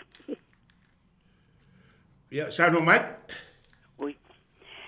Ia, mua lava ona a o le whaia tua fwoi fei pastoa tu Simon ta upu whamaro lava ia te o te māwhai o lau sunga fwoi tau simtanga anuenga. Ia, o le la abaturua se pastoa whamon mole. Ia, sa no mai? Mua lava ona o whawhetai i le tala sa e whamatalaina. Ua maua atu o tō mai e lava i nā se awa unga e whai ma whaawa unga i tangata e tari tonu ma whaatua tua i le atua. Awa, o le mana o mea ai. Ia, la fo e whai mai le si upu. E re na o mea ai e o la ile tangata. Mana ia. Ai, o lo ula ngona i ai. Whaafitai tele lava wai au mai ar wha amana malama anga. I e fo i ele o tau pai ele o mana malama i le fionga le atua. O le wata uai, o le mana o mea ai, e o la ele, e o whaatasi i mea ai e tausi ele tino nei whaale tino. Ia whapena fo i male tu whaale anganga. Sa o le. Ia, ona o tari tonu lea, e ngāru lue whaatasi mea na. Ia, ona maua leo le fia, ia au tātou iau, le ua mana malama le fionga le atua, matulanga uma. Ia tātou te tū mau pia ma tātou te tonu. Ai o te mana ia tele mata upu e au mai ele nei tai au. E whai lea ma whaawa onga, ma awa onga. I whanau, ia ai mai se fo ie olo o. Te mana malama le tala i le Pasolopito o le tala le lei o lo tau awa o ina mai le aso ma le aso se ia o lava i le rasra ia whaftai tele lava o le ala fo ina tupo le whaatua ma le tonu o le ala ma le tele o whaafita u le o mai ai a whai o oila te arusta o lava i le lotu ma e whaalongo i awa ongalai a mai e le whaife au i tūnanga uma pu e mai le mea o ngā e teimina ona e saulea e te pole a whaafita u le o ia te oi e te la ngona lava le mawhana whana ona o le a ona o lo tari tonu ma lo whaatua i le atua ia wala fu wa uman tu mai a e vai pe ye te se o lau whanau wa e fiu wai au e te fiu ta talo i le atua wa umana tu mai lea wa onga tuli vai le matua ai mai te lava le tina o ia lea whaapitoa ia i lea tūlanga lea o ina le whanau a wa stama ia e pisi tūnanga uma a le tina e to e o ia lava le nā e au mai le whanau tu i ona au tafa taimi le alu le a onga taimi na ea o pai sau na alu a e alu le a onga alofa ia maua alu sao le a onga aua e te afe si mea pe lo te o mase tamai titi pe a fai fosa woru te o stea le fo e tatalo ina ia maua souru manai wa tātou te le mafuta pea ia ona iei leo lo o manatu ma ua matua i ele i o na whamatala ina mai le tūranga umai pe ona e au maia le au tū o le mana o mea ai e moni ma whamaoni a o se awa onga o ngā ia te au ia a tua po i malo a inga ia e whai ma wha awa onga tari tonu ma wha tua i le atua ai mai se o onga lo au maia ia te outou a vai foi o lawa i ele whai si au i tonu e te alu iai hai e matau iai me i e te whawhi tau li leo o mai a oe a wā o le sui wa aia nao le atua o le whaiwhi au wa uma o na whapa iaina ma whao wina le atua a wala na whi au na ngā ruenga le a whai o tātou e tari tonu ma wha maoni tā wawali uporo o tātou muli ai i o se au whasoa atu rea e pei o na tuina mai fo le awanoa ia awa malama le lava ma i tōnga uma wa umana whaadi e o te maa ia manuia fo ilo walo atu mo te wha awa wina mta upu i lo wawa lava ma lo wha alo tō wha soi fua Te tere paso matanga o pia o el tina ia manuia fo ele tua i paso mai i ne tai o matanga o pia tara pe tato leina pe ese se pia paso mai wala mai tolu wal lima o patas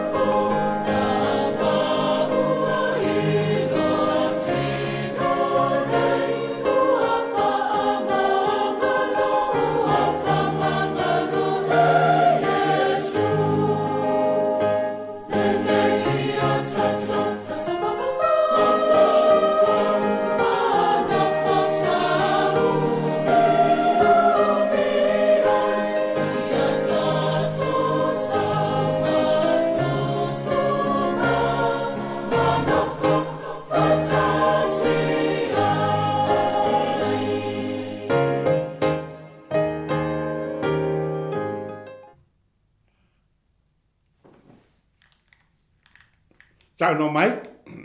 Talo falava, ma lo se fu la leila sunga fa fenga. Ia, ma lo po. Ia mole aso mo fo tato po kalami. Ia fia fo ia vatu sa fa so e tu sa man tu fai tau au mai nei tai a. Ia, as. Sa no.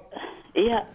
O sa fa so pe yo le au mai uma e lau sunga ia va venga nei na fai Yesu a to ai mal fa u tala ino tato a tu sile nei tai au ia ole mana o mea ai ia o I tusa o lea e whaawau lava ngā luenga Iesu o le tau atu lo nanu. O I o le atua ele se mea tātou te matitiva ai, pe o lana la unga fo I lungo o le maunga. Le na whetalai ai. Aua tau te popole mea tau te ai ai, po mea tau te ofu ai. Whatusa le Iesu, vava ai manu fele lei. Le mātai o ono lon whai upo e lusu lima, lusu furu ono whaasolo e ilalo. Whamai Iesu, vava ai manu fele lei. La tau te le lulu saito pe sele pe whaaputu fo I whale saito. Ai whanga ina I la tau lo o tau ta mao le langi. Whape nā fo I la au o le bao. Ti ngāti munga ti ngāle malulu. Ia rai atu ala e ola la au. Ai sea, o lo mana o le atua. O lo mana o Iesu, e ta umaya te I tātou. Pe ona e au maya ia wawenga nei e lua. 5 ase tangata, 5 areto lua ia, asfulua atu. Ia male wawenga leo tātou wa ia tua I nei. 7 areto, ia mana I a lawiti. Ia ai wha ase tangata. Ia ale mawai atu e 7. Tu sol wawenga le 5 ase tangata ai la iti mea ai. O la uia te ptilo iai, ma la uia whaatusa iai le 7 areto lea ai la iti tangata. O le atua le tātou te au na iai. O le atua e le se mea tātou te matitiva ai. A whai e la I titi lau whaatua tua. E whapena foi ona e pei o lai mana o Iesu ia tupu lau whaatua tua. Le ase mei titi o ia te o e pei o le 5 afe tangata ma le 5 arito. Te lo le atua le tātou te au na mta tonu iai. O le atua whai wawenga. O lo faa lia lava le mana o le atua ia te tātou. Ina ia tuu ele mele ia te tātou. Popole. O lesi lea mea ia te tātou. E whai wha lave tātou ia so uma. E te tupu mea ia so uma po ni tani ngā mālo. Po lea lava se mea tu whafua se tangata I lo fale. A ua le ai se mea pei titi foi. A le au mai a Iesu nei whata oto ia te tātou. A o mai a ilo tātou wō langa ia so uma. Aua tātou te popole se me tasi. Ai se a, o loo iai lea tua whai wawenga, e nā te sau nia wawenga ese mo I tātou. Leo le nā, po le asa o fia ai, po le alele ai o se mea. E au wina mai e lea tua, tari tono iai ma whaatua tua I tātou. E au wina mai e lea tua sana angelu. Se tangata e te iau tu ilo fale a watu se mea ai. Ala e lea I se mea o ia te oe. O ina le mana o Iesu, ina I o tātou whaatua tua I le mana lea.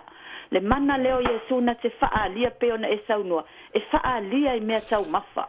E whaalia I so se mea, e le na o mea ai foi. E whaalia lo tātou o langa Iesu whaiso. Le peona tau tala fo I ele nei whata oto.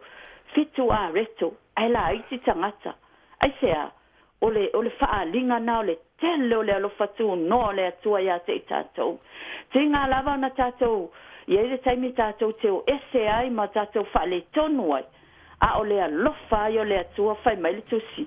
E le liu lava o ana nafi o le aso mātai au. E tu mau lava lo na alofa. E fōu mai lava i tai au uma. E o le wha maoni o le atua. Langa e le se tangata le atua le tātou tapu e o le atua e ami o tonu.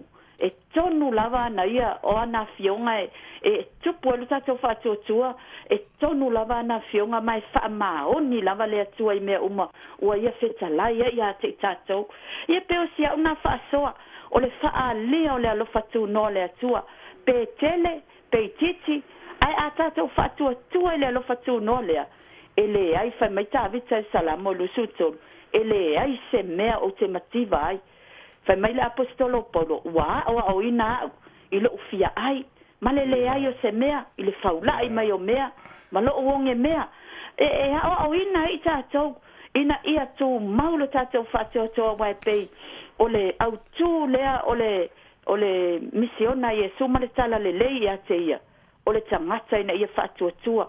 Ave ese ai nei mea o tau o le pepelo, o le si taimi, ia pela o le popole, pela o le au popole le au so, mai whea mea tātou te mau aini mea o le popole, o popole le au so, ai sea, o le whatua tua, ai tātou la le whatua tua ia Iesu I se o se mea, tātou te wala awa tu lava, whai mai o lo nā nganga o lo I te tonu ia te tātou. whaafofonga mai lava o ia, e le pupu foi lo na au, e le pupu lo na au, e apa mai pea o ia ma foa I me le aso, ma le aso pau lava le me whai tātou, whatuatua iai, wala au iai, tau iai ai su le mea lai, e mativa ai oe, pe te fia maua, e whaalia ava venga o le atua, wa o le atua e whai va venga. Se au le whaasoa le nei tae au, whamanuia le atua I lau sunga, tu maula na whau unga, whaamalolonga le tino, nganga mawhau a wafoile, ngā lulue ai tō vine o ngā lulue ai, ia whamanuia foi le ofisa whaasalau, ia mesa le au whaafonga le nei tae au, le soafo Yesu, amene. Ia malo pa te tele, pa soa mai, ia o tina mōni na wāu, malo po I le pa soa ni tae au, ia na ue māu tonu nawa, ia le mea le sa tau pai e sua tuto I loto le au so, ia e le ti tau na pime mea I rato pa pia, nai sao le le lau sao noanga, ia vai pa tutua, le te tonu, o lo lato tua, ia e le mtiva e se mea, ma nei e te vai sua le ua toe wha popo mai iai, ia toe sangta tala I tua tato ta upo, ia o le atua, ne sa o tau pai atuai, e taliti ngā, e tausiwa telefo I lo soi fua, mano tato wola, ia e so se mea, ma lo lava le pa asoa, ma tango fie poi, ia matu poi ia paanga, pa manuianga, ia le pa ponga mai ma le pa asoa, ni tae au ia te ora tina. Tato leina, tonu waru lima nuo o patas, ia pe ai poi sesi, ia pa asoa, ia o lo lau per tato taimi, ki tiro atu le wati, ia ne ato as pasfuru te as futas,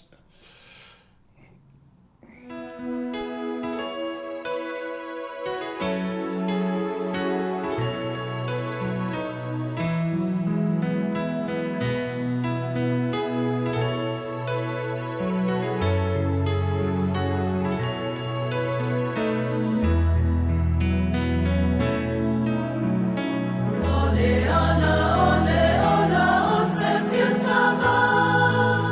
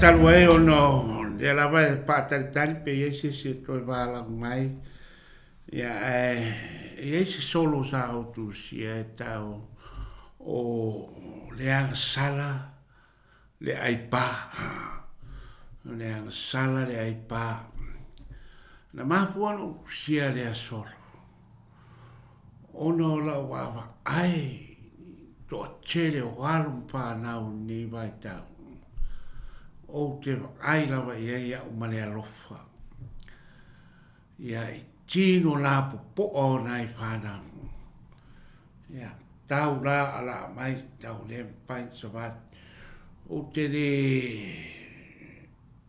alo le atau le niu ia e whapea fui mātou whai whiau o ka se la po ia o whai whiau nei vai tau ia o le meo le ai o te tari tonu whai on tātou se ai o le paua o le mea ai e whaahola ai oe ia e ola ai ai le o le paua o le mea ai ia e la po ai Pea o o ngā Yesu. Ola ia ai ai le o le ai ia ola. Ia po tari tonunga ho ia e tātou tari tonu pia ia ai. Tātou wa ai e tātou maua soi pua mālolo. Ia e leo so on tau mafa.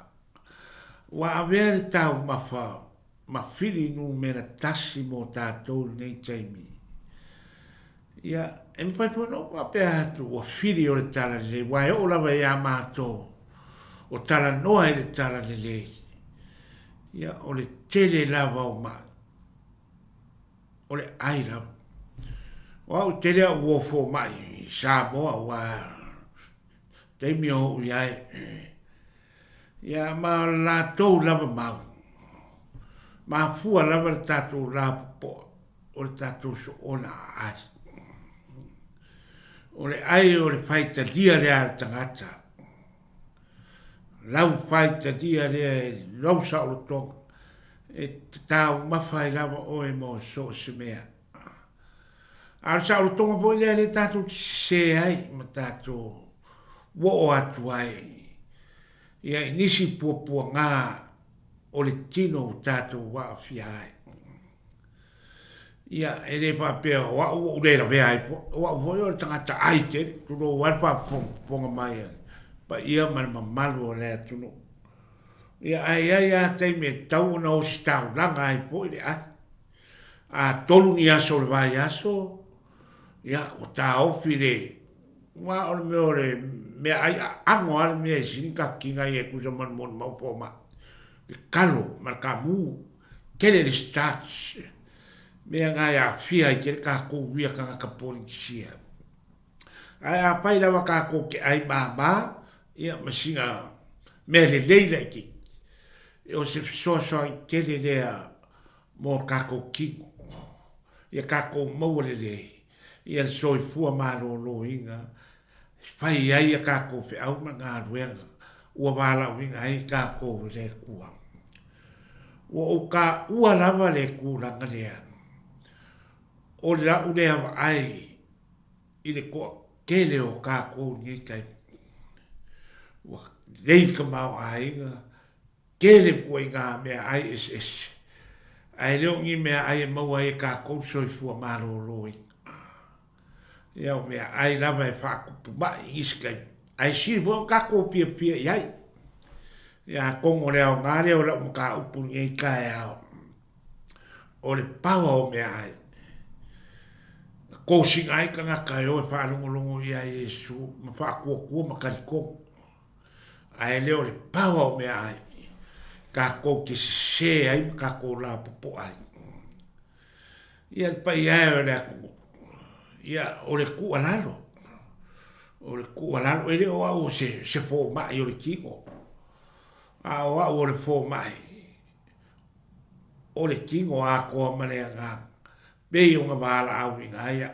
Bei o ngā wāla au i ngā ia. Mā kou ero kā kou ni o Yesu. Vai, e umanga papanga e Yesu ka ngaka. I mea ai whaarea ngā ngā e alanga i a ngā o ngā pa ia. Ko e papanga i mea ai whaare kingo. ia koe whapanga po i le ola ma le malosi. Koe au mai fo i ma le kamau a inga i so se mea e kua i ai ka ko. E ese le kao. Ese le kao.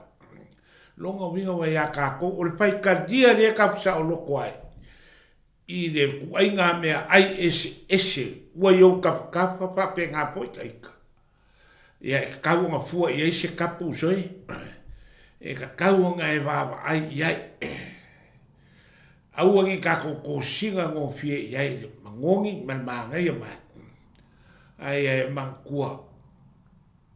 O le mea ai lawa. Ke mawai maros. Ai le o le mea ai. E whakupo i mai a ke oe.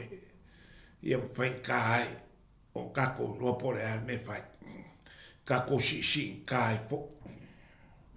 Io e sao. Le kako mka upu. Nge yasu. E iai le kaimi e. E iai le manga o mea ai. Ma pawa ai le mea ai. Ia e mese kaka pu e pule lima vare e mea ai. Ma kangaka ngā o mea ai. Io e. E le mpaiang si se ia mau upu. Al kako ua kungu. Ai ka ua ngei whaupunga uma. Ma ngei kai kongunga. Ma ngei awa onga. Pea whai kako kia ngā i sa oa ia awa onga alo kako ri. Ia makau whai. E kuku mai o kako kafa. Mea e ka ua mo kako. Sa ungi a Yesu. E a mai le kuai ngā mea ai olo e finga ngalo iai uso. Po o le mapau whau. Po o le tingo. Po o le aga. O le kuai. Nga te whaia whai longa ki kere. Ia mō kako umai nge yolang. Ia e mamori aku lau whaapikai kere. I leo whaafongo le kako wakungu. Ia mai le moku runga e o lawa le moku sauke mai umam whai whaarunga mai. Ia i le wha soa e ngei kai au. Ia o ngā lawa le mō rio le awa. Ia whaapeo kako maua pea. Kau mapa whaarea nganga mai rea kaimi. E ala leo ma le lako au nganga māngai. Ma ka ua. Ia whai o kua kuai. Ma oka malawa o kako wakungu. I mea o kou pāpā au ai. Ia manguia sa moa. Kako iai. I le laka aku ku kongo. Spururua e nge yasu. Ia mamori aku po i lo soi pua sa moa. Ia i le afi. Mor whai ungo nge yasu. La kako whai u karu. Ia mako la ngonga pea. Le fia e whaapikai e ro mako wadi i Yesu. Mea umalawa we whaia. Mō mako ngā solonga o soi puanga ma leo langa. I kapa ese.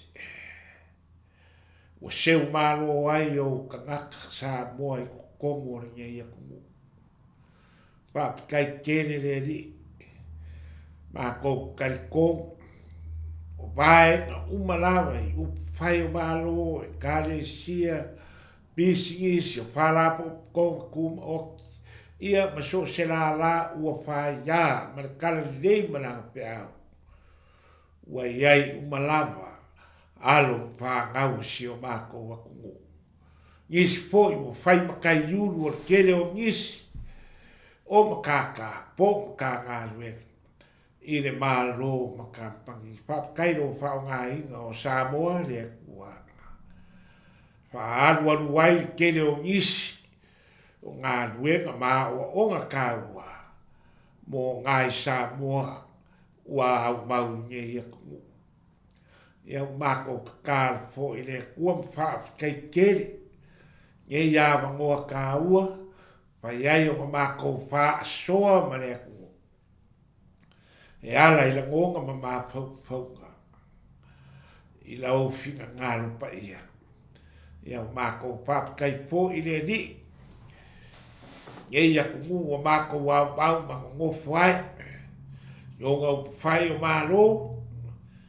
Ia iai lawa ko a māti e le kua ia e la ko. Mākou kakara po I mō Samoa, o ngau whai o mālo ngei vai kau. Ia le e whakasiak, ia pia me, kāpingeka, mare pāre menge a koa. Ia whai o manako soalau pure. Ko e maua se ko a mātia o lo mākou wakungu.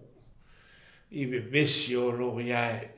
Ia I po le ao mākou mālo, ma sui el pongo sui kōpia, ia whapea pāre menge mare akungu a koa. Mākou mākua fo I le di ia le larolangi me besi. Mākou karikongu le akua I lo walofa.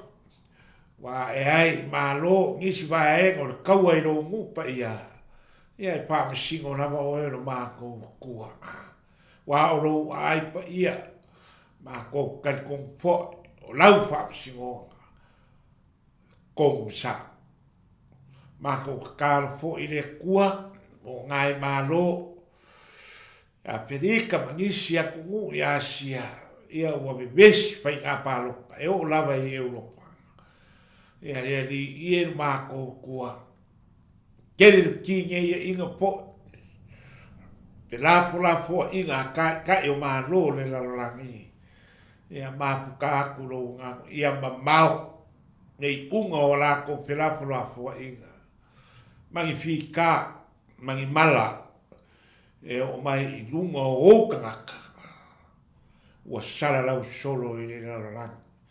Ia whamanguia le kai uru, ia ma le au kau, a le o pisa whasara lau ngei, ia lako maua pea le maa losi, kingo ma le maa pau whaasiri lea ngā, whaakingo ai a lako whiau, wāle whaafoponga a ngā alu māko wakungu, uau mau I ngiu sira ngei.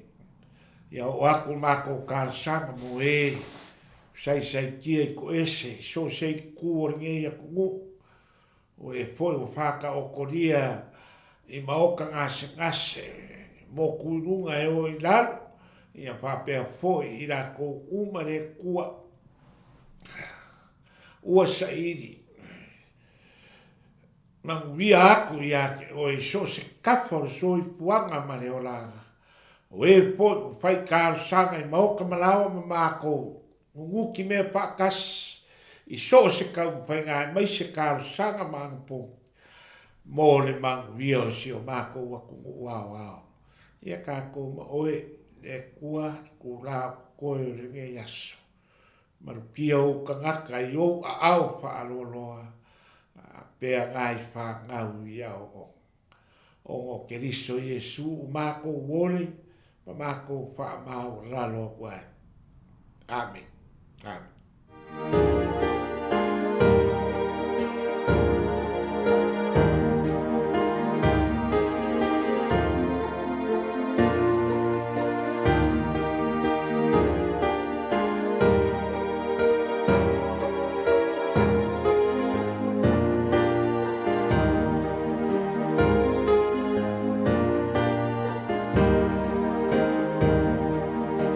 Mama,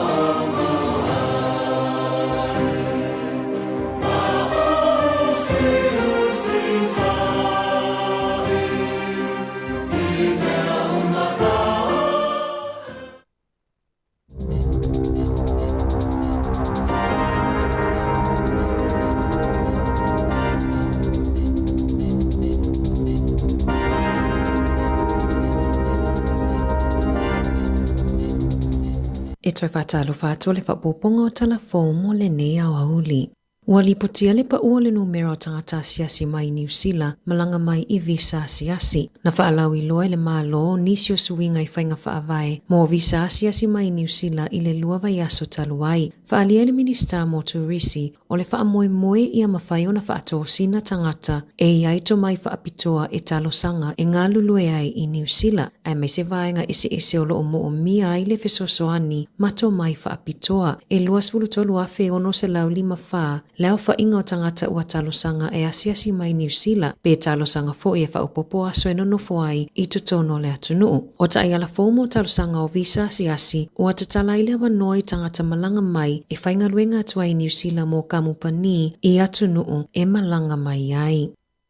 Olo o lawa lunga I whelaflafo inga I le palemene I le aso, le mata upu I le whaamavaenga a le polisili o le te whātuora, whepule ai maji apa, le asa whaamavae mai le tofinga I le vai aso taluai, a o toi whaamasina o lana kone karate, na mulimuli whaalawi loa le whaamavaenga a whepule ai, ini na I aso talua na whaia se tustusinga le komisina o le soifua malolo ina Lester Levy, I lunga o le newspaper o le Post, e whaapea e mo o mia se polisili e ngalue maalosi, ma whaatau ina ngaluenga, o le vainga whaupu whaia le leiba na whinau e whaia se whelaflafo inga e winga I lea mata upu ma fisilingia le tau aveina o tiu te whai a le soifua malolo ina. Whinau ina le leiba o Dr. Jones ma whepulea ai maji apa o nisi o tofinga maua lulunga ua wha amavae ai walangalanga manatu o nolo o mauti noa o tiu te mato mai nei o lo o mo o mia te le New Zealand. Olo o mauti noa le toa tele o le awatama mai ma le au whaito whao le soifua malolo ina ua ngai au se tālia mō ngā luenga. Na tua ia le leipa le whainga malo I le o le waainga ma le langolango ina o tangata whainga luenga peitai. Na ta ua e Todd Stevenson o le Act. La tau te tua ia le leipa o na o le tele o fesuia inga I le taimi o le COVID na mama whainga luenga a whipulea ai e ui na tuina a toa I ailo na malosi ma le tomai. Ua molia se ali I le wha o maliwi le tina matua ono sfulu tausanga le ana mawalo na tino maliwi lo na whale I Lake Hawea I le aso valua mati lua whelua wha. Na wha ilo mai leo I le tai awana leila ua molia le ali I lana soli tula fono ma o le aso o lo fua e tula ia iluma le wha masinonga wha itu malo a Queenstown bei ona lipotia le Radio New Zealand I le aso. O lo ta pena le kainga ora, e vaava ai e whaamalo siata I ala mai a inga mō tangata ino nofo ai tālafu, pe o lo tuai le tutongi no whale nofo mau tutongi ale mālo. Ia whesuia inga o lo whaatala no aina, ua lipotia o le asolo ia le afa ai tālafu, o na o lo whaamawina o le isi le mafua anga o le whaatuputupula ia o le tuai ma le misi o le tutongi ina o rents. Whaalia le pulesili o le kainga ora Matt Crockett, ua pa u ai tālafu o whale nofo mau tutongi o le nei tausanga. Pa u mai le se fulu ono tesi ma le tasi miliona tāla, mai le luas fulu tasi tesi ma le ono miliona tāla na ia Januari I le tausanga taluai. O le a ngā lulue wha atasi le matanga luenga matangata nofo mau tutongi, o lo whea ngai ma whaafita au li tau tupe, e a laiona le ngā whatia le tutongi no rents. O lo malamalama fo I le matanga luenga I le taunga tau le soifuanga wai ai nei, ua mafua I le toa tele o a inga ua le ngā whatia le tutongi no fale. I aia inga fōu, o le a le toi whaatali le matanga luenga se ilonga ua silia ma le se fululua vai aso, e tua I ai le tutongi no fale nofo mau tutongi. Ai o le a whaafeso o taisa o le a inga I le taimi mua e misi ai le peimeni. E tusa ma le tolupa sene o tangata nofo mau tutongi I fale le kainga ora, o lo ono nofo ai tālafu, I le silia ma le se fululua vai aso o rents e le tutongia. E wha se fulua fele ai tālafu pito I te leo lo o iai, a se tasi o a inga nofo mau tutongi. O isi vaenga o Yesuinga, o le a wha titi ai tālafu a inga, o le a mata o na toi tongi atu a lato ai tālafu. O lona winga I se whata ita inga, e mawhaiona wha maangalo le valu tesi ma le tolu miliona tāla, mai le se fuluono miliona tāla, pe a waweona fiso o tai atu mawhai se mali lienga, e a mata tongi ai tālafu. I le amatanga mai o le wha mai o le COVID-19 fuluiva, e le imuli ta ia e le kainga ora ta ia la mai le malo, e tulilo ai nai tangata na misi le tutongi no rent. O na le manatu I vai taimi whaingata o le mawhai o na whainga luenga wha apea le nofo popole I le vai taimi a o titele le wha mai.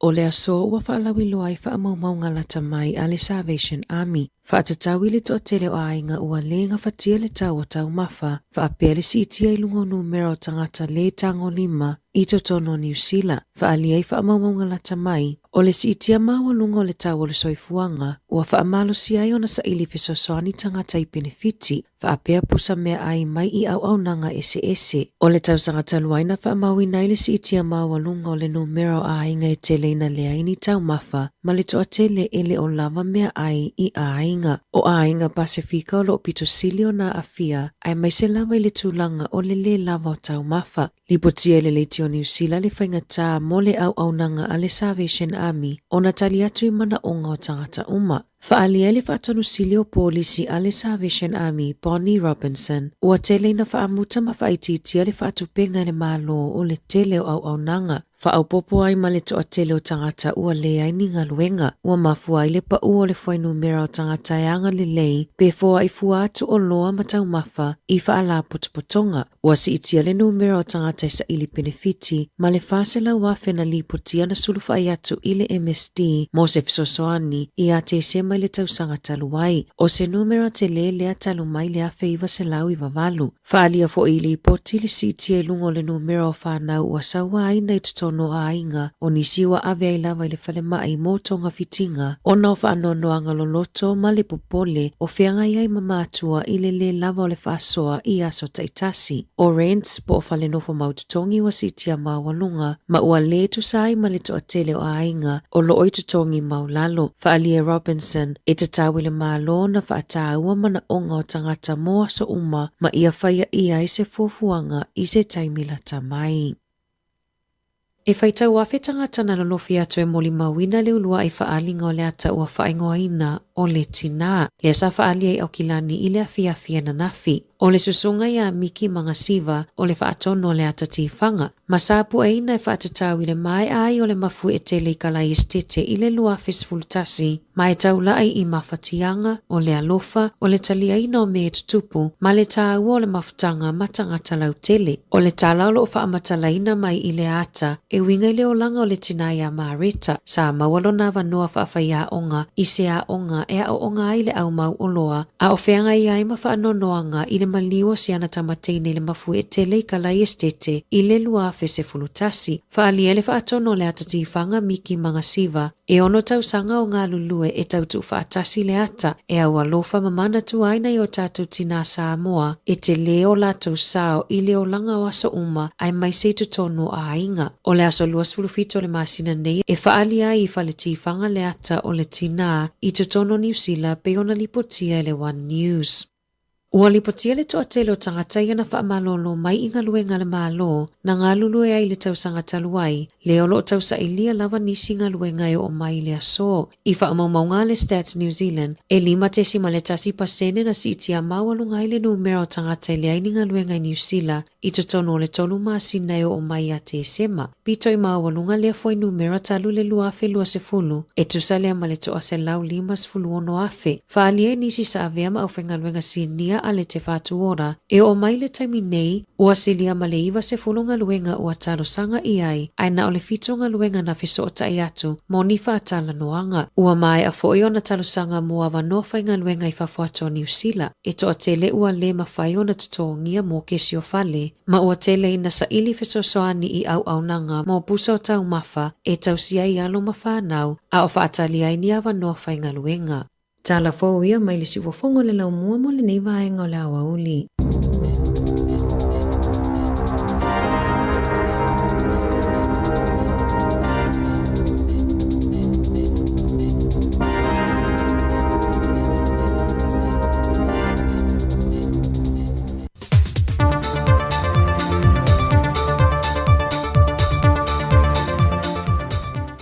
Tātou te tau whai whaatai whaatasi leanga le leo le tualan tu singalo tu se fuama leola, e na o tātou le mai le isi whaopoponga tātou telefoni meo te tūpusi o tātou tanu i Samoa, mo leo ngā tutono nei vai aso.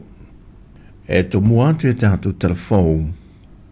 O te tala ma mtalia aloa i al porkalame o le whaatonu whalau mo le tapu ina o langa a mātou whanau, mo le nei tau sanga, mo le se fulu tau sanga, le nā mata mai le lua afe lua sifun ma le wha, e wha mai a e le lua afe tolu sifun ma le wha.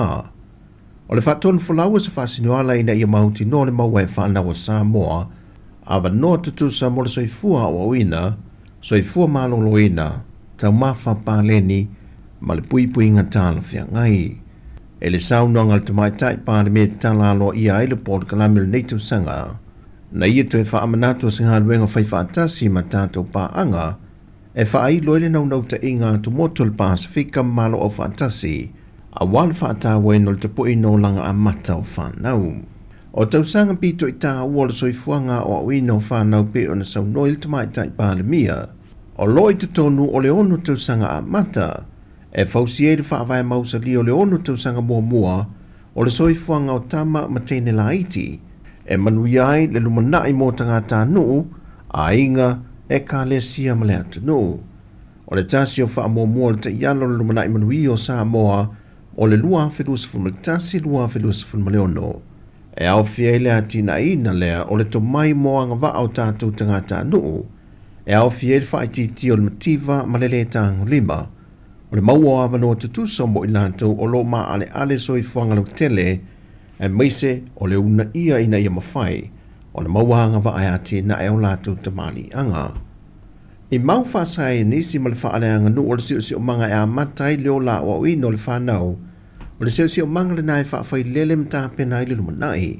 E wha maumaunga, o le 1% o le atina e no le mawhau o le tamai titi ma le tēnei titi, e tupu i te tono le 5 tausanga mo molo na soifua, o le teimi le leile mo le au ino alo mo whanau, au le i o atu i le isi la asanga tā ua taua o onga. Mai sue suenga mai le toa whao whanau wa atua le whātou sanga le mātutua, e nā o le tasi o le orestala ia onga a matai le atu nuu. E to tele whanau e le o le leile tau singai mea ai pāleni, ma e le o maua hawa noa e o ina i le amatanga le soifuanga, ma le maafutanga tā le whengai ma mātua, ai maise mai le se lau lua sa whamaleono a onga a matau orestala i nei Samoa, e nā o le tolu lava o ngā amata o loo whaamari e ina ta pula au sia, mo le o hinau whanau. Ma o tuape whaalo le malo sa mo o loo whaamawina moa o ngā amata, e le a toa le tasi le pasene. O le porkalamele nei mo le balu masina, wa whatupe na le whaalapu putonga le UNICEF, e le tau a whae e tolu se lawon sifruafe tala sa moa. E whatupe nai tangata e yaito mai whaaputo e ngā lulue mafio anga, e tui nātu iele fisoswani tāla whiangai, mo le whātupe no le Port Kalame, mo le masino mele tau sangale nei, o le atari malo e le malo sa mo le whontanga taitai o le Pasifika, a waltapu e no leulanga a matau whanau, ma o le nei whontanga, o le a avelu tātou malo masui taitai whono, o lea komiti whaaptoa le Pasifika. O se whaitau o mōre mawina ntanga luenga o leo ma le tine mū, e le ngata o le tele o whaawelawe tau ta vale lua o le tele, ma o mawai soifua, o whaawelawe tau la au malosi, e wa whapena fo de saputo mōta malawa e whaatama ia e awhi, e o maili te minei o maua fo ile mafua anga, o le whaatama ia le awhi o se tasi o mōta i le awhi o anga o vaiva se tai, e ui sa waweane le fisoswani a le vaenga le ufui mū, e le ima whai o na whaasau i nai le vaenga tele o le whale, ma whaatama ia o maile telo mea o ngā. Whai loe tano vasa, e le i aise isi na i le whale le te mintu lai mai ele whaafi tauli, i le lanta i li tu lai se fulu le tau le aso tō nai. Pei tai sa ma whai o na whaasau ina pisi nisi sa lata ne iai. O se tasi foi o whaavelawe whaapentu lai mai le moto tele i sa la whai, na whaatama ia i foi se moto se a inga. Ma o se putu mai o ia whaalawe to e whaamanatu mai e tanu wasa le atano. Ina ia siaki mea whaitinu alu le wila, o ngā umu, o a fitusi e ono ta a aloai whanau. E o foi tuli namu, ina ia siaki le lei, a o lei tu ua maota malawa, ai a ngai mo ngā ruenga, po ni fua whanga foi whale ainga le tau langa. Mai whaalawe tau mu, e le iei soi fua na mau wai.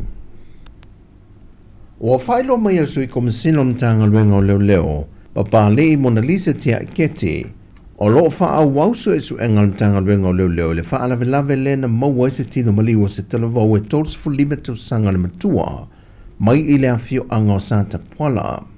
Ai vaenga mo muhulsu e su enga mtanga luenga, na wha mawina i e lua vai aso sa i lia le talavau e lona ainga, Muliane maualo na tino maliu, peitai ele o yeni manu anga o maawelo na tino, mai masalumia mtanga luenga leo, e iai ne whaatinonga whaasol tula fono, na fuayo na umalo na ola. Mai watapa ai mtanga luenga leo se tautonga whaapitoa, e sa ilia ai le mafua anga.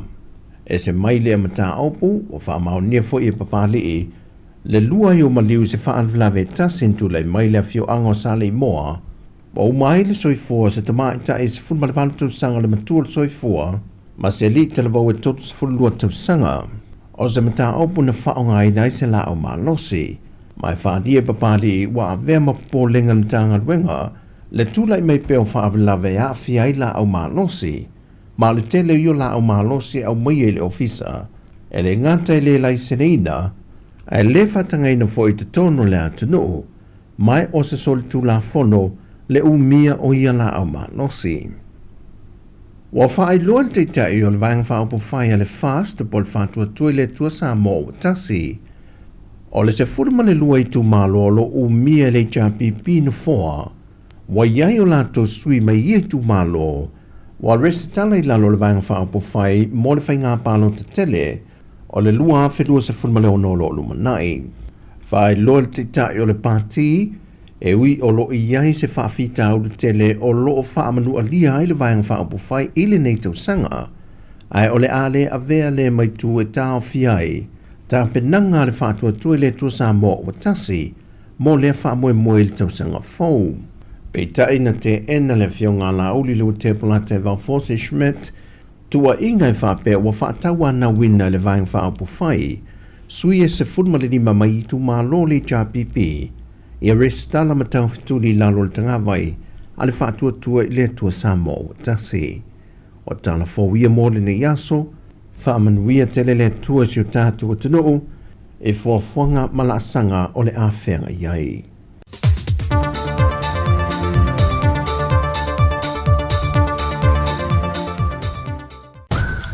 Talofa, si ufufonga o le lau mua.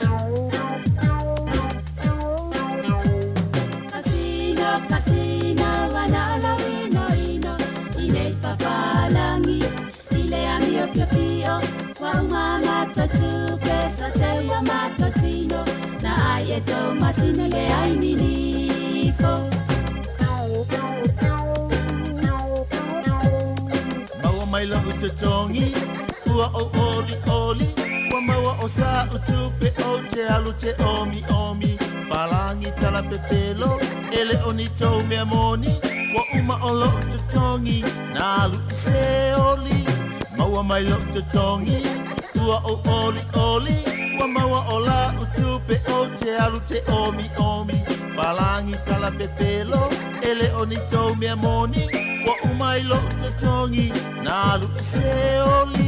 Casino, casino, wana ola ino ino, inei papalangi, ile amio pio wa umama totu pesa te yo matotino, na ai e to masini le ai ninifo.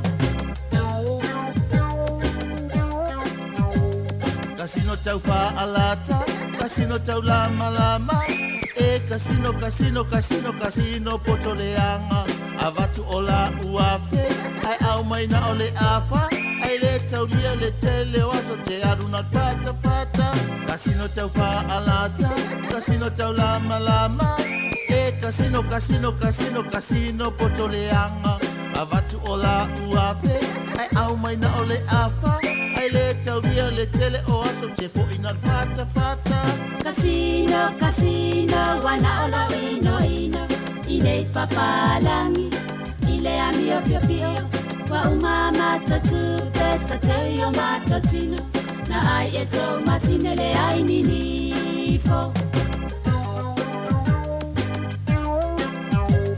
Casino fa apau pau, casino le tu ina nau, valea ia ile mafa fautina ola ufanau, te lo fa se watari, o sia ma pepe la titi, na no ke le ka paka ai au eva male masini kasino pa apau pau kasino le tukina nau palea i ai le mafau faultina ola upanau te lofa se watali i o sia ma pepela titi na no ke le ta avale ai au eva male masini kasino kasino wana olo ino ino inei pakalangi ile amio pio pio wa uma matotu pesa te yo matotino na ai eto masine le ai ninifo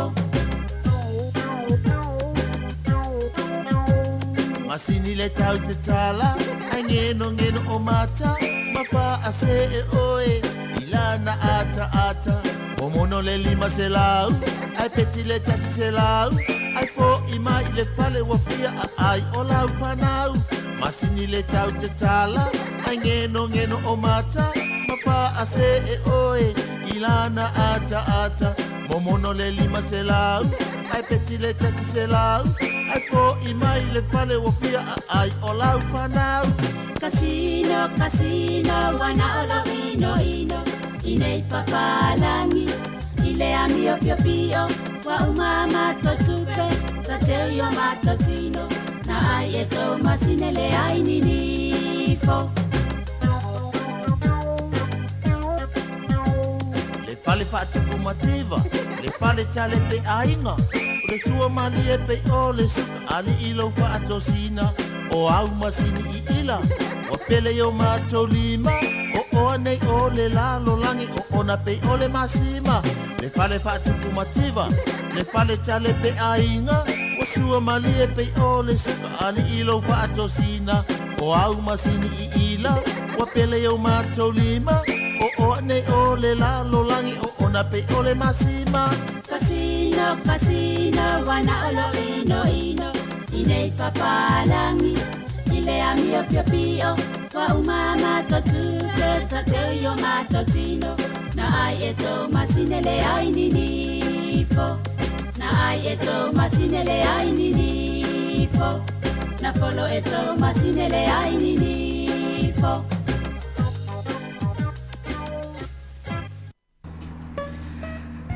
Ia ua sawaran mani tātou taimi Samoa o lea ua lua sifulima minima te o te ai le tūlai sifulima le lua. Ia marana o sa o tō whaafonga mai le toi awina ato o tātou telefou mai Samoa. Ia whaapefo ia tātou tala mai lau whanua i tono au jero nei pe o na ngā lulua ato ai le wasenga o telefou. Ia male tātou pē so le nāwhato a atu. O le masini, ia o masini fo i aso nei, wa e masini wa tau tatala. Ia wa e fo i masini wa le tau tatala mai ai ngeno mata. Ole, o wha upunga na o le pese, le ana whato a umatu nei, ai paua masini, leo te tau iloa, le ta atele a le taimi nei, ai mai se le taimi nei, vai, o le masini ta mea le nai pa o mai, masini ta mea nai pa o mai, wale o mai nai le susulu le la, ia malo lava e la tolo whengai, ia mai ia fo i tiu te ta ua, le whaama maina o maota malawa, ia ai mai se lava o tō whanga, ia ma le whainga o tātou tanga lava, i masini a oe nai pa o mai, masini le leila le nai le alo i se tupe. Ia ma le se masini, o le masini lo le la au sui, na holo pa o mai ala au sui a tina, i le suinga fo olona la e a wale tau sala o le nei fo i a wiki eno le alo atu iai ia ma le suinga fo i o siona ofo e cha ai fo i le whai unga le weekend ai toi wha whailoa i whaatalo whaatu i le whaafonga anga si o tātou atinu upele ia malo le whalau, malo le pale o le aso fiale nei so toi titilo atu apole i o le aso sfuluma le lua le nei aso sfulma le lua Februari o le aso lulu o le o ngā tutono o le vai aso o se aso mātanga o fie le sulumana ia mai o le la o le vai aso lo na fitu ia au whapena o na wha se fuluma le toro ia yaso o le whaulanga o le nefo i tausanga ia malo le pale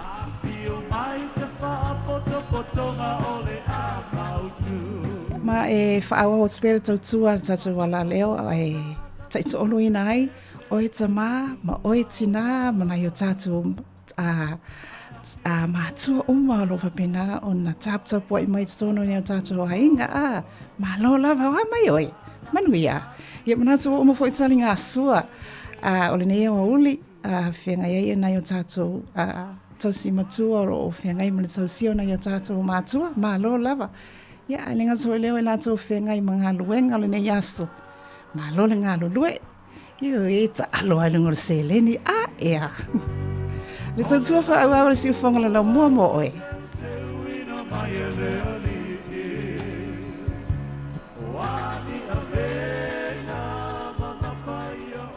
O le au mai file mo la ro tātou musika lea wha mole mole. Ai se itoi au inatuna ia tātou whasisilanga ia. Mole marutelo si o tātou nuu nei Wellington. O le whasisilanga mua mua. E whaatulo watu ia. Oi toi whaatulo watu. O le whasisilanga o le fono. Whasisilanga o le fono. E whaatulo watu lau whaafufonga anga Samoa. Ai o le nei whasisilanga e whaasino tonu i alo mwhanau o tapa au ma sale lolonga i Wellington ma ona nuutua oi. Whapea fo ini o mātou paolo mātou te malu ai. Sasu mai, awhiwhio mai, maliu mai, matala a au mai. O le awhaira tātou whono o le nei māsina i lasto o nai, se 15 o Februari, lua o lua 5, e whaamole atu e yesi mata upu tā ua, e fia maua i aiso o tō finangalo.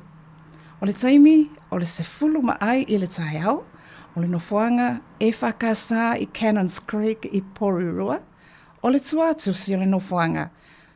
Tasi, po le selau se ma le tasi, Castor Crescent i Porirua. E whamanatu atu o tātou la fonga, a le mea hua lea, whamanatu o tātou la fonga, whamoe le finangalo a lofa o le atua, e tai atu i ailo o tau soifua, ma so mātou wola i le nā so tau poina. Ia manu e tele whi au o whenga iai, a iai se isi a tūlanga i fia malama iai a tili.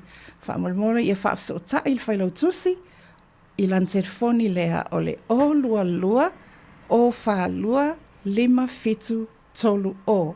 O lua lua, o wha lua, 5 fitu tolu o. Ma le anganga wha alo lava whaaftai, sainia lea i le laulau o le maafutanga, o ala mawhanau o tapa au, masale lolonga, i Wellington. Ia le tātou whaasinsilanga nā mo le tātou whono, aso se 15 o Februari.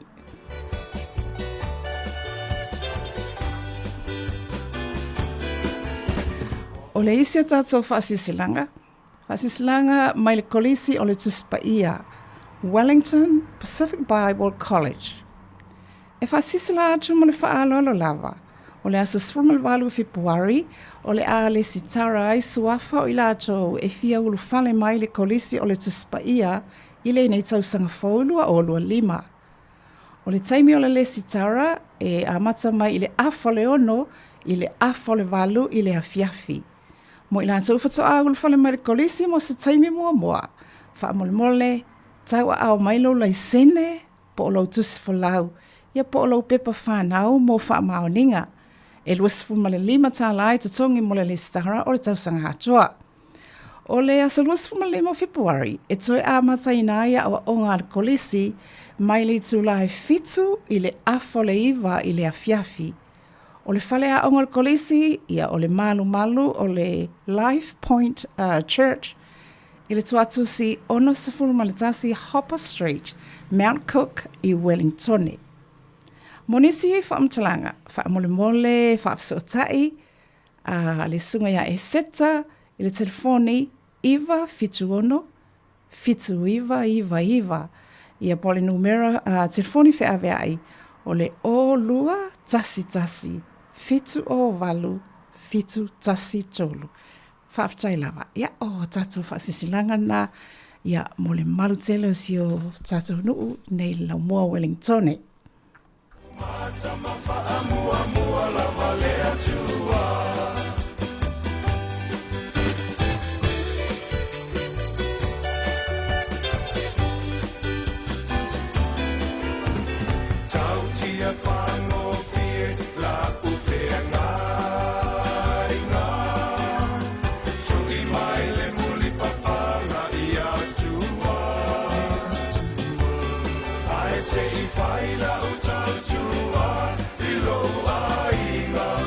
tupua Ae walu fo ia I tae no mali e toa Le manu Samoa lea Samoa uaea Tupulanga umau Samoa Tau tua na lau tau tua Upula o mata mawha mua mua lava lea tua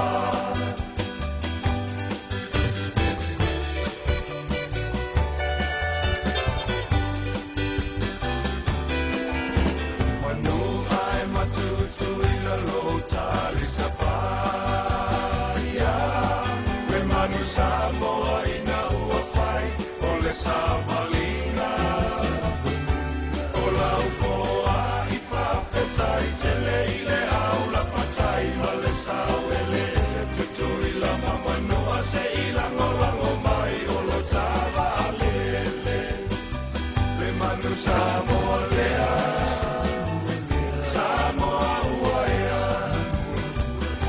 Tupulanga umau Samoa Tau tua na lau tau tua Upula o mata mawha amua mua lava lea tua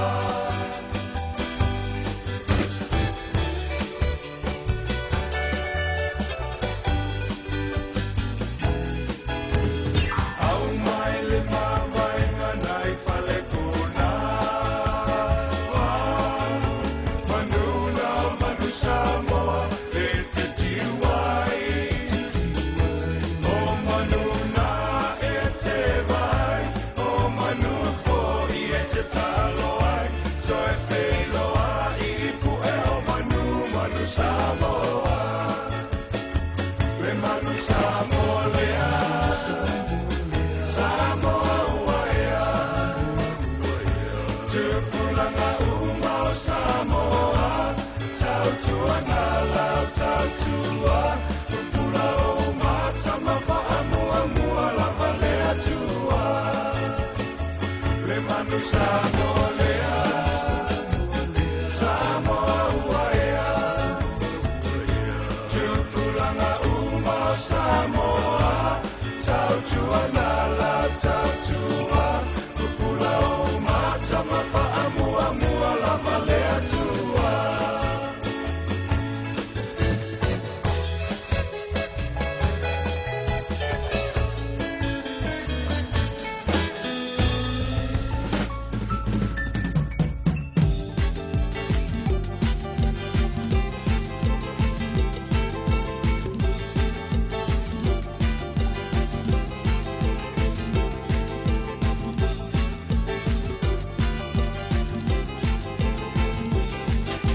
Afufonga le aufia I le nei tula O te pese ma wha amatala Le whata o toa le wha aula Le matai le alu malama Mala au iana au ona Le matai uatu uatu O tahalini o latou le ma E fua fua I le tangata I le mea na te mawhaia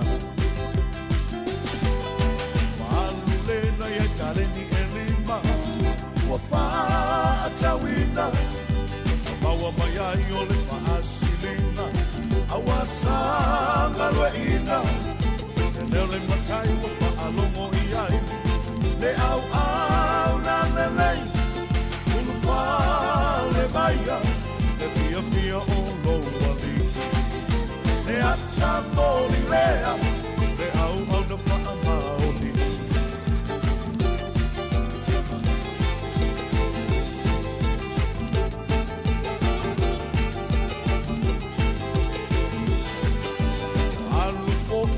Iai le lua Pan whaatua tua Whaata watu malona loto Tale lua toe whaa popo Leo le matai wa whaa lomo iai Le au au na lele Ulu whaa le maia Le fia fia o lo matai Le ata moni lea O lo toke le abesea Alu le taxi ua whaake poto ona le nofo waia ele mananai o le ario leo le matai wa whaalongo iai le au na leanga o whapolo i una le bomi salo no poanga le tau whai tangi a wehe le maoni polo i una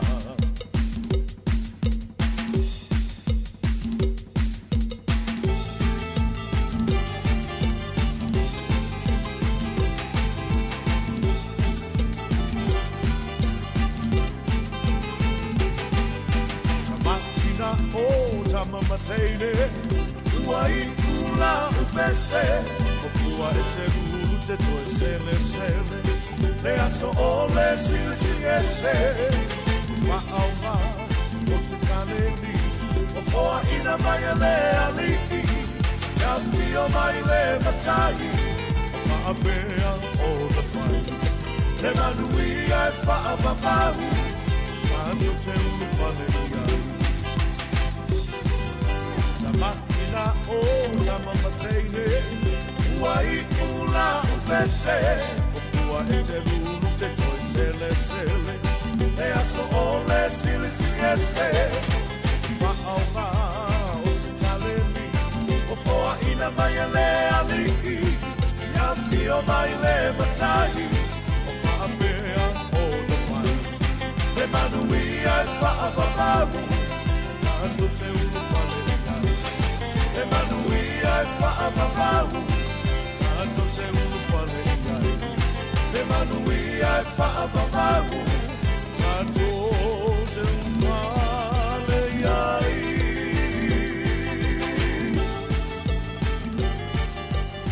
I malo e whaafang mai pe Samoa i a tātou musika sui whiwhiloi o whaafifianga newa a Oauli tai to olo ina i fo i lau sunga ia o whianga e oi mau tiute mau whaiva ili nei fo iaso ia e watu wha malo mo ngā luenga oma la tōla o whianga i mga luenga li nei a Oauli ia watu wha malo mo le whaafitai ai fia watu fo i le whaatalofa ia mo le atu lo whaanga mo i la tau lava mo tātou pa anga na olo o whaafungfonga mai lunga le Bena Tswailangi le tātou app lunga le apio fōlinga ia whaapea fo le YouTube na olo e mai mō mai ai whaafsai lava le lango ina o le tautua a le siufonga o le laumua ia mo i latou fo na olo pa o mai le tio taiminei olo whaafonga mai lunga le ala leo tasi o ono tesi ma le tasi whaatalo whaatu le tātou por kalame i ni fo yaso ia malo lava manatu lo malo li ipea le whaafonga anga na i o tātou tamamatina mātutua mai tutono o tātou ainga taito tasi. O le whaatalofa i o tātou paanga masani lo whaafonga mai a tunu mamao fia lava le tāwhal ke lope lo e mai mō mai ai mai e whaafonga mai le sautua whaatalofa hatu marififia tele ia te oe. I le ngasa fo i o le tafa o New Zealand ei talofa lava. Se sunga sole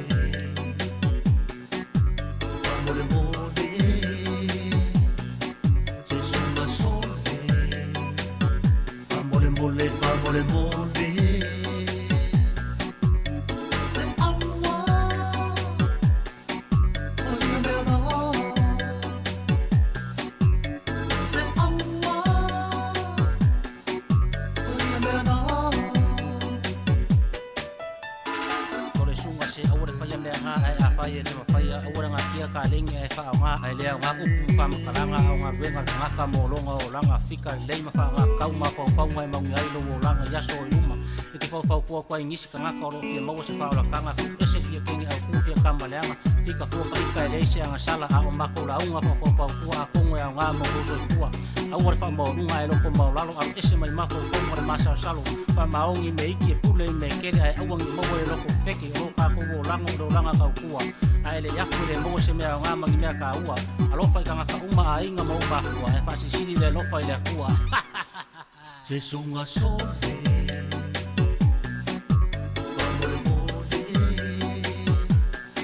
se sunga sole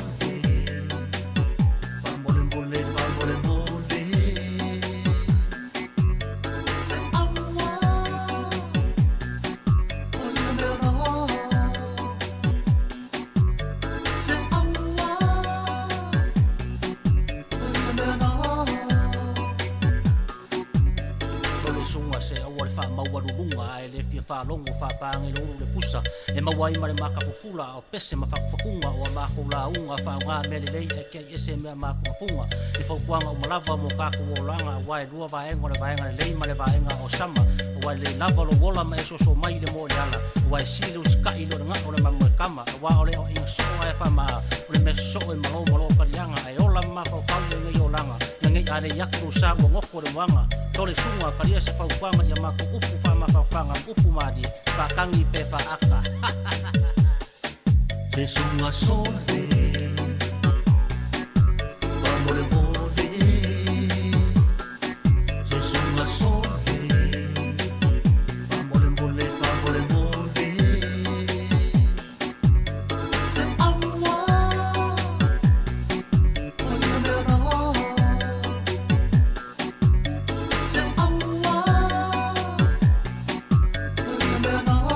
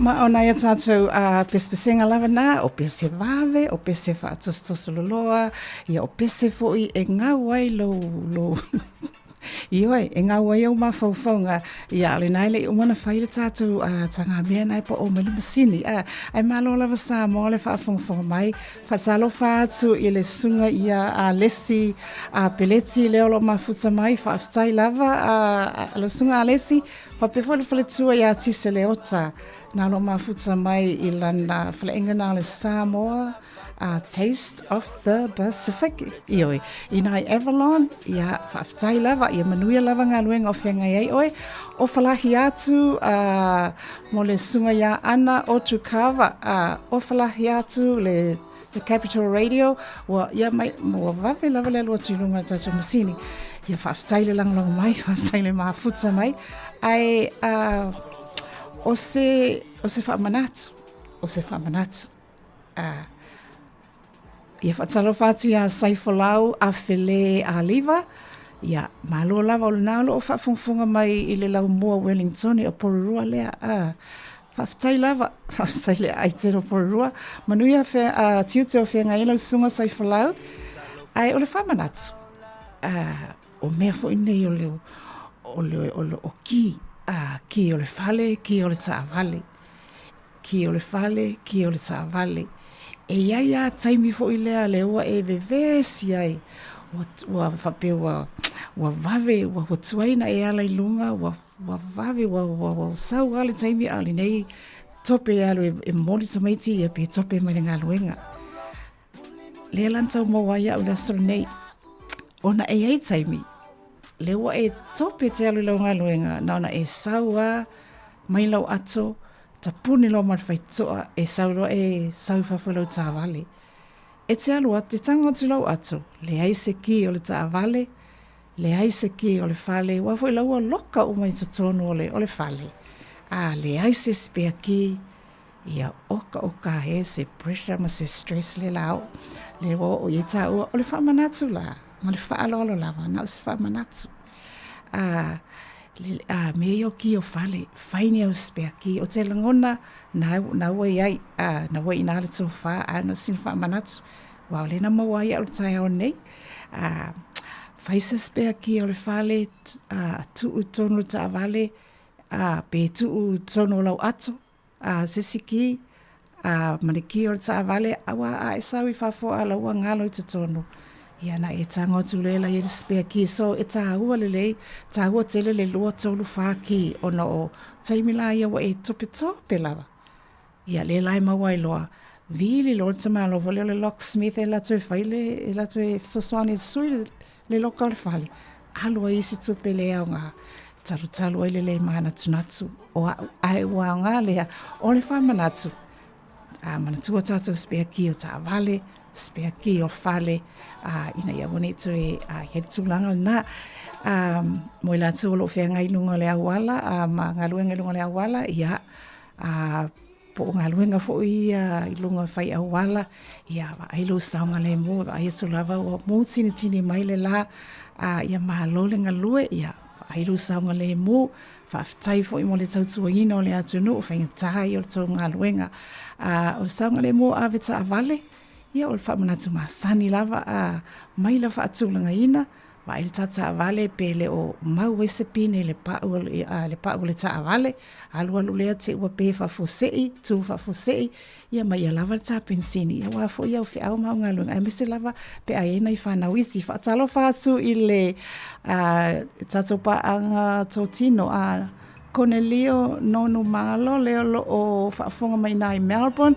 whaafitai lava le mafuta mai, alo whatai le atu, ia mo o tau nalo o lala i nāne nā fo i tū le lalangi Melbourne. Ai, whaafonga mai pēr tātou musika, o tau valumina uti ona tā leo le tūlai tasi, tātou mafuta pēr se ia tā le tūlai lua, ia o nā whaamuta fo i leo le tau tua i lungo le tātou frequency. Sweet, sweet lady of Waiho, sitting by the highway, selling her papaya, green and ripe banana.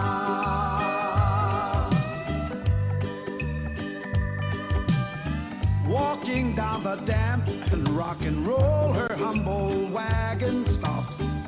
She watched the sun peeks through the valley skies, smiles and wipes her sweat up from her brow, continue moves on and starts her journey through the highway rising sun. And she would sing, sweet, sweet lady of Waiole, sitting by the highway, selling her papaya, the green and ripe banana.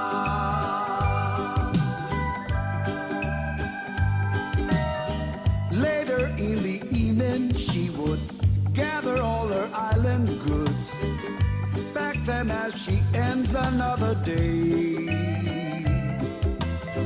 Carefree, she makes her way beside the mountain streams as she sings an island chant of long ago. And she would sing, now sweet, sweet lady of Waiole, sitting by the highway, selling her papaya,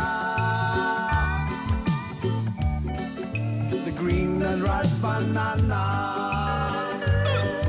Sweet, sweet lady of Waiole, sitting by the highway, selling her papaya, the green and ripe banana. Everybody sing sweet, sweet lady of Waiole, sitting by the highway, selling her papaya.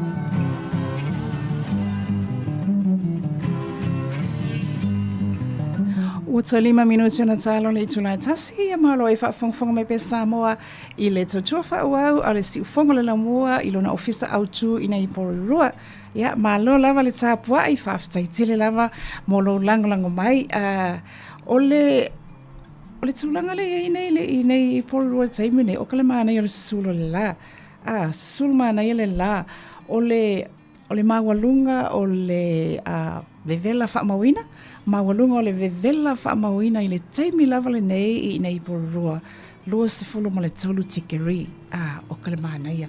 Lua sefulu tolu tikeri. Ia lo angiangi maalia mai furi savili au mai se ea malu. Se ea malu. Ia mo tātou. Maana ia fule na. Ai o amai oi le naitu o le lalolangi o lo e au mawai.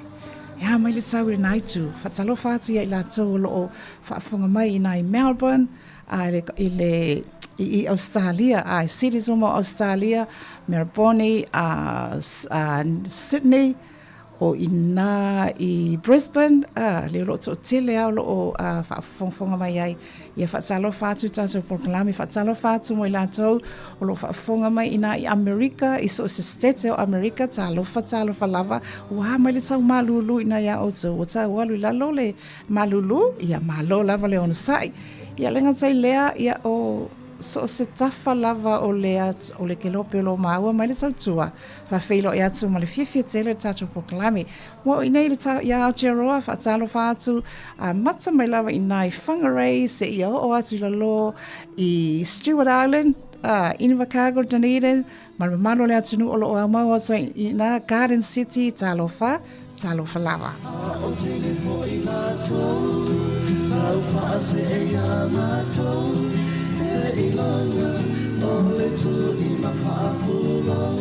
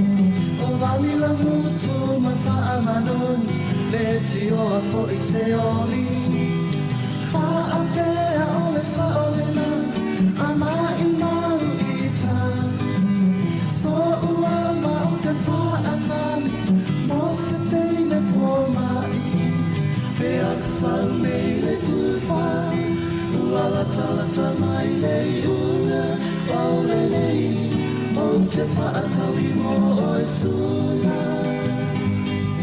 ole nei o te fa a tali mo o e suna ole nei o te fa a tali mo o e suna.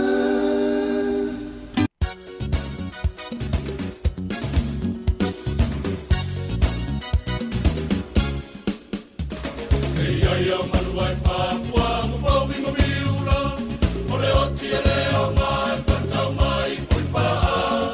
Whanga ia manu e tau tino atu le whai moa u, kai ao le o sone la, ai le whame o masai le ala. Matai sau se e mahai, I lo ke pianga sa tualasi, le tolo ke pinga tau le sami, le kurapi o petu o le langi.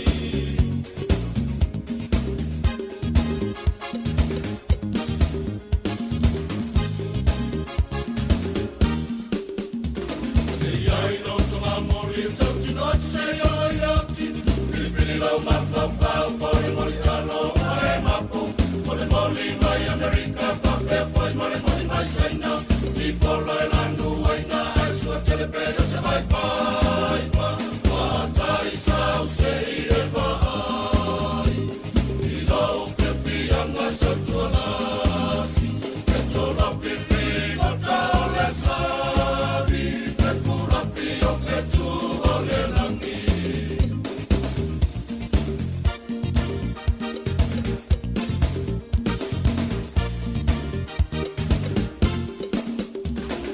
Pilo mampo pau se bali bali ana e taukan, na petala no lawa mai le la vela vai sama, se bali le mo kuka se na uia sama uma, ai ai se na mari e tapanga pa pe ma fi, matai sau se e vai, I lau ke pianga sa tualasi, e tola pipi wa tau le sabi, e kurapi o petu o le langi.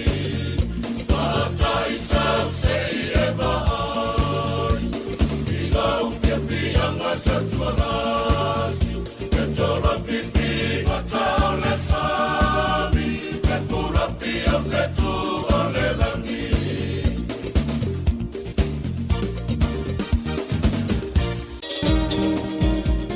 Ia ma o pespesenga na malkolisi a vele ta mole motolu ia e vai foi ia foi ole nei foi a tautua ia fa pena ona e fa fonga mai a it's tona lo maota malo lawa e manatua ai foi le nei taimi le fa malo ma le fa afta ya tu I matua u malava mo ta penanga ta pena ina ona I alo mfanau I le watu ya lato wa onga e le whaingo fie le usupo e whaile lato me ai le lunch o le breakfast ia ona o sofo le ta vale ma momoli le onga a e le whaingo fie e ser whainga ta ai whai mai fo le tala e o ona I le amatanga a ona tinga ina a le sua malie I o le taunu unga sumalie o le taunu unga na le a fua mai a le a onga si walo I taimi fo I la fai ai le selenga ia ona o lo tinga ina malo no ia ia wale ta penanga o fana mo a malo matua fa ftai tele lava fa pena fo ina fa malo atu I fai a onga ia li ima sama ita I fai a onga fenga tala tonga luenga o le o ina o ina o fana o le atunu a le ile pese fo ile ala onga fai a onga a waina popoto ai au tau whanau malo lava le ia li ima sama ita I fai a onga a fenga mo tātou whanau a onga whengata fo I o tau ngā luenga nai whai. It's really hard. Le tau walo ina o lo waa, le tau mawhainga o le aonga, I lo walo e eisi le poto, o samo le poto, I so se whale aonga, Ia pau ale le tala le tātou por kalami ma le whaamalosi au te whaavai. Au te whaavai e tau alo lo waa a ia manui a te lea o tau waonga i le amatalia o le nei fo i tau sanga. Ia, ai pespesa tupea le tamo le motole.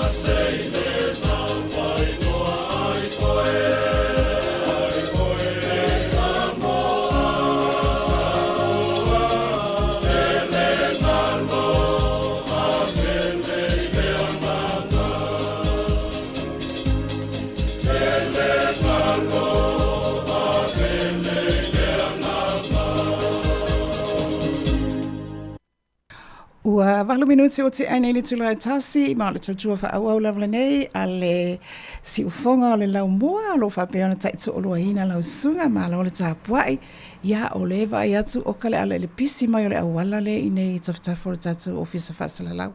A o ta avale o atu ma ta avale o a ili sipito, o te lilo po le ale me le pisi e polo rua nei taimi a ia e wha malo a le lapata inga, a wa ai lo saunga le mu, ia ma ai ia maila fa atulanga ina le lopo yese fa fifianga o I waitangi roa mo le na le watu ata vale sauta vale mana ia ole o se fa malo sir tato por kalame le se fa malo si fona le ale o se foilea fa yese mea o se tulanga fo le na le o fa manu alia ai lo fina ngalo po ua se turanga o whaafatu ulu lo mawhau o tau oso ai lo tau itali fo ia awa uli mana ia le sulo le la ia ole tu alalo ai ale tatu por kalami tu alalo masani ia awani avele se ma me mama failo mafau awani avele se ma me mama failo mafau I enjoy le ma nei o le nei aso le la a fai fo I wa so ya wa tau so ai lunga lo wita tele ia ona o lea e fai singa vela o le la le nei o uli ai ma nei lo sa vali fo nale just take a walk ioi pe a fai wo tau tolo ai alo wita ioi ai esele mana yo le aso le li o le tai se le mana yo le la ia o si you know fa malo si oni avele se ma failo ma fa au fo nga le yaso ia fa peona fa manui atu angalele atu ia ufufuanga ma ufa moenga o tato ia ile nei aso lulu o le onga tatonu o le vai aso ia le teimia ia o le usa vali mai ua 10 minute o te aile tasi o le halu fo ia o le aso o le atua o kalevave o le alu al masina ia o le fo ua aso sfolulua e umalo fo le nei fai ungo le vai aso ia uma foi Februari la tau ia a se e mai lo ma kolisi maulunga le fifi se musika mo oi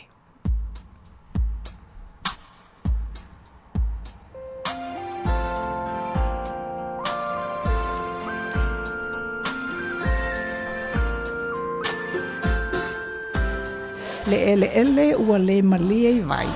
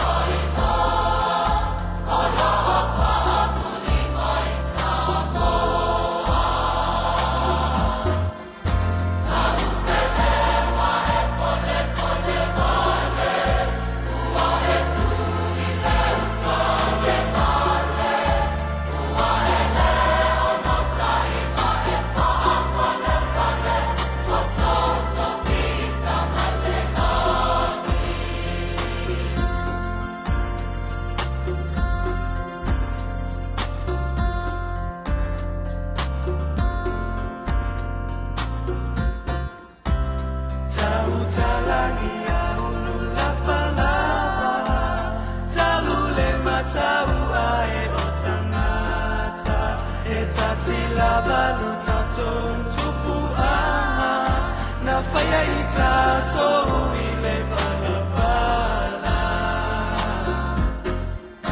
Ka upele wa e pole pole vale, ua e sui le utale vale, ua e leo no saima e wha pale pale, o soto fita mai le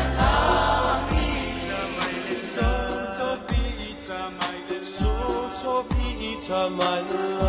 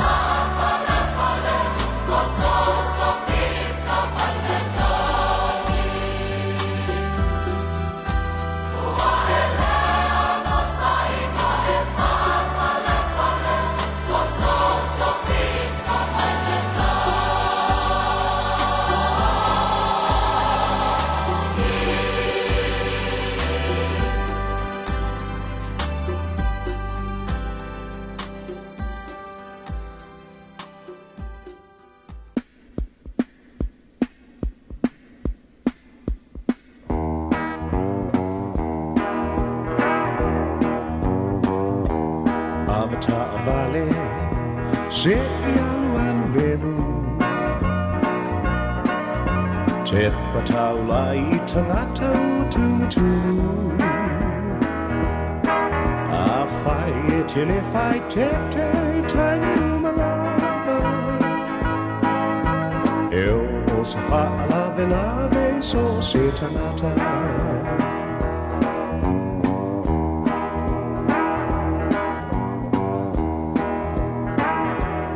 Avata vale, awale sono fiti vale. Le forma umile nawano foyo talane. Vai le iluma wale talano. E moane foyo le attatulie le tamano. Avata vale. Se alu lemu O fautu ana mo oile uso ia mautu Tau si sulla fono ale mano Ele gatai sano nei fa per foio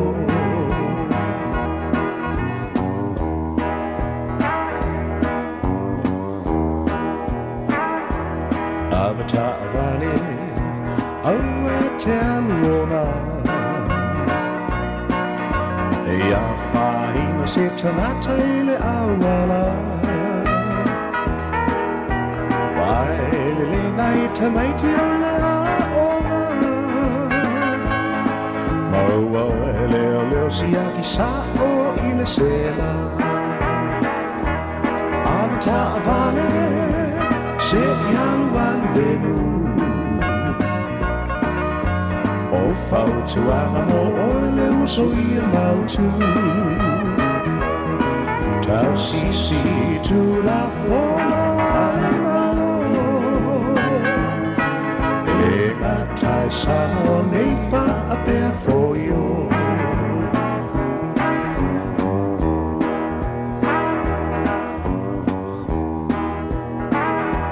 Avata vale, se aluan lemu Te pataula I te lata ua tutu te le whai te taimi o malava. E o se whaala de lawe iso o se tanata.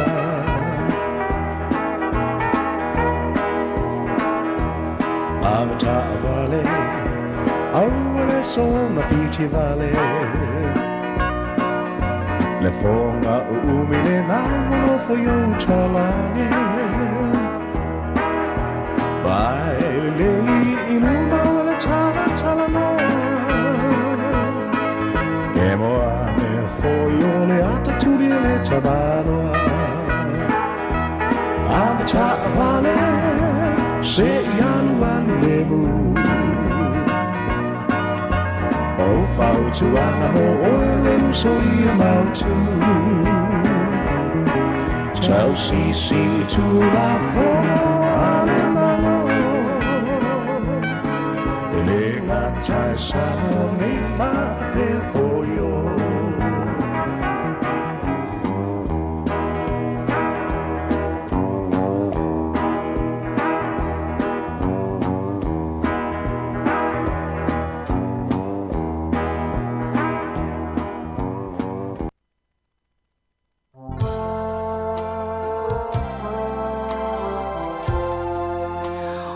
Was 4 minutes o te anele tula tasi malo e whakawhanga pe Samoa i tātou musika awina atu ia awa wholini vai ngole awa uli au whenga iai oi mau tiu te māsani ia ele ngasa fo i lea le whakawhanga anga mai tutono o mau tamalao ia matono lo whalwhenga luenga pese atu ia lio tuana i alofa moni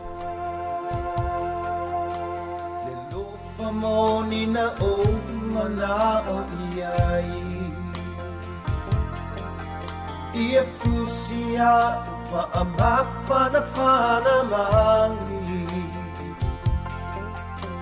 O ani whainga tamani puanga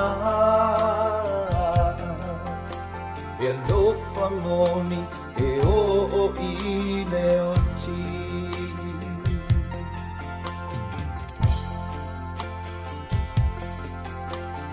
Pele e o oe le maataunga Safo i na mai i le atua Undo uona walangona le vai vangi Le lofa moni na o mana o iai Le lofa moni na o mana o iai Ua sola atu Ua mai vai le fatu Oi talo fai i le pele le mana mea Le lofa moni mo oe le umalea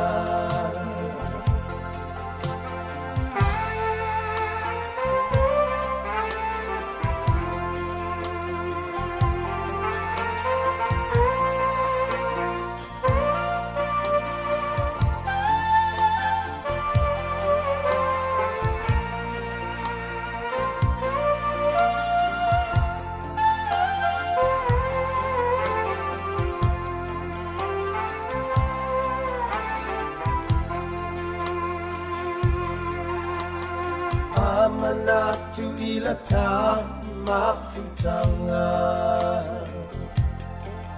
Safa anana iai ole anganga E malingi ai o uloi mata Na faa mahoni ile ando famoni Le lofa moni na o mana o iai Uan sola atu Ua vai ai le fatu Oi talo fai i le pele le mana mea Le lofa moni mo oele umalea Le lofa moni mo oele umalea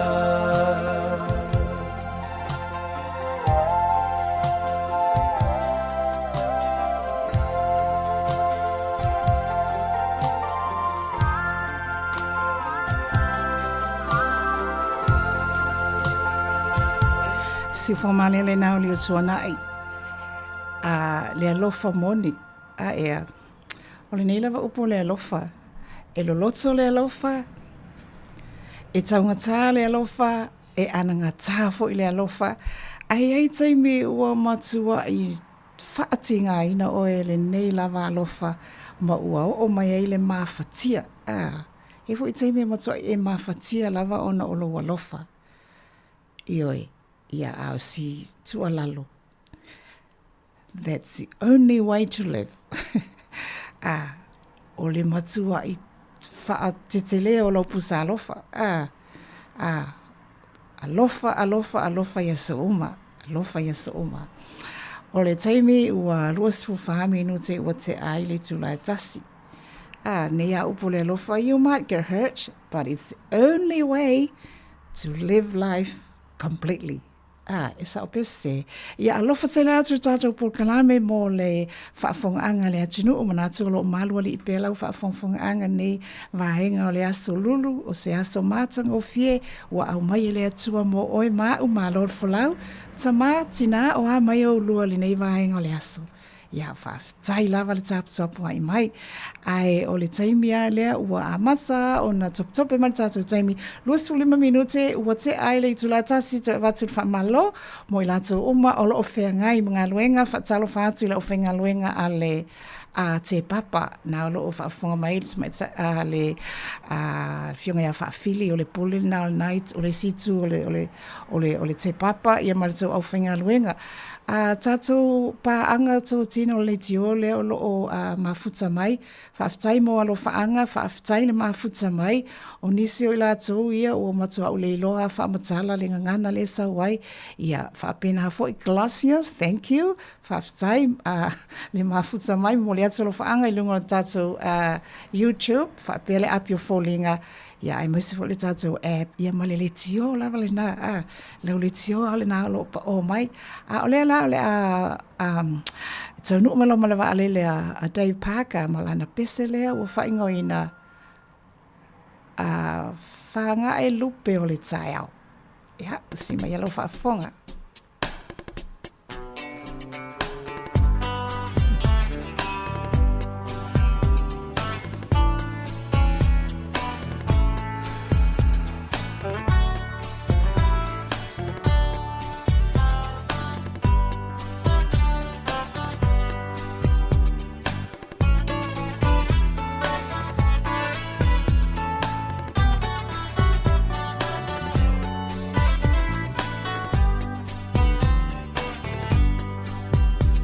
Anga e lupe o le taheo O tau sangi mai manu o le vave au Osoa e le fetu au Wala talata fo I inau E tau tala I le puanga ngana Longo ni I tia longo ina I hama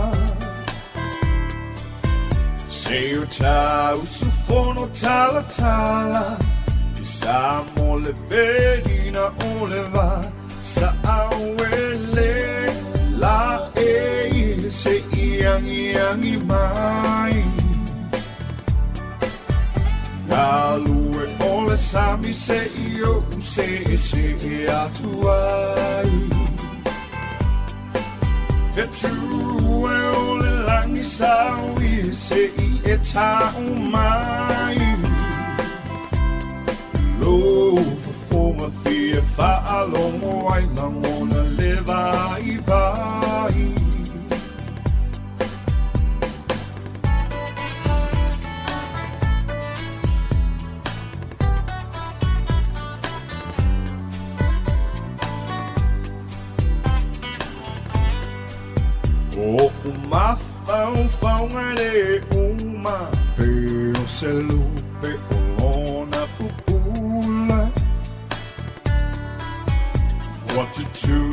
matu ilunga masulungi ayo Samoa uma lese una mata ina wale ai fo ise chelangi tila ne lupe mua se ifa amano sina I only believe awele la se yang mai Galue ole sami se io se asuai Fetu ole langi sawi se eta umai No for my fear follow I long wanna live I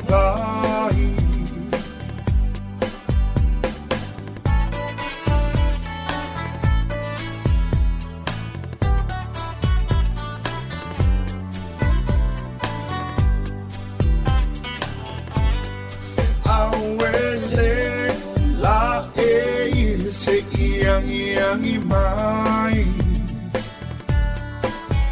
Galue ole sami se io se asuai Fetu ole langi sawi se eta umai No for my fear follow I long wanna live I Awele la se yang mai Galue ole sami se io se asuai Fetu ole langi sawi se eta umai No for my fear follow I long wanna live I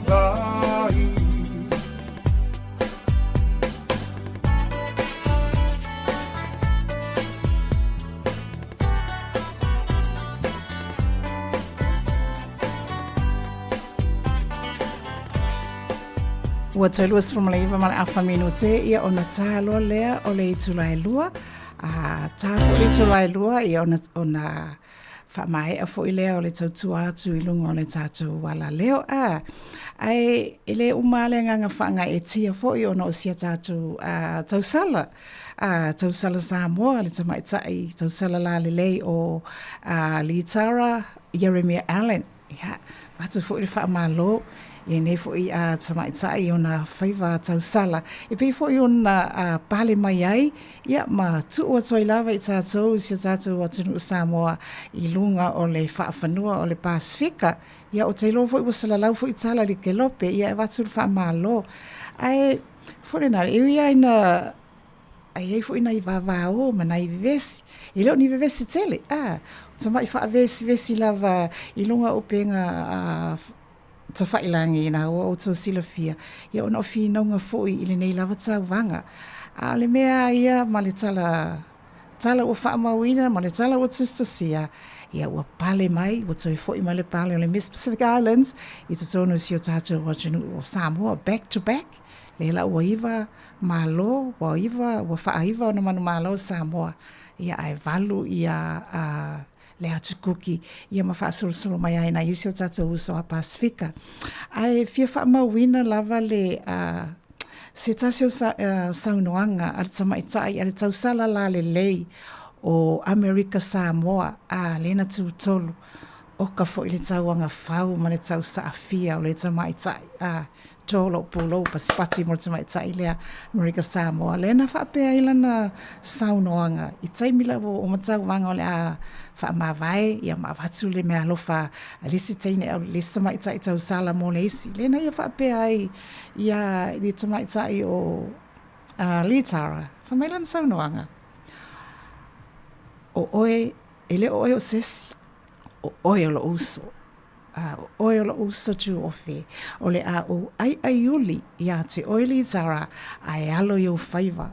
O puka le mānai o lea saunoanga wa salani ai le mauvevesi le na ilunga o le afo le ilunga o penga te whailangi.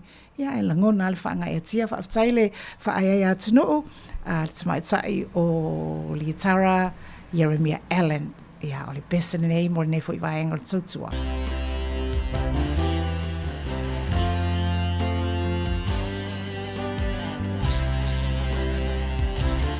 Te luas ruma leona minuti ona tā leo le July lua. Wau o le langi o te ngaso luai. O le mautonu i le malosi o le angi mai o le matangi. Ai petali mai e ui i so mana o. Vave mai se taimi la pele o se tali o la utatalo. Tu mai alone ma se io uina. Au mai alo tu e baile amoa. Au mai a o e pai o va amor moe. Wana lo ualo. Ia oe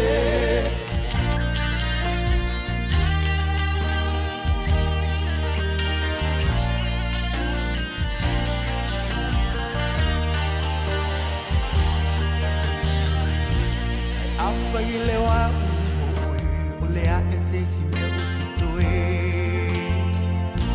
Apa i le o e moa u se a e o e sunga i o umanatu on myself, I utili yalu. On myself, tali la pele po tu mau pea ita iso manatu.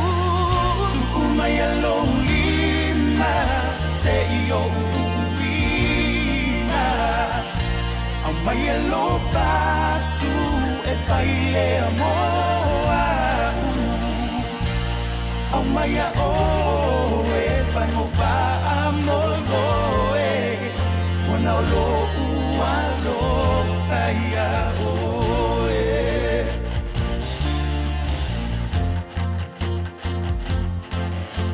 Pangale pai ngata Wa o iloa Ai le ai mase Sina te tau pia Te manu le maputanga la pele ne e tua Wa le mapai na tua e te alu Paina tana tua e te alu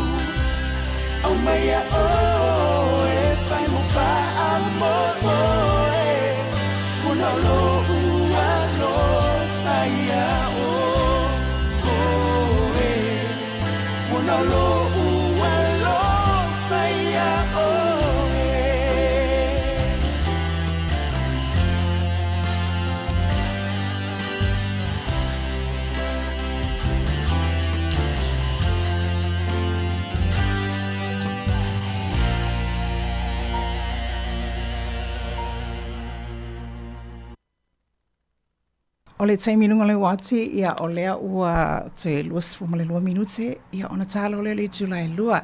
Ai usi mai alfa fonga o le ato e awina atua tato a whaasisilanga ia, a pe ona taunu mai le tato ofisa whasalau. O le whaasisilanga o le fono. E whaasilo atu lau whaafonga anga Samoa.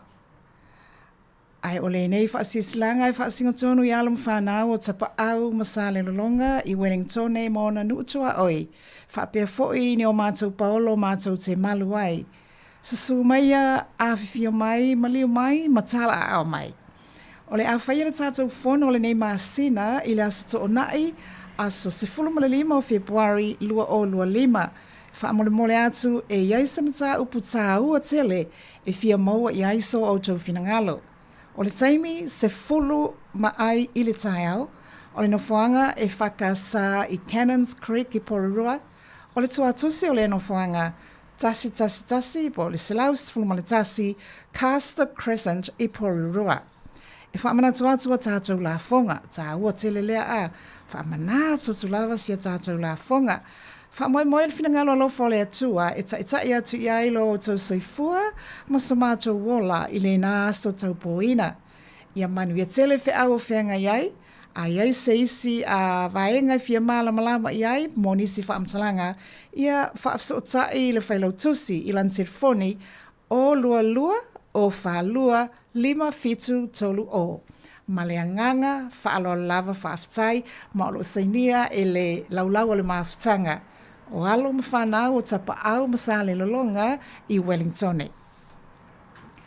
Malaysia tātou whaasalalonga nei whaamolmole o le whaasiasilanga mai le kolisi o le Tuspaia, Wellington Pacific Bible College.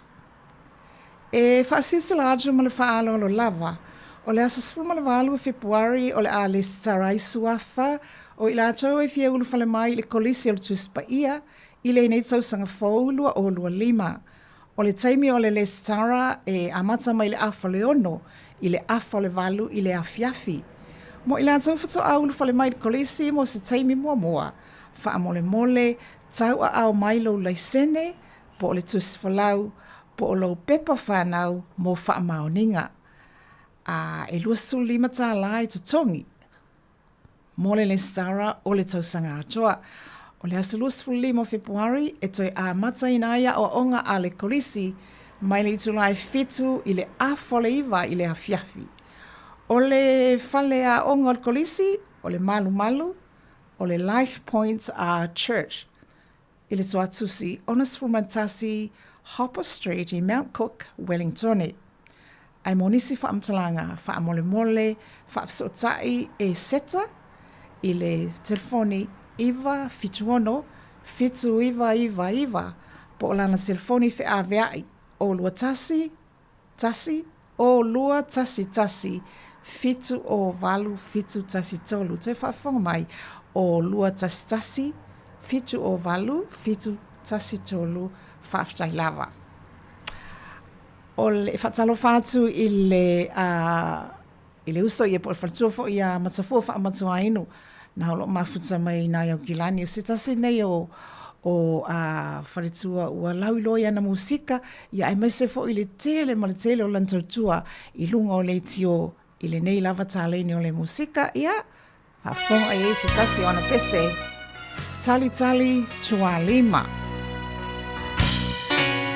Le sau e o le vao se i angi malu maia se ua to mai o te tali alo filima e fa amalu ai lo ulo to ua faina o wa ua tu si e se a ita o leo langa ua pehi o se malae e le lilo ai le ta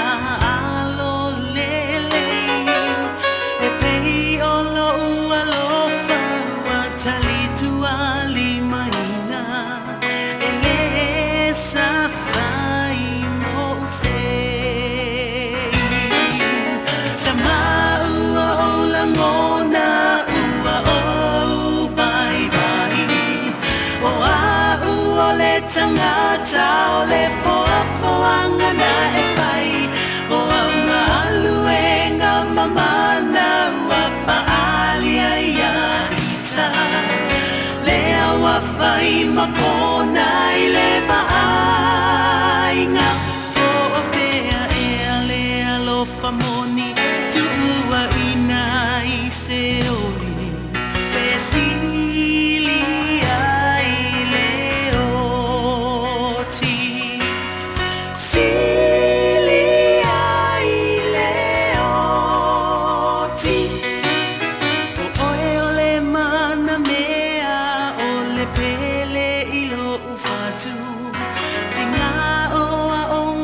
te whao malo I o umanatu O tala maupu whaiele I fo I ailo ualu atu Mala upu o a umo o e o e moa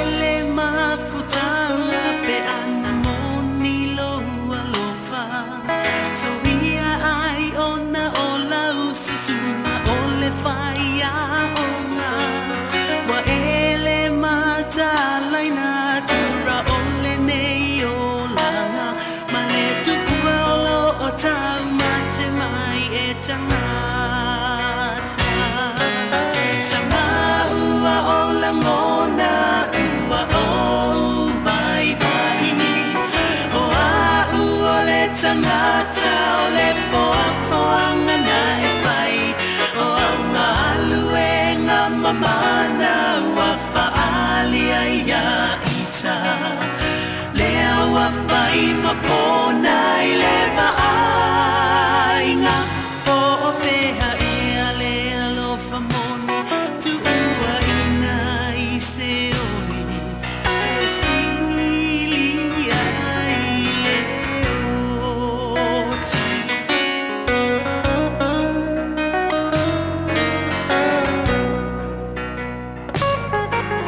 Le au soe o mai a mali e a whenoa vina ngalo O ni whesasi a inga wha mole mole ia mangalo Whai vai o alo ali I ua le tu u au lafo Alo whamana tua mai I ta isa utata Suia o ele Suia o ele uoia Lo whangia o ele a taimo mea taimo mea uma o o e lava o le lupe lava sale na ua e tu ua I te whaapo e te mana tua e te le mana tua lava solea La o Yesu, Yesu alofa I le sa whai mamana mea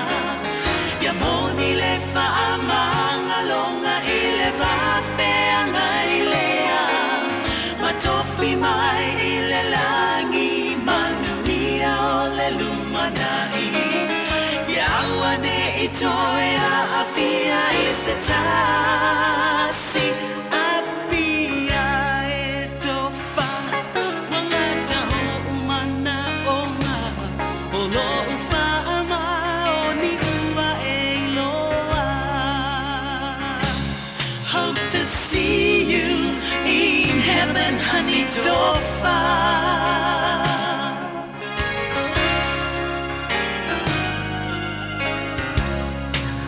Ua tausifuma tolu minuti ona salo le tulai lua I le sifo malia le na o le tawaitai I matafua wha amatua inu ai whaatalo whaatu tātou porkalame I le tinamatua ia asenati ia whaapea le tuua o le nai tu o le motu I saute alai tu mua poutoa tuua ma lola ma le mafuta mai whaatalo whaatu fo I le whiunga angalu ma le mana ma le whatua ia au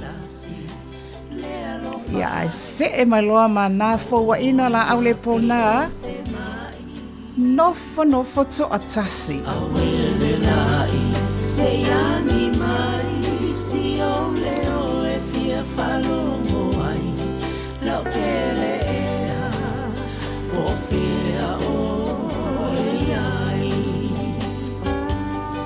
Lalangi pua o amale malulu, wasola le la, fasulu sulu, na yo falling ngai, wa mo watu. Ana ela, talata mai, sei fusia uma e fai mai, mai tupu ea, mosini oi ine vai.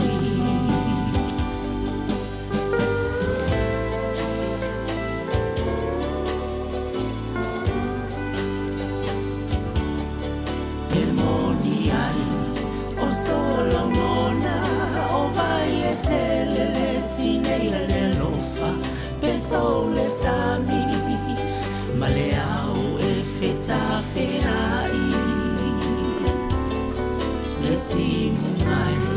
se ito mai wa o malala le fia inu mai fai mai a sautala o a upele ai lalangi po male malulu wa sola le la fasulu sulu na yo foli mai wa mo wa tu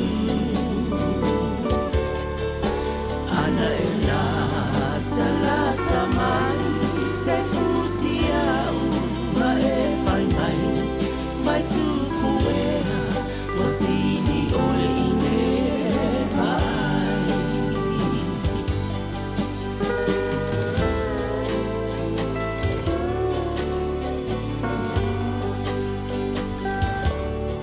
le masaninga a oe maita la pele le whangaloina o te te wina pea oe isi o ufatu o na paulava o si o tao langa o mea le lei ma mea le anga ua le sawai so o se tangata the world is cold, the world is gray. You turn the sunshine away. You never know how empty my arms again. Till once more you're close to me, as close as we can be. I'll be longing to hold you again.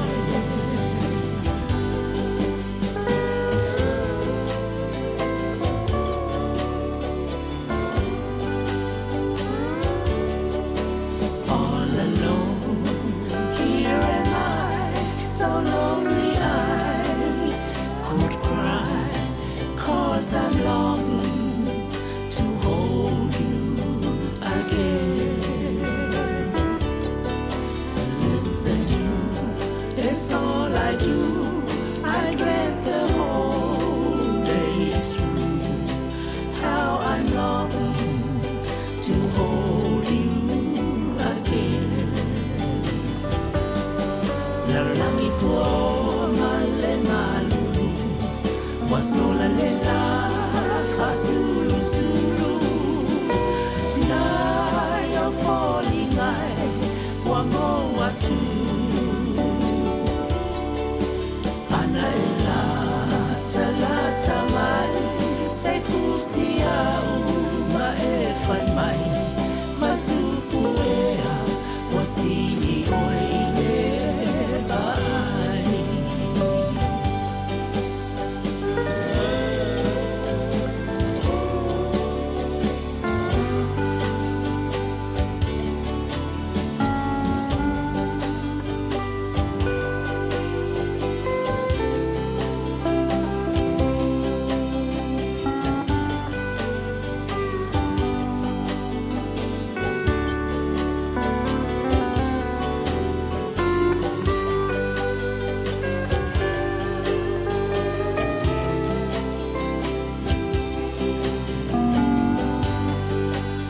Le si whakamali ele nā o le whalitua ia na whaua la au le pona king se tasi o whalitua wa lau I loa fo I le musika. Wasola le la fasulu sulu. Na yo falling ai, wa mo watu. Ana ela talata mai, se fusia uma e fai mai. Vai tu buea, wasini oe ine mai.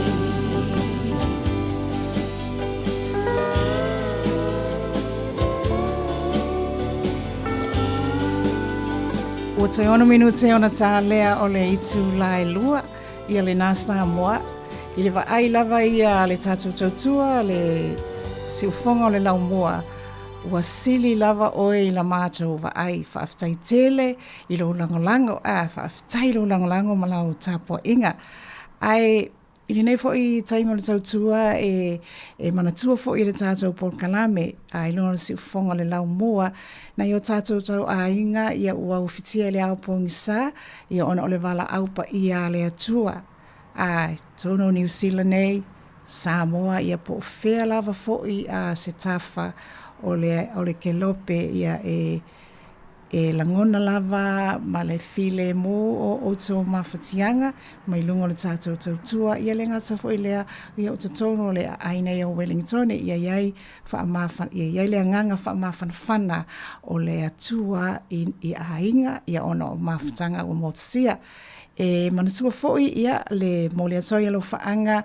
i na yo tātou tua asina e mai se lava i lātou o lo whiangai ma ngase o le tino o tutono a inga ma tutono o whale mai na ia tātou tamama tutua le ua tausia matua tausi tono a inga pe ona iai le tamamatua ia tau le au sumai whapea foi ia ufanga lilo songia paese o le tamama lolo ia ale palelei ia male tele lava o tātou mātua wale ua o tau suafa ia o lea o le a manatua atu o tau i le viinga nei o le atua. Ia, mawha umatua i foi le tautua a le tātou a la leo nei foi vaenga le aso.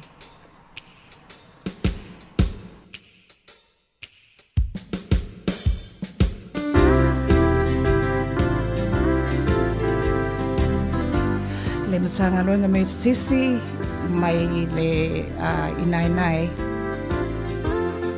Yesu o tutu atu lo ola ia matawalunga tuai le tautua i le nei vaenga le aso. Whaasoifo ia Samoa.